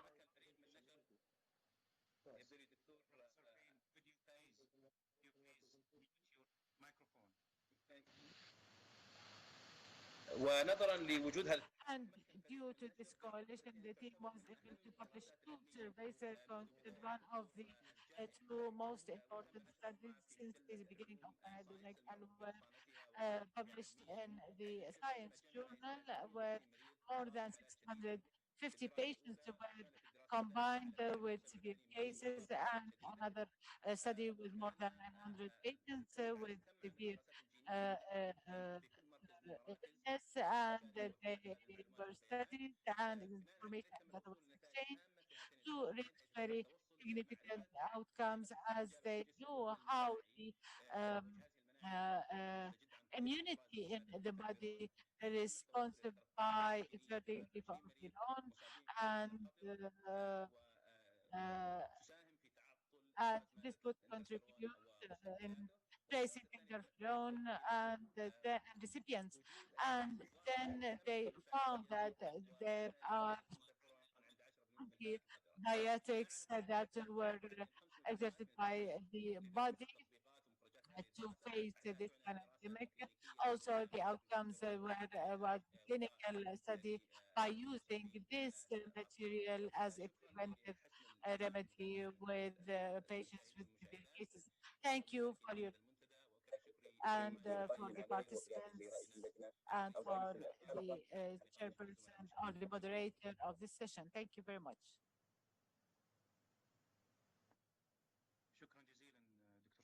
Thank you, Dr. Saleh. Are you ready, Professor Payne?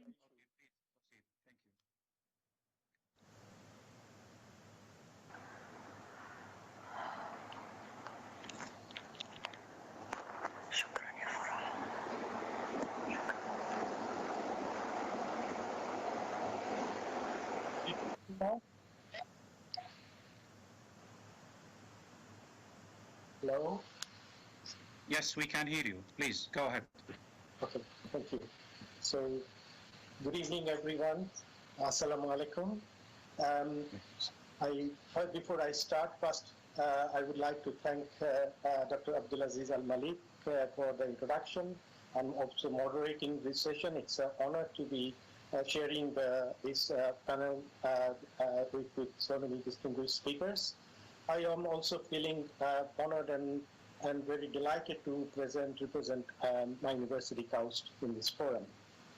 In terms of my expertise, I work on for pathogenic microorganisms. I apply genomic technologies to understand their biology and also the host-pathogen crosstalk to understand how some disease happen, and also the molecules involved in this. So for the purpose of this presentation, I will initially take you through a brief history of pandemics. Then I will show you some triggers that are actually causing these pandemics.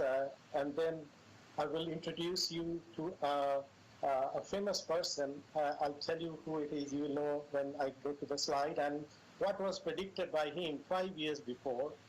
And eventually I'll take you through some goals that probably would allow us to reduce the risks of pandemics. And finally, I'll end with what KAUST is doing as part of the S20, the Science 20 grouping under the Saudi leadership of G20 this year. So let me take you through this. Okay, so I just show you some brief history of the pandemics, and that takes back to 2,000 years of history.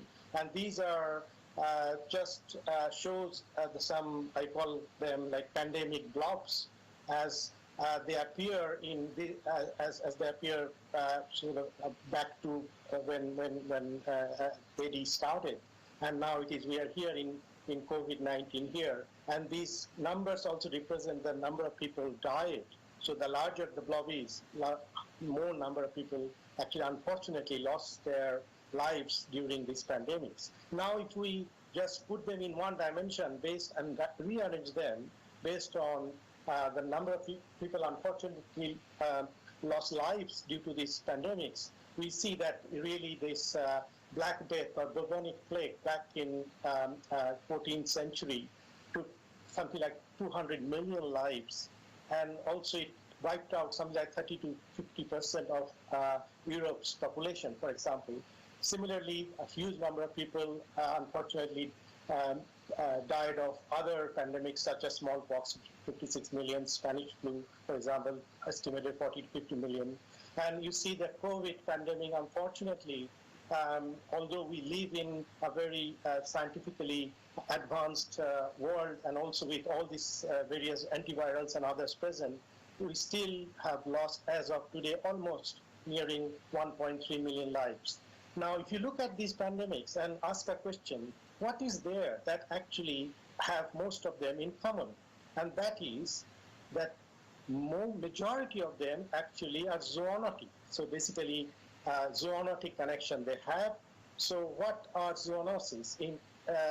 Of course, my fellow panelists, they are all experts in various of these fields. Now, I just wanted to take you through what is zoonosis. Basically, zoonosis is when a disease organism that basically jumps from an invertebrate animal to human to cause disease. And as we continue to live in close proximity with animals, either as part of animal production or agriculture, or even for encroaching to their natural habitats, we are now increasingly being exposed to animals And of course, that increases the propensity of having a zoonotic infection.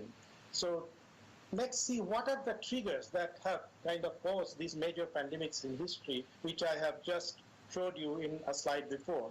Of course, one of the factors is deforestation and of course other land use patterns, the changes of that. We are increasingly cutting the forest to grow more crops and animals perhaps. We also have this problem of illegal or poorly regulated animal wildlife trade, for example. And of course, very importantly, in addition to various other detrimental effects, climate change is having a major effect in animal behavior as well as their natural habitats. And of course, to feed the world, we need to grow more food, meat, and agriculture. So we are increasingly cultivating them or basically rearing them in very close proximity and also with humans and also themselves. That cause a perfect condition for a disease to start.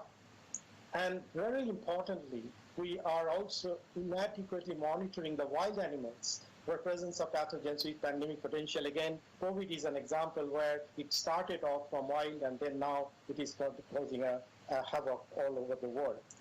And last but not least, antimicrobial resistance is also another important factor sometimes aiding in this. Of course, a pandemic starts not just because of one, sometimes a combination of these that I've shown you here. Now I want to take you back in the next slide, about 5 years ago in 2015, and you will see a person who does not need introduction to this audience. Of course, is Bill Gates, American philanthropist and the co-owner of Microsoft Corporation. Back in 2015, during a TED Talk in Vancouver, look at what he said. I just have quoted specific part of that. I'm just now reading out this to you. If anything kills over 2 million people in the next few decades, it's most likely to be a highly infective virus rather than a war. Not missiles, but microbes. And then he continues to say in the same presentation, part of this reason that we have invested a huge amount in nuclear deterrence, but we have actually invested very little in a system to stop an epidemic. We are not ready to the next epidemic, and that is, he was saying around the end of this Ebola epidemic back in West Africa. So as you can see, that I really hope that we will now really listen to this kind of focus and be prepared. Now, if we put all of these various suggestions and from government and other organizations together, so what could be our goals, for example, to reduce the risk of pandemics? So basically, how could we do better or better prepared for the future? And I have basically collated various suggestions and ideas put forward under 4 key goals. The first one, of course, it has to be effective collaboration between the animal and human health sector. You have seen how animals are important in this. Of course, human also, this is, most of them are zoonosis, so we have to have a major collaboration and enhanced collaboration, technologically driven collaboration between these sectors. Goal 2, surveillance of early detection. That's extremely important because pandemics doesn't start. It usually starts as an outbreak, then perhaps an epidemic. Eventually, as had happened in case of COVID-19, it has become a pandemic since March. So of course, we have to have a surveillance that is there in place so that we can actually basically have early warning signs well ahead of something becoming a pandemic.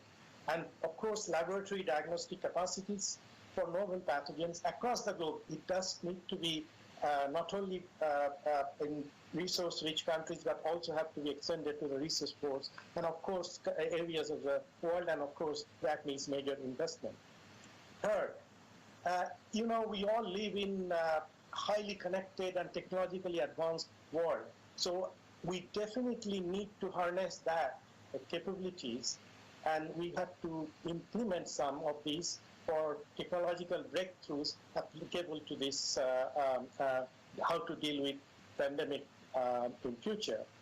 And Sorry, fourth one, could you please wrap up in 1 minute? Sure, okay.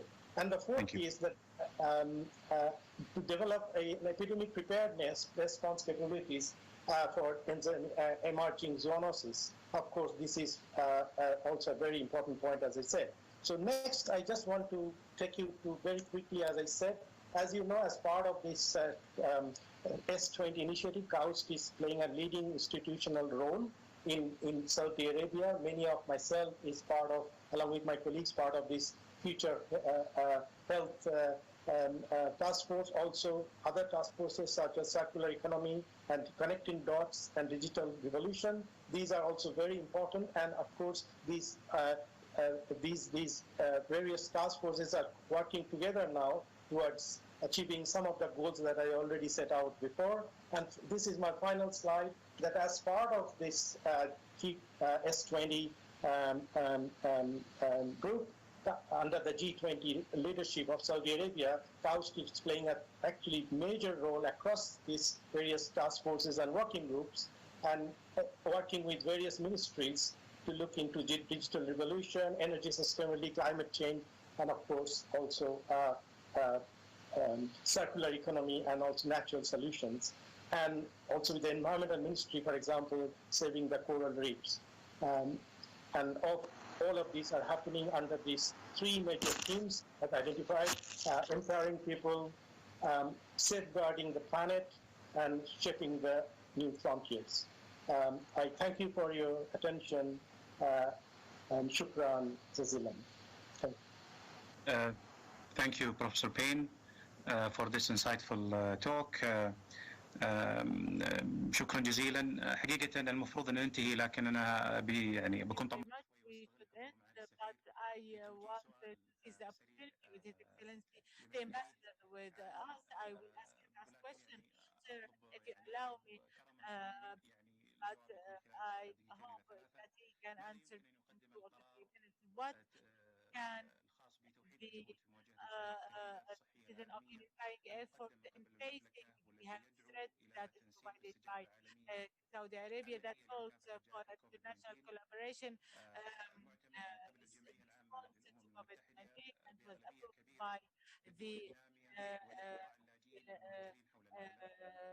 UN, and especially for the situation of immigrants around the world. Thank you, Dr. Abdulaziz. I have mentioned that in my speech that I gave at the beginning of this session. I spoke about many points that this session goes upon what it provides for developing the country. Actually, it verifies one fact that all of us in this planet are interconnected, and no one can be safe until everybody else is safe. All other members of humanity. We verify the right of developing countries of getting medicine and vaccination equally with other countries. Also, it decides the role of international organization in coordination and in also dealing with the consequences of the pandemic. Also, the necessity to work on alleviating any economical consequences on countries that is highly impacted the virus and the long lockdown periods. And I only want to have a minute just to comment on Dr. Lubna Al-Ansari. I sent her my greetings, her and her father. He is my colleague and my friend. She said at the end of her presentation that the COVID-19 pandemic might have benefits, and she said that it creates a balance. I really stopped a little bit on this quote, and I think that sometimes disasters could create rebalance to humanity. I think it's outdated and cannot be taken as a justification for not ready enough in facing pandemic. We don't want a balance through a pandemic, but through good planning, through good growth, good health, etc. Or maybe I misunderstood what she meant, Lubna. And I would like thank everybody who gave presentations in this session, and they were all very unique, and I have gained a lot from. Thank you very much. Thank you, Your Excellency. And with these words, we have reached the end of this rich dialogue, and thank you very much for listening. I would like to thank all the participants who were with us, and I will leave the floor to Dr. Fahd Al-Arabi Al-Harzi to present the next session. Thank you very much.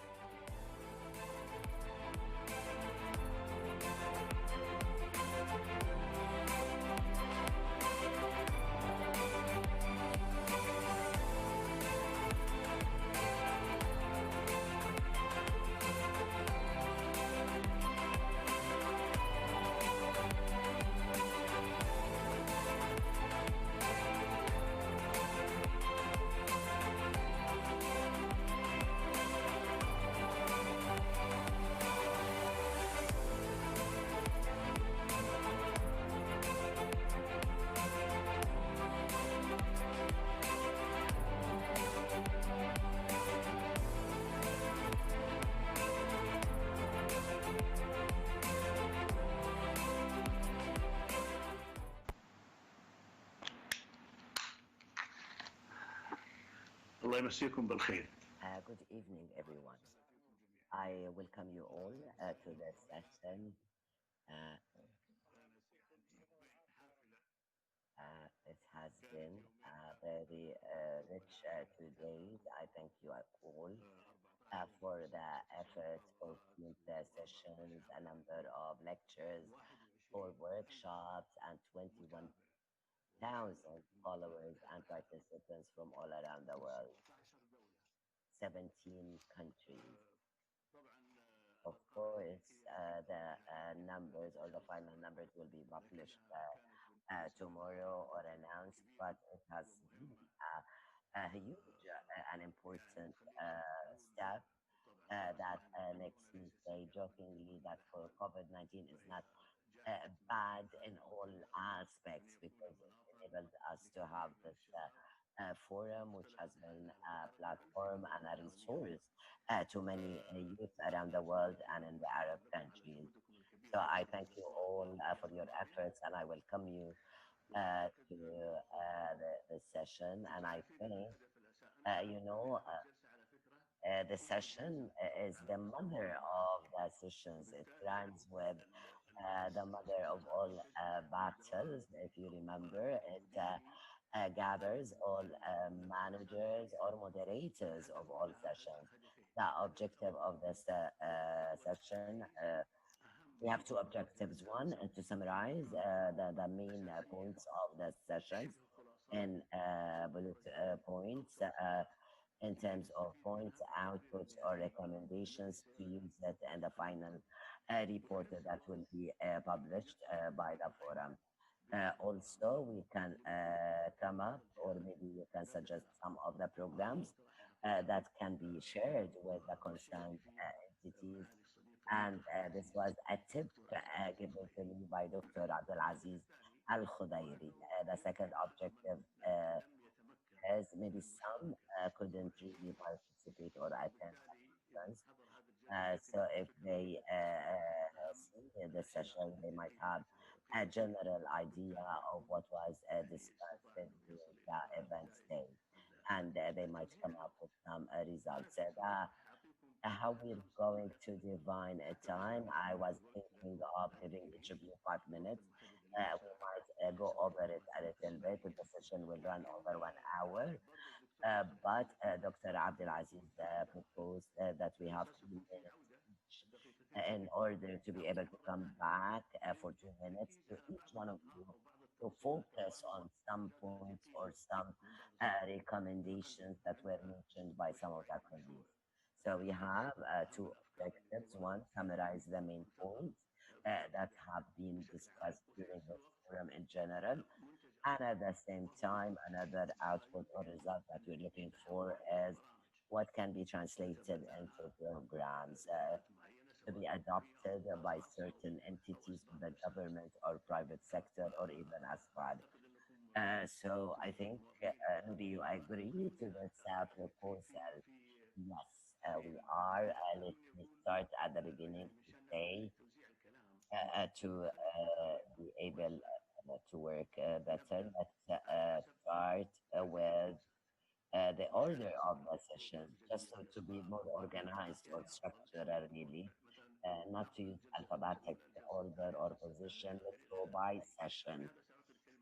So I'll give who moderated the session. So at the beginning, we'll go to Dr. Muhammad bin Atiyah Al Harithi. It's a coincidence that that he's Al Harithi. So he has 3 minutes only, and I really wish that you commit to time to benefit from all. Thank you very much. I think Dr. Muhammad is not with us. Then we move to Dr. Maha Al-Atfi. Good evening, everyone. Dr. Tahir and my colleagues, and to the attendees. The success of any session depends on the selection of the participants or the speakers. Am I clear? Can you hear me? Yes. Yes.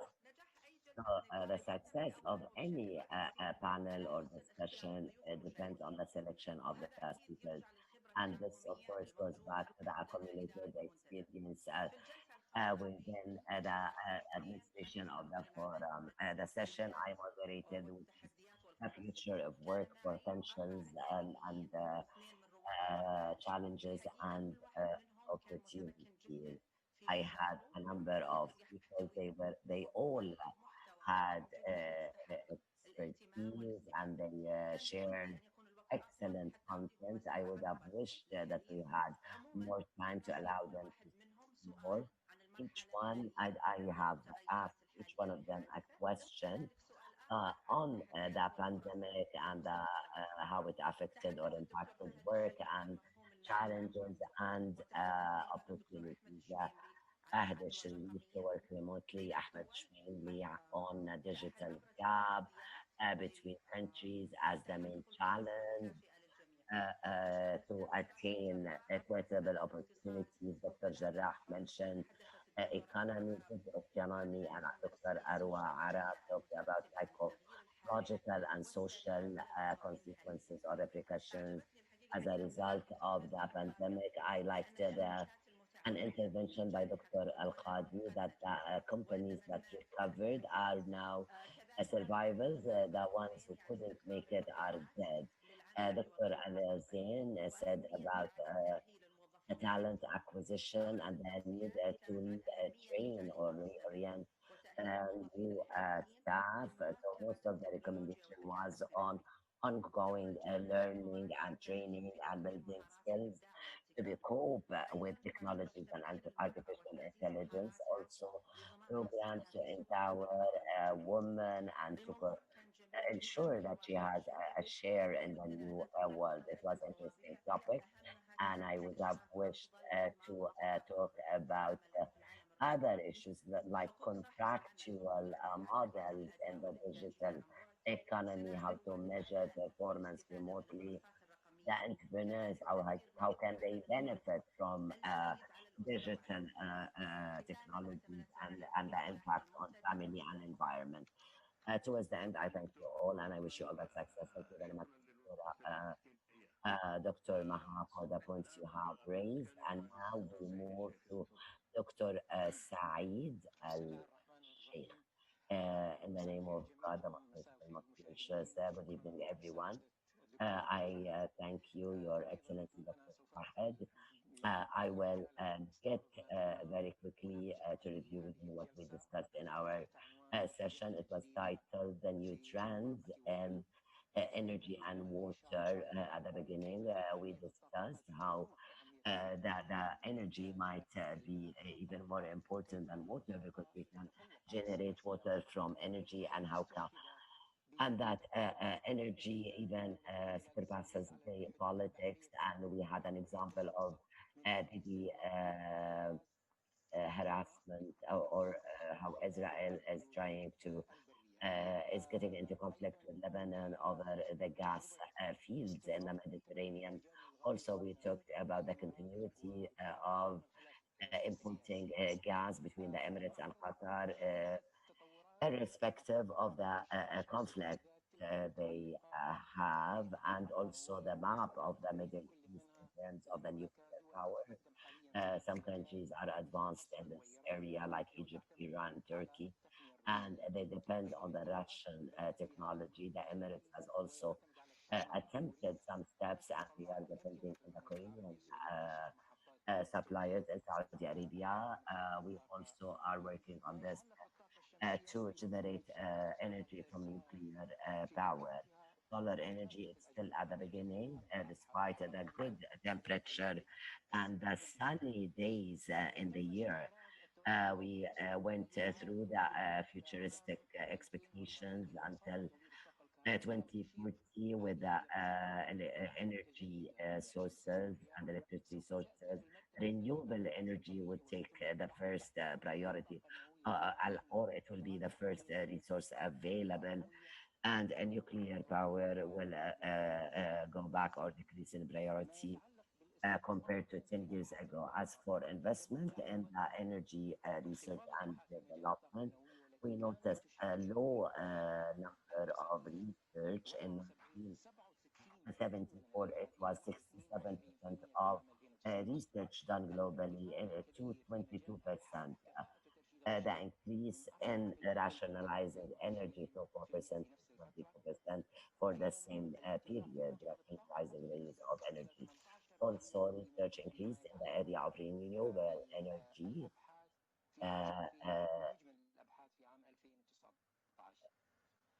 It increased a bit compared to 2018. We have also referred to studies conducted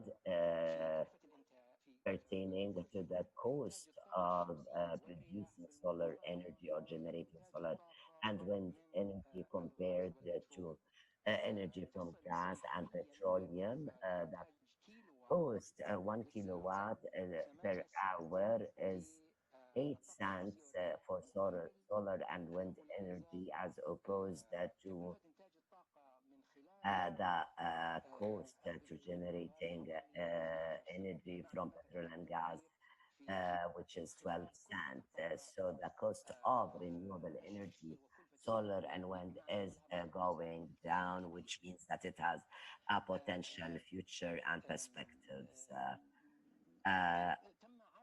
Also, we have went through a number of research, not only related to solar energy, but on ideas to be separated from the grid, that the house to sustain its requirement of energy, not only from the panels on the roof. There are new technologies, and it comes by using the windows and transferring it or transforming it to a resource that generates energy and enable us remove from the grid. So these are new technologies. Another research on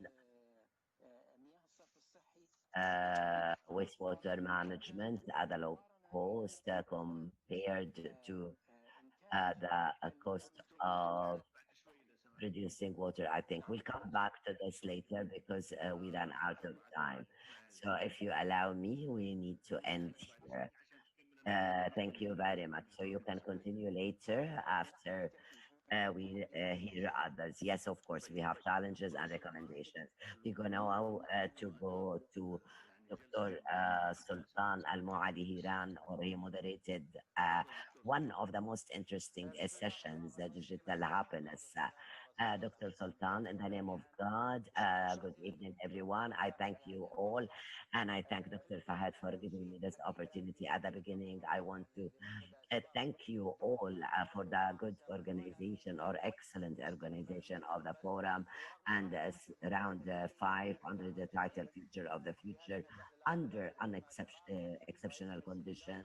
So I thank Dr. Fahad, the chairperson, and all members of the board and the preparatory committee. A quick brief, Dr. Fahad, for the fourth session entitled Digital Happiness. We discussed the virtual reality and the present and the past, and how do we develop games and the governance of the games discipline. And our colleague Maha Al-Atiqi mentioned that it was interesting that I had a number of different expertise and areas related, of course, to the title, whether related to AI or augmented reality and cybersecurity. Letty Arts, an African company, and Jesper Tegner, biosciences technology teacher.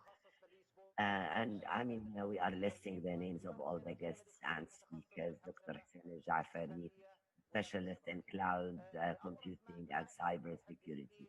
The main points raised, Jasper mentioned a very important point, and it was really one of the most exciting points. He mentioned that it's very important to move into games over the internet, via the internet, not virtual, because it gives us, it's a source of happiness, and it can make us sense the happiness. some questions that were really controversial. How do we connect our bodies and organs and minds with the artificial intelligence, which will open a new world with new opportunities and challenges? Are there any research studies or results in the area? The question was from the professor that in the modern sciences, during the past 10 to 15 years, researchers tried and they discovered or started to make the chips using the nano technology, and it works through connecting to the cells of the brain. And he gave an example of Elon Musk's chip, who owns the Tesla company, to empower the human mind with superpowers. And this is an unprecedented experience to provide humans with powers to enable them to do things that the computer does through implanting the chips in the mind, connecting it to the computer. It will open realms in the future, and it will address a number of problems. And it might, this technology will have many benefits. It will also add strength to the sight, the hearing senses. And again, Mr. Allen,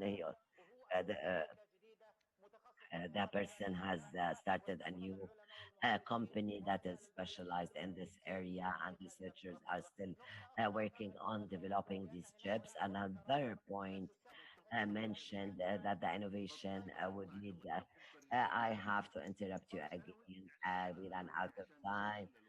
And I just want to comment for us to utilize the time better. Do not thank me, do not thank Asbar. I take it that you have already done that. We also don't need to go through the names of the speakers or what the discussion. I want you to focus on the recommendations. What are the points that you as a moderator came up with? Let us benefit of the time, because some of the information shared are known by the people because they have attended the session. Please allow me to say this. Let us focus on the summary and the recommendation. Dr. Sharif Abdul Wahid, I think you moderated session number 6, future, future work, the perspectives, the needs, opportunities, and perspectives. We had 2 sessions around work. Please, Dr. Sharif, peace be upon you all. And the session involved 3 speakers. I have asked 4 questions to everyone. I gave them the opportunity to respond. The first was, what is the profile of the worker or staff of the future worker, the profile and the features? Everyone agreed on the importance that features or profile should be on information technology, that all future work would require information technology. It is the basis.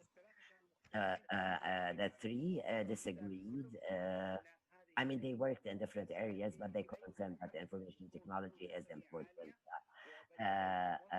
Some of them even mentioned that maybe new jobs will be created and many jobs will disappear.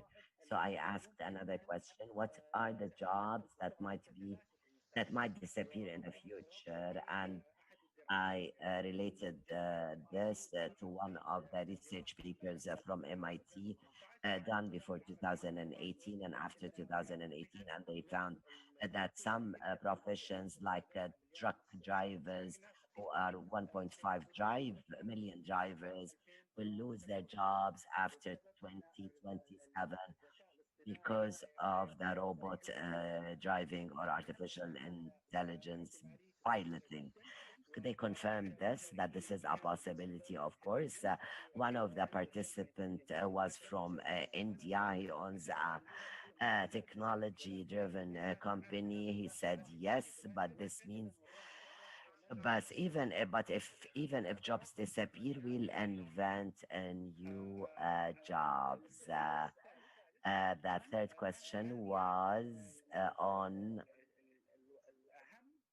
what are the main features, a personal sort of the profile of the future workers. They focused on two features, the empathy, which is the human sense and the human feeling in any job. It's required because the pandemic, COVID-19, proved to us that we need to reconsider the humanitarian dimension and even in remote work. Another dimension was added, and it was a new comment that technical and technological aspect will be most important, however, in a different manner, and this is and comes under innovation, and this was a new detail. The last question I asked was on what are the possibilities or what sort of inequalities we'll witness in the future work. And I left this open at the beginning. Everyone agreed that the inequality is basically the pay against the same type of job, paying a male or a female different pay for the same job, and they all confirm that this is the reality we live in. All participants from India, America, or Netherlands, they all agreed that there is unequal pay for the same job between a male and female. The last piece of information, less than 10 seconds, is uh,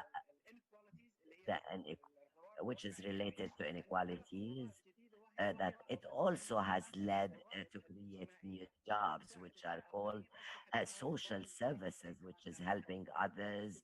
It's not a volunteering anymore, it's becoming jobs. I thank you very much.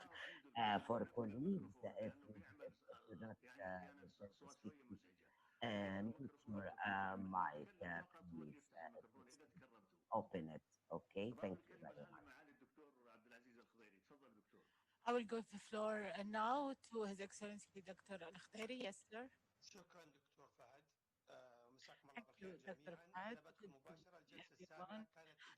The seventh session was crisis management experiences and practices. There were five speakers. Dr. Abdullah Maghloud, he spoke about the complementary roles of government during the pandemic and focused on two outcomes, the unifying of efforts of the government during crisis and focusing on credibility and enhancing reference and to eliminate any kind of false news and also to coordinate among all sectors and all the sectors, being public or private, civil society, and the media, and to unify the media message. And the second outcome was the focus of formal speakers who are very well qualified according to certain standards.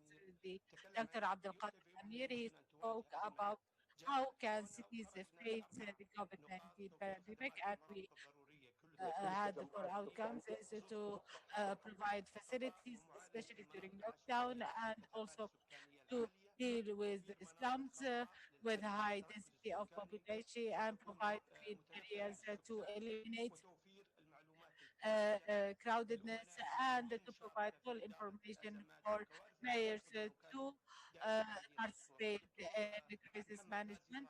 Dr. Muhammad Ghazi Ibrahim spoke about the role of universities and think tanks in crisis management, and he provided four perspectives. First is to establish a consultation center to anticipate and foresee crisis and also to prepare a study and code of building the private or public related to risk rates and also to spread risk management in all the members of community and coordinate think tanks on the universities to establish a risk management policy. The fourth speaker was Dr.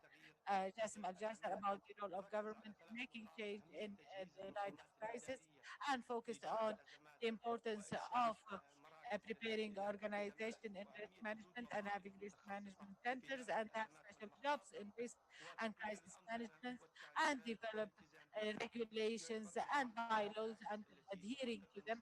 This is main pillars to achieve credibility and protection for these organizations. The fifth speaker was Eric Tate. He spoke about adopting the crisis management structure with long-term objectives, and he provided a perspective on how to set a comprehensive organizational chart for crisis management. Thank you.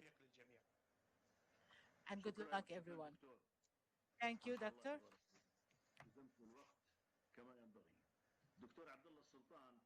Dr. Abdullah Sultan, he has moderated the session 8 about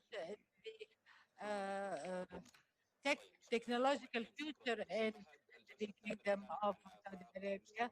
That was about horizon of the technological future about Saudi Arabia in today's world that is filled with collaborations. Either we are producers or consumers, and many of what make us in the leadership as and the producer, we need to be able to foresee the future.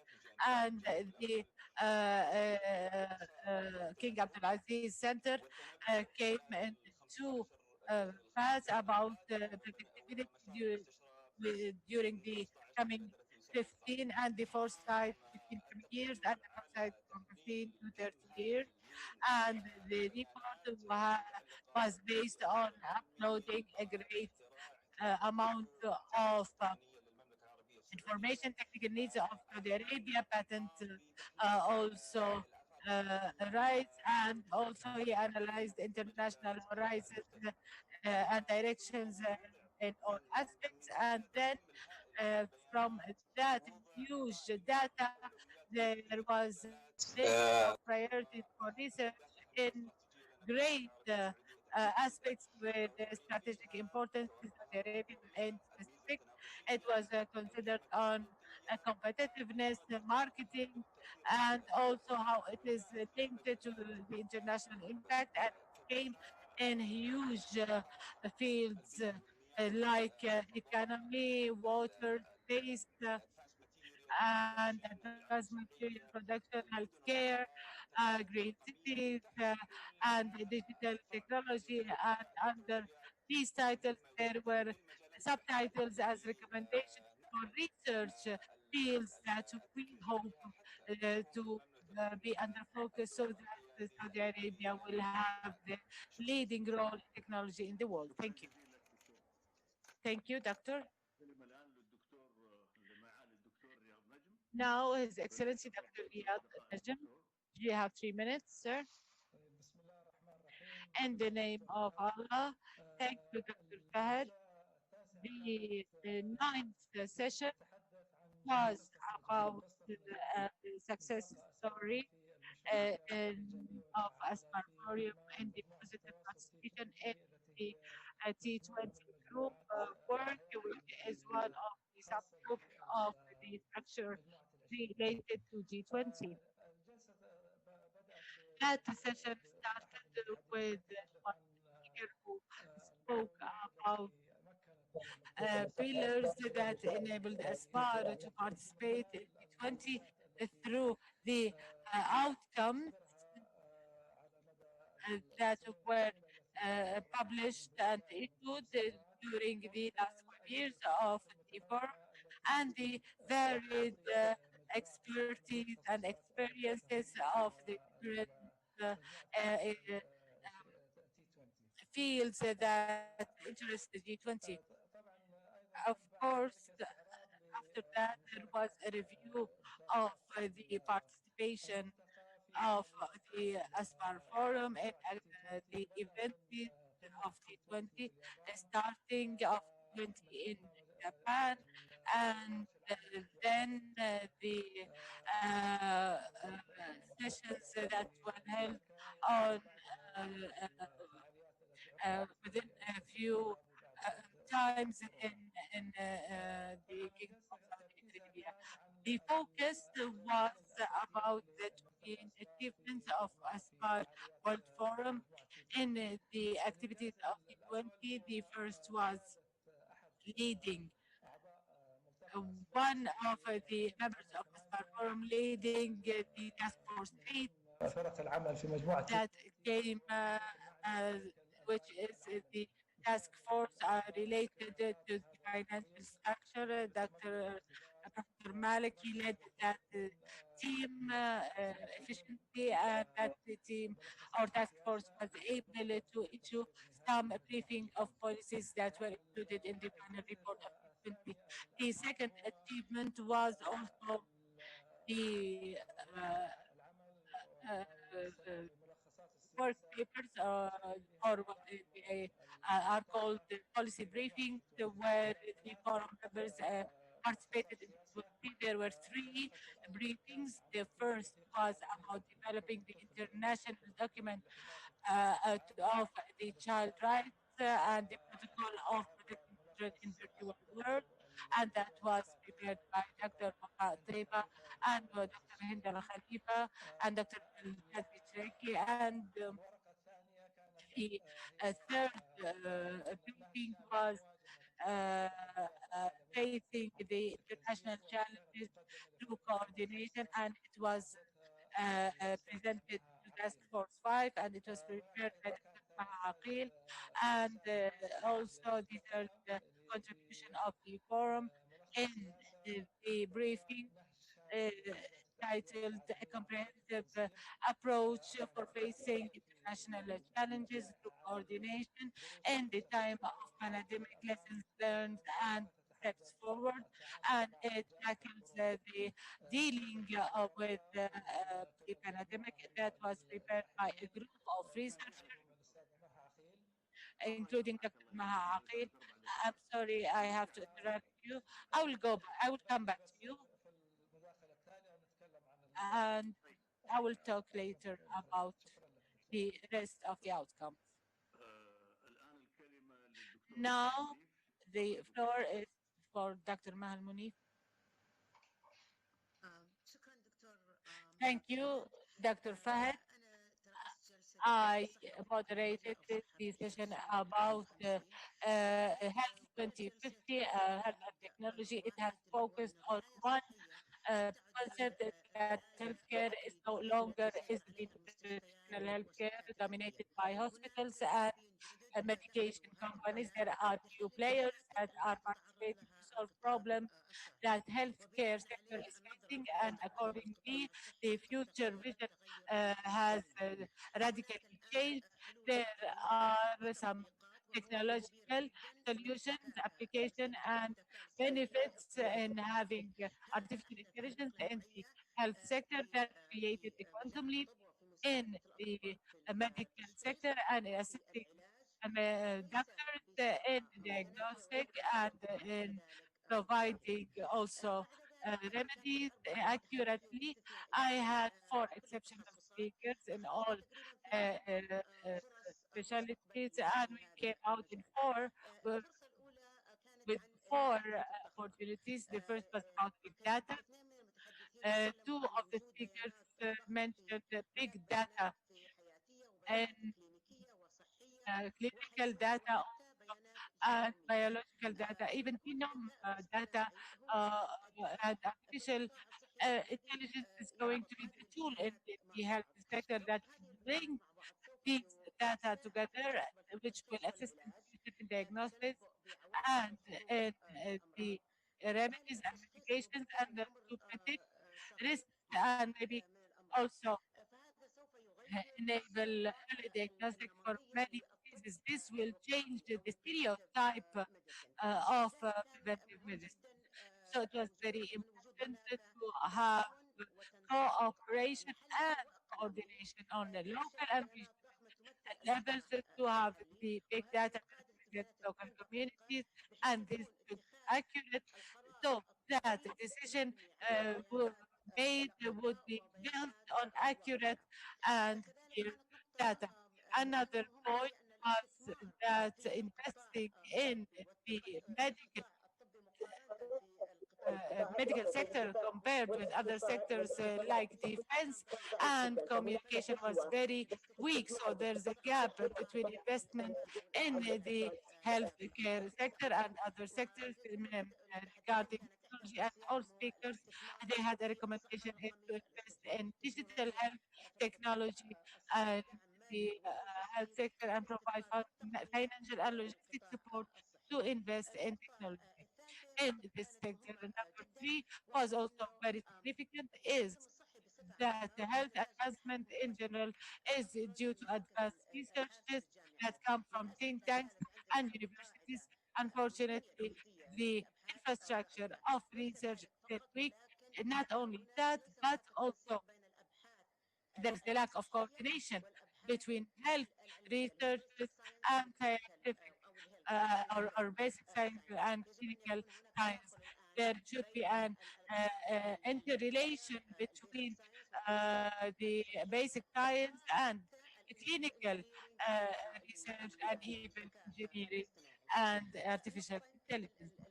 The final point that was very important as well is that there are many logistic aspects required to organize work in the health sector. For example, we need an ethical system so that it organize such work. In addition, we need local laws and regulations, and the speakers also mentioned specificity and privacy. Sorry, who owns my health information? Who would control my lifestyle in the future and the diseases that we might be able to diagnose ahead of time? Also, raise awareness among individuals about this big data. Thank you. Thank you. I'm sorry I had to interrupt. First, I apologize from Dr. Ham Zaman. He be after Dr. Rahman. I'm sorry, sir. Forgive me. You should have spoken before Dr. Rahman. He is the head of Assessment and Education Commission, and he moderated the session of redefining education. So he is the right person in the right place. So he was chosen for his long experience in this field. I'm sorry. Yes, thank you very much. The most important point that we have concluded from the presentations of my speakers, and we were unfortunately there was an absence of female speakers in our session. However, the speakers said mainly that the digital transformation in education is vital because it's a good investment to what the technology provides to have more effective education. Also, number two was about the pandemic that taught us on how to change our convictions more than developing technology. Technology was already there. However, what happened during this pandemic is changing our convictions towards these technological tools and how to utilize them. And investment in developing these tools, also we need to invest in changing convictions. Number three is the importance of dealing and interacting with change and the speed of this interaction with the support survival and digital transformation of education is not only providing platforms for education, but to explore these techniques in how to redefine education. Point number four is to redefine education. And actually, everybody confirmed and agreed with this point that this requires giving a larger space of more identifications in the future. We don't have this necessarily to have one definition of education as we had before. We need to open the door to have more definition, application, and give a sufficient space. And finally, the main role of private sector in making and creating this change, redefining education. The private sector played a big role in making technology and utilizing technology, and also will have a role in changing convictions. That was what my session was all about. Thank you very much for giving me the chance. Thank you very much, Your Excellency. These are very important and significant ideas. Dr. Nabil Mubarak, he moderated the digital economy and the future of SMEs.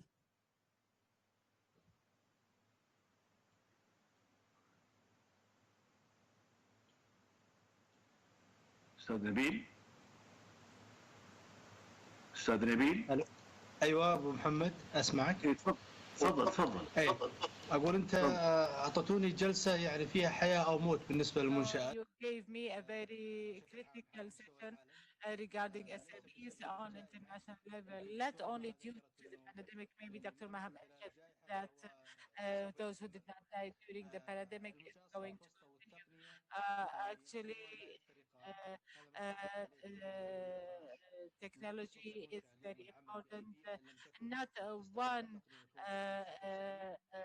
organization can go on if not using technology to satisfy their client and provide services. We have an example in Spain. It was an example that showed that we are facing a very serious challenge, that the users is, or the rate or percentage of those who use technology of clients is more than SMEs that use technology in providing services. And this is an indicator that any SME that do not use technology is going to stay out of the market either now or in the near future. Regarding other points, speakers tackled some points like innovation. So SMEs need to survive through innovation, like a Kareem company in Saudi Arabia, which is a pioneer, and that did not exist 4 or 5 years ago, and now it equals billions of dollars in value, and we can have many ideas similar to that if this technology was well utilized, and we have people with initiatives that are able to utilize this technology. Unfortunately, we had the experience of some SMEs, but the technology did not allow Mr. Abdel Majid to speak, but the idea was that there are good directions by the government to provide SMEs in a way to raise what is called the providing chains and provide these services in a way that has innovation for clients. And last but not least, we are talking about the future of economy. Many countries have a challenge, either keep SMEs as large in number as possible and maybe lose some jobs, or to give these chance to grow and acquire the largest possible percentage of services to technology, and thus turning from owners of SMEs to employees in SMEs. This is a serious challenge that governments need to face in the near future that will lead maybe to some economical problem in the future. That is a briefing about what was discussed in the digital economy session and the future of SMEs. Thank you. The last speaker is His Excellency Dr. Abdulaziz Al Malik, and I suggest that he can take all his 5 minutes because we cannot come back to you there. We started from the first speaker to the last. Now we will start from the last to the first. So this is how we are going to end this session. So, Dr. Abdulaziz Al Malik, you have your whole 5 minutes. Then we'll move to the next speaker. Thank you very much. I do not think I will have the whole 5 minutes. If you can give us 1 extra minute, we will be very thankful because so no problem if you don't want your whole 5 minutes. In brief, this session was discussing towards a world free from pandemics and how can we coordinate international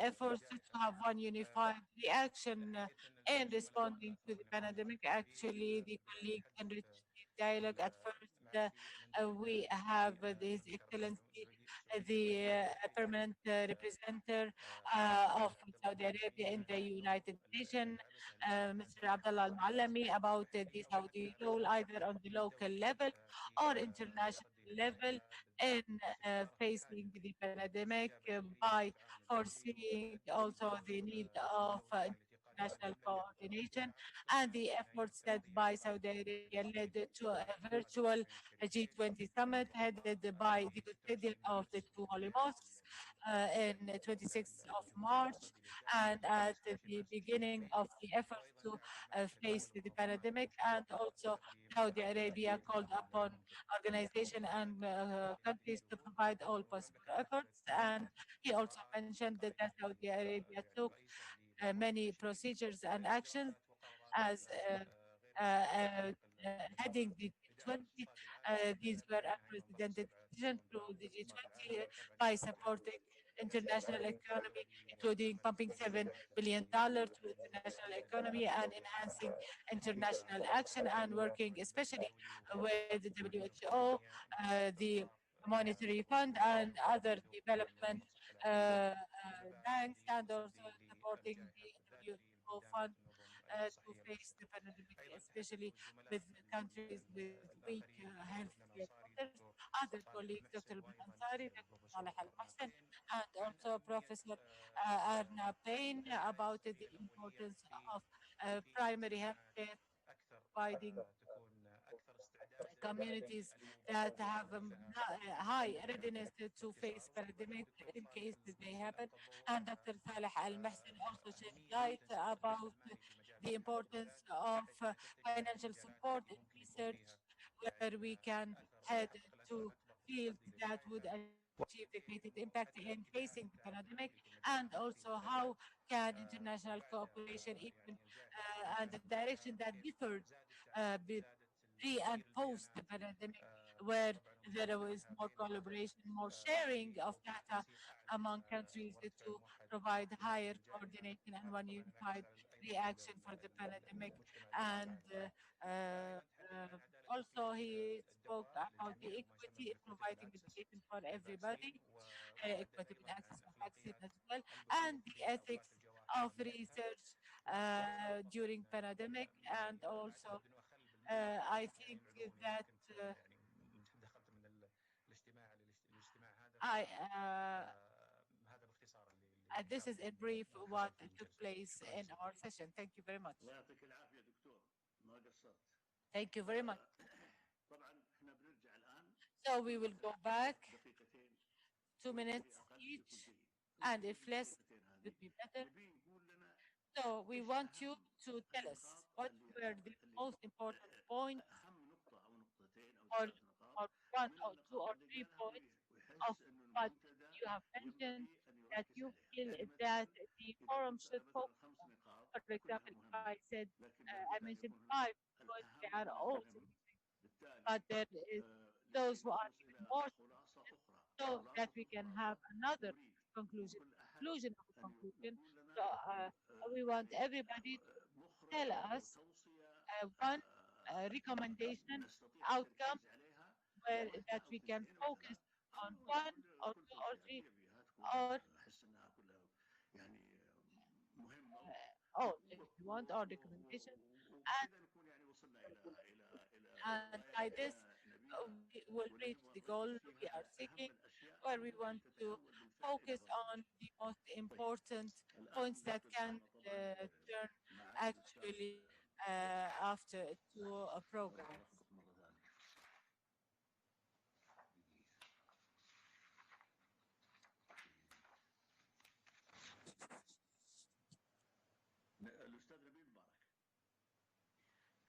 Mr. Nabil Mubarak.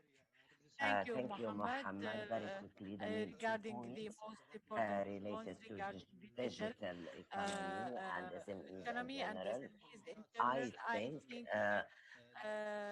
the SMEs the structure that they in work Saudi Arabia cannot under be in the sustained. kingdom cannot be So we need to sustainable. So keep it's very important that we try and come up with a structure or framework that they can work under, not only from the technical aspect, but their structure, the way they operate, the structure they work under will not be sustainable. The other point of the same important is to try and motivate the current establishments and the new startups and entrepreneurs to focus more on the new specialities because we all know that 40% of the jobs will disappear in the coming days, and there are millions of jobs will be created and will be primary and demanded by the market. We still need to focus on future jobs, whether in terms of the education at university or the commissions that are responsible, like the commission for SMEs, to push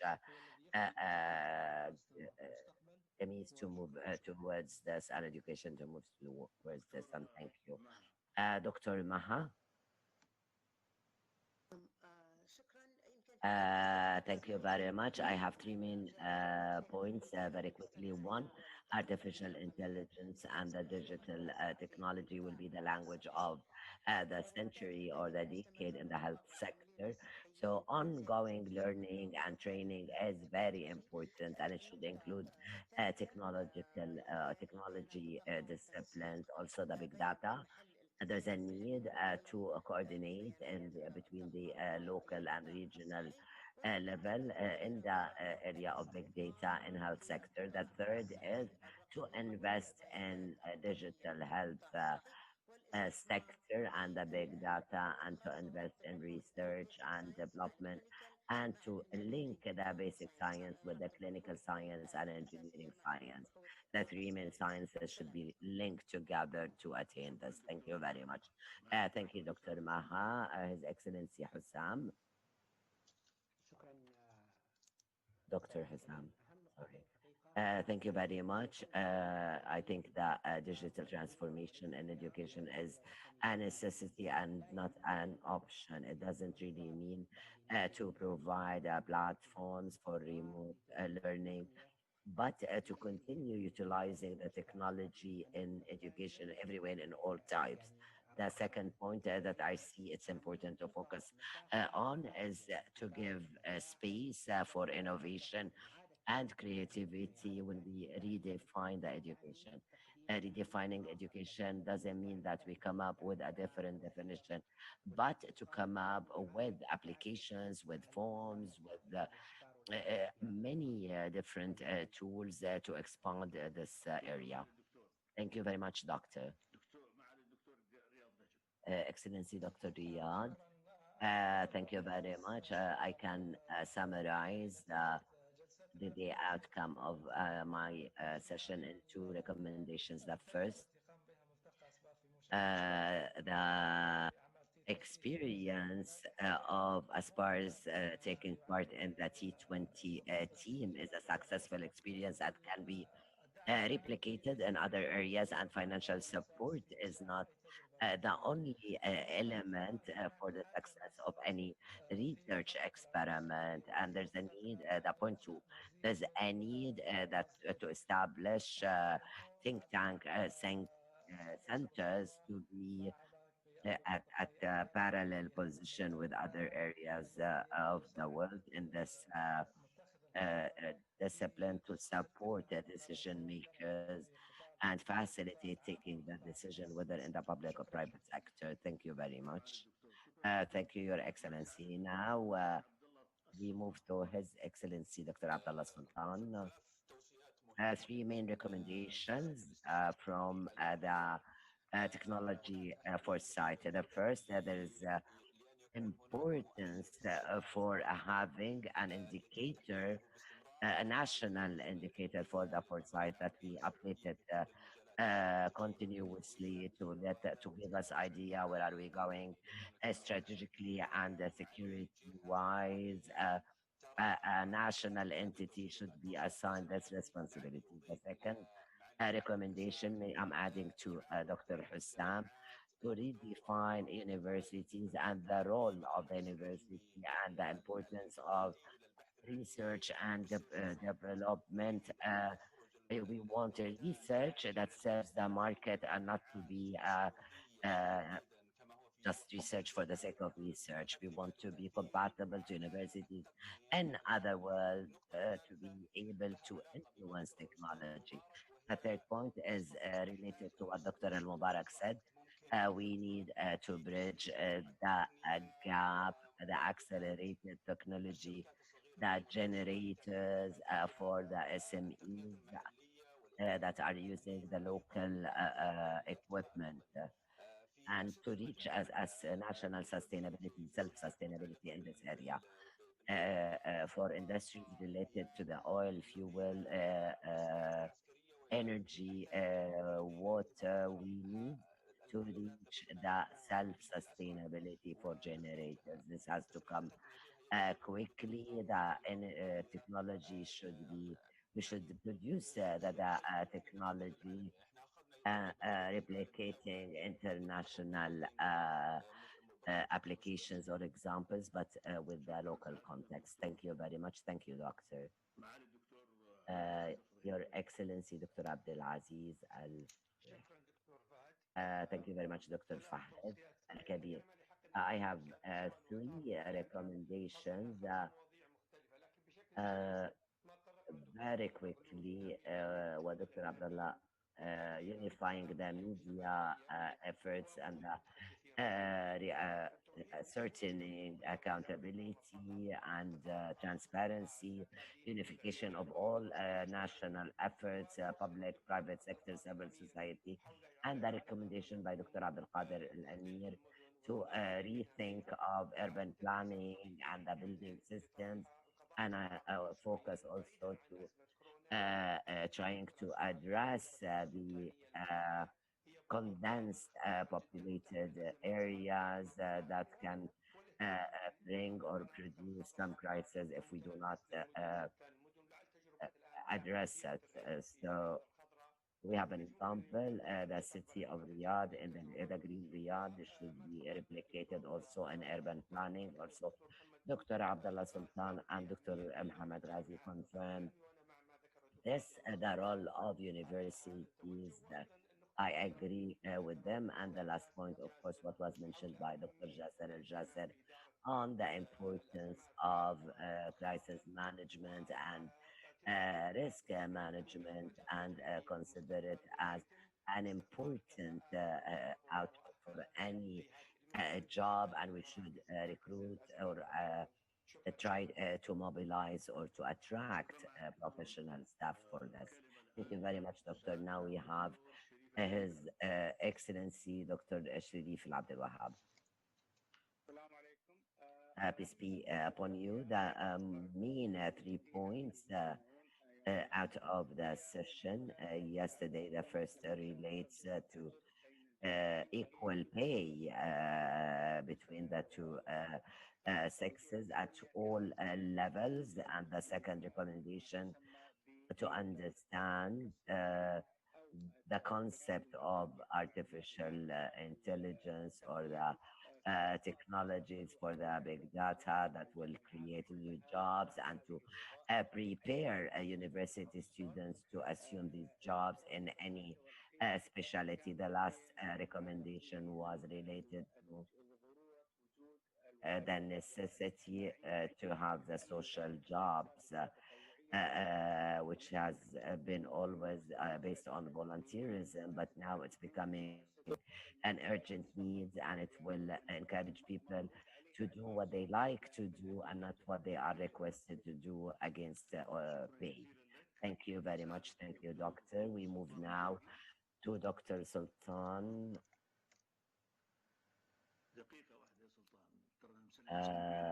One moment. We owe you one moment if you bear with us. I was speaking. I thought you can hear me. I have 4 recommendations, very important recommendations from the digital happiness session first, and it has been said earlier to invest in artificial intelligence, and we want the results of governance of the artificial intelligence, a study that was prepared by some researchers. I'm sorry, I missed their name. And the study aims at building the capacity of the students and allow them to live certain experiences and knowledge in the area of technology. And the main topic was that digital happiness. Technology has no direct connection to happiness, but it is related on the way we utilize or use the technology. So it is a mean, and there are a number of factors that affecting digital happiness, which is positive versus negative, giving versus taking, etc. And I thank you very much. Dr. Saeed, maybe you continue your ideas. We interrupted you earlier. Thank you, Dr. Fahed. And very quickly, I can summarize the challenges, and the challenges vary among countries. The innovation gap, the renewable energy, the storing energy, it's also an important issue. Rationalizing energy, electrical charging for electrical cars, for the recommendations, we have 3 recommendations. The first is to establish a fund to finance investment and research in the renewable energy. Draft a strategy for renewable energy and participation or partnership between public and private sector. And 3, Ministry of Energy to launch an award for innovation and renewable energy. These are the recommendation. The end, we will not have economic sustainability unless we have environmental sustainability. There's a link between these 2 elements. Thank you very much, Mr. President. I thank you, Dr. Saeed. Very important recommendations. All the recommendations are excellent and important, and the ideas. The last speaker is Dr. Maha Al-Atifi. I did mention my recommendations, so I just want to add that the best innovation that has served humanity was by feeling threatened and by out of fear. So maybe this is why during this pandemic we managed, because we threatened to enter the digital world. So we should use it, utilize it to build a digital future that is sustainable, equitable, and assures prosperity for all. Thank you, Dr. Maha. And thank you all very much.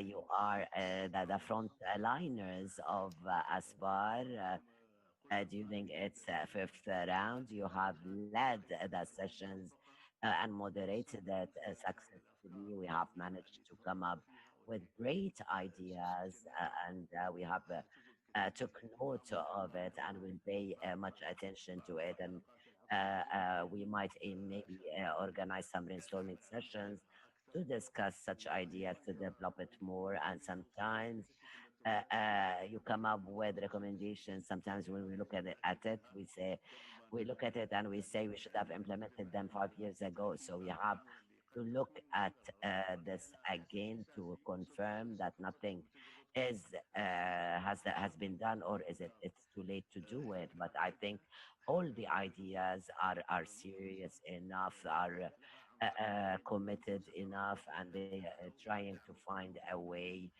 for it to be translated into action. I thank you very much for your participation towards the end of this mission. I announced that round 5 of Asbar World Forum is concluded. And before I conclude, I want to thank His Royal Highness the King, Bandar bin Faisal bin Abdul Aziz, the Governor of Riyadh, who pays much attention to this forum since its establishment as a sponsor, a guide. And I also wish to thank all the speakers who've taken part in this intellectual development, national and global event or function. I thank all scholars for the efforts exerted and what they have presented in terms of intellect, science, and foresight. I thank you. Partners in success, whether strategic partners, media partners, scientific partners, including the University of Business and Technology in Jeddah, كاكس في جدة, عبد العزيز University for Business and Technology, and other research center and institutions, the University of IE in Spain, and other number of international universities who have supported us, and we thank them for the support. My personal thanks and gratitude to my colleagues at the Asbar Forum for the efforts exerted to. أقدم الشكر أيضا ل. I also thank all preparatory committee that have been working for months now to bring all these ideas into reality. The preparation committee, my colleague, dear Dr. Fatma Sharif, who exerts lots of efforts that are not known except by the people who have worked closely with her. I thank you all, the team, and peace upon you, and thank you very much. If you allow me, I have one comment.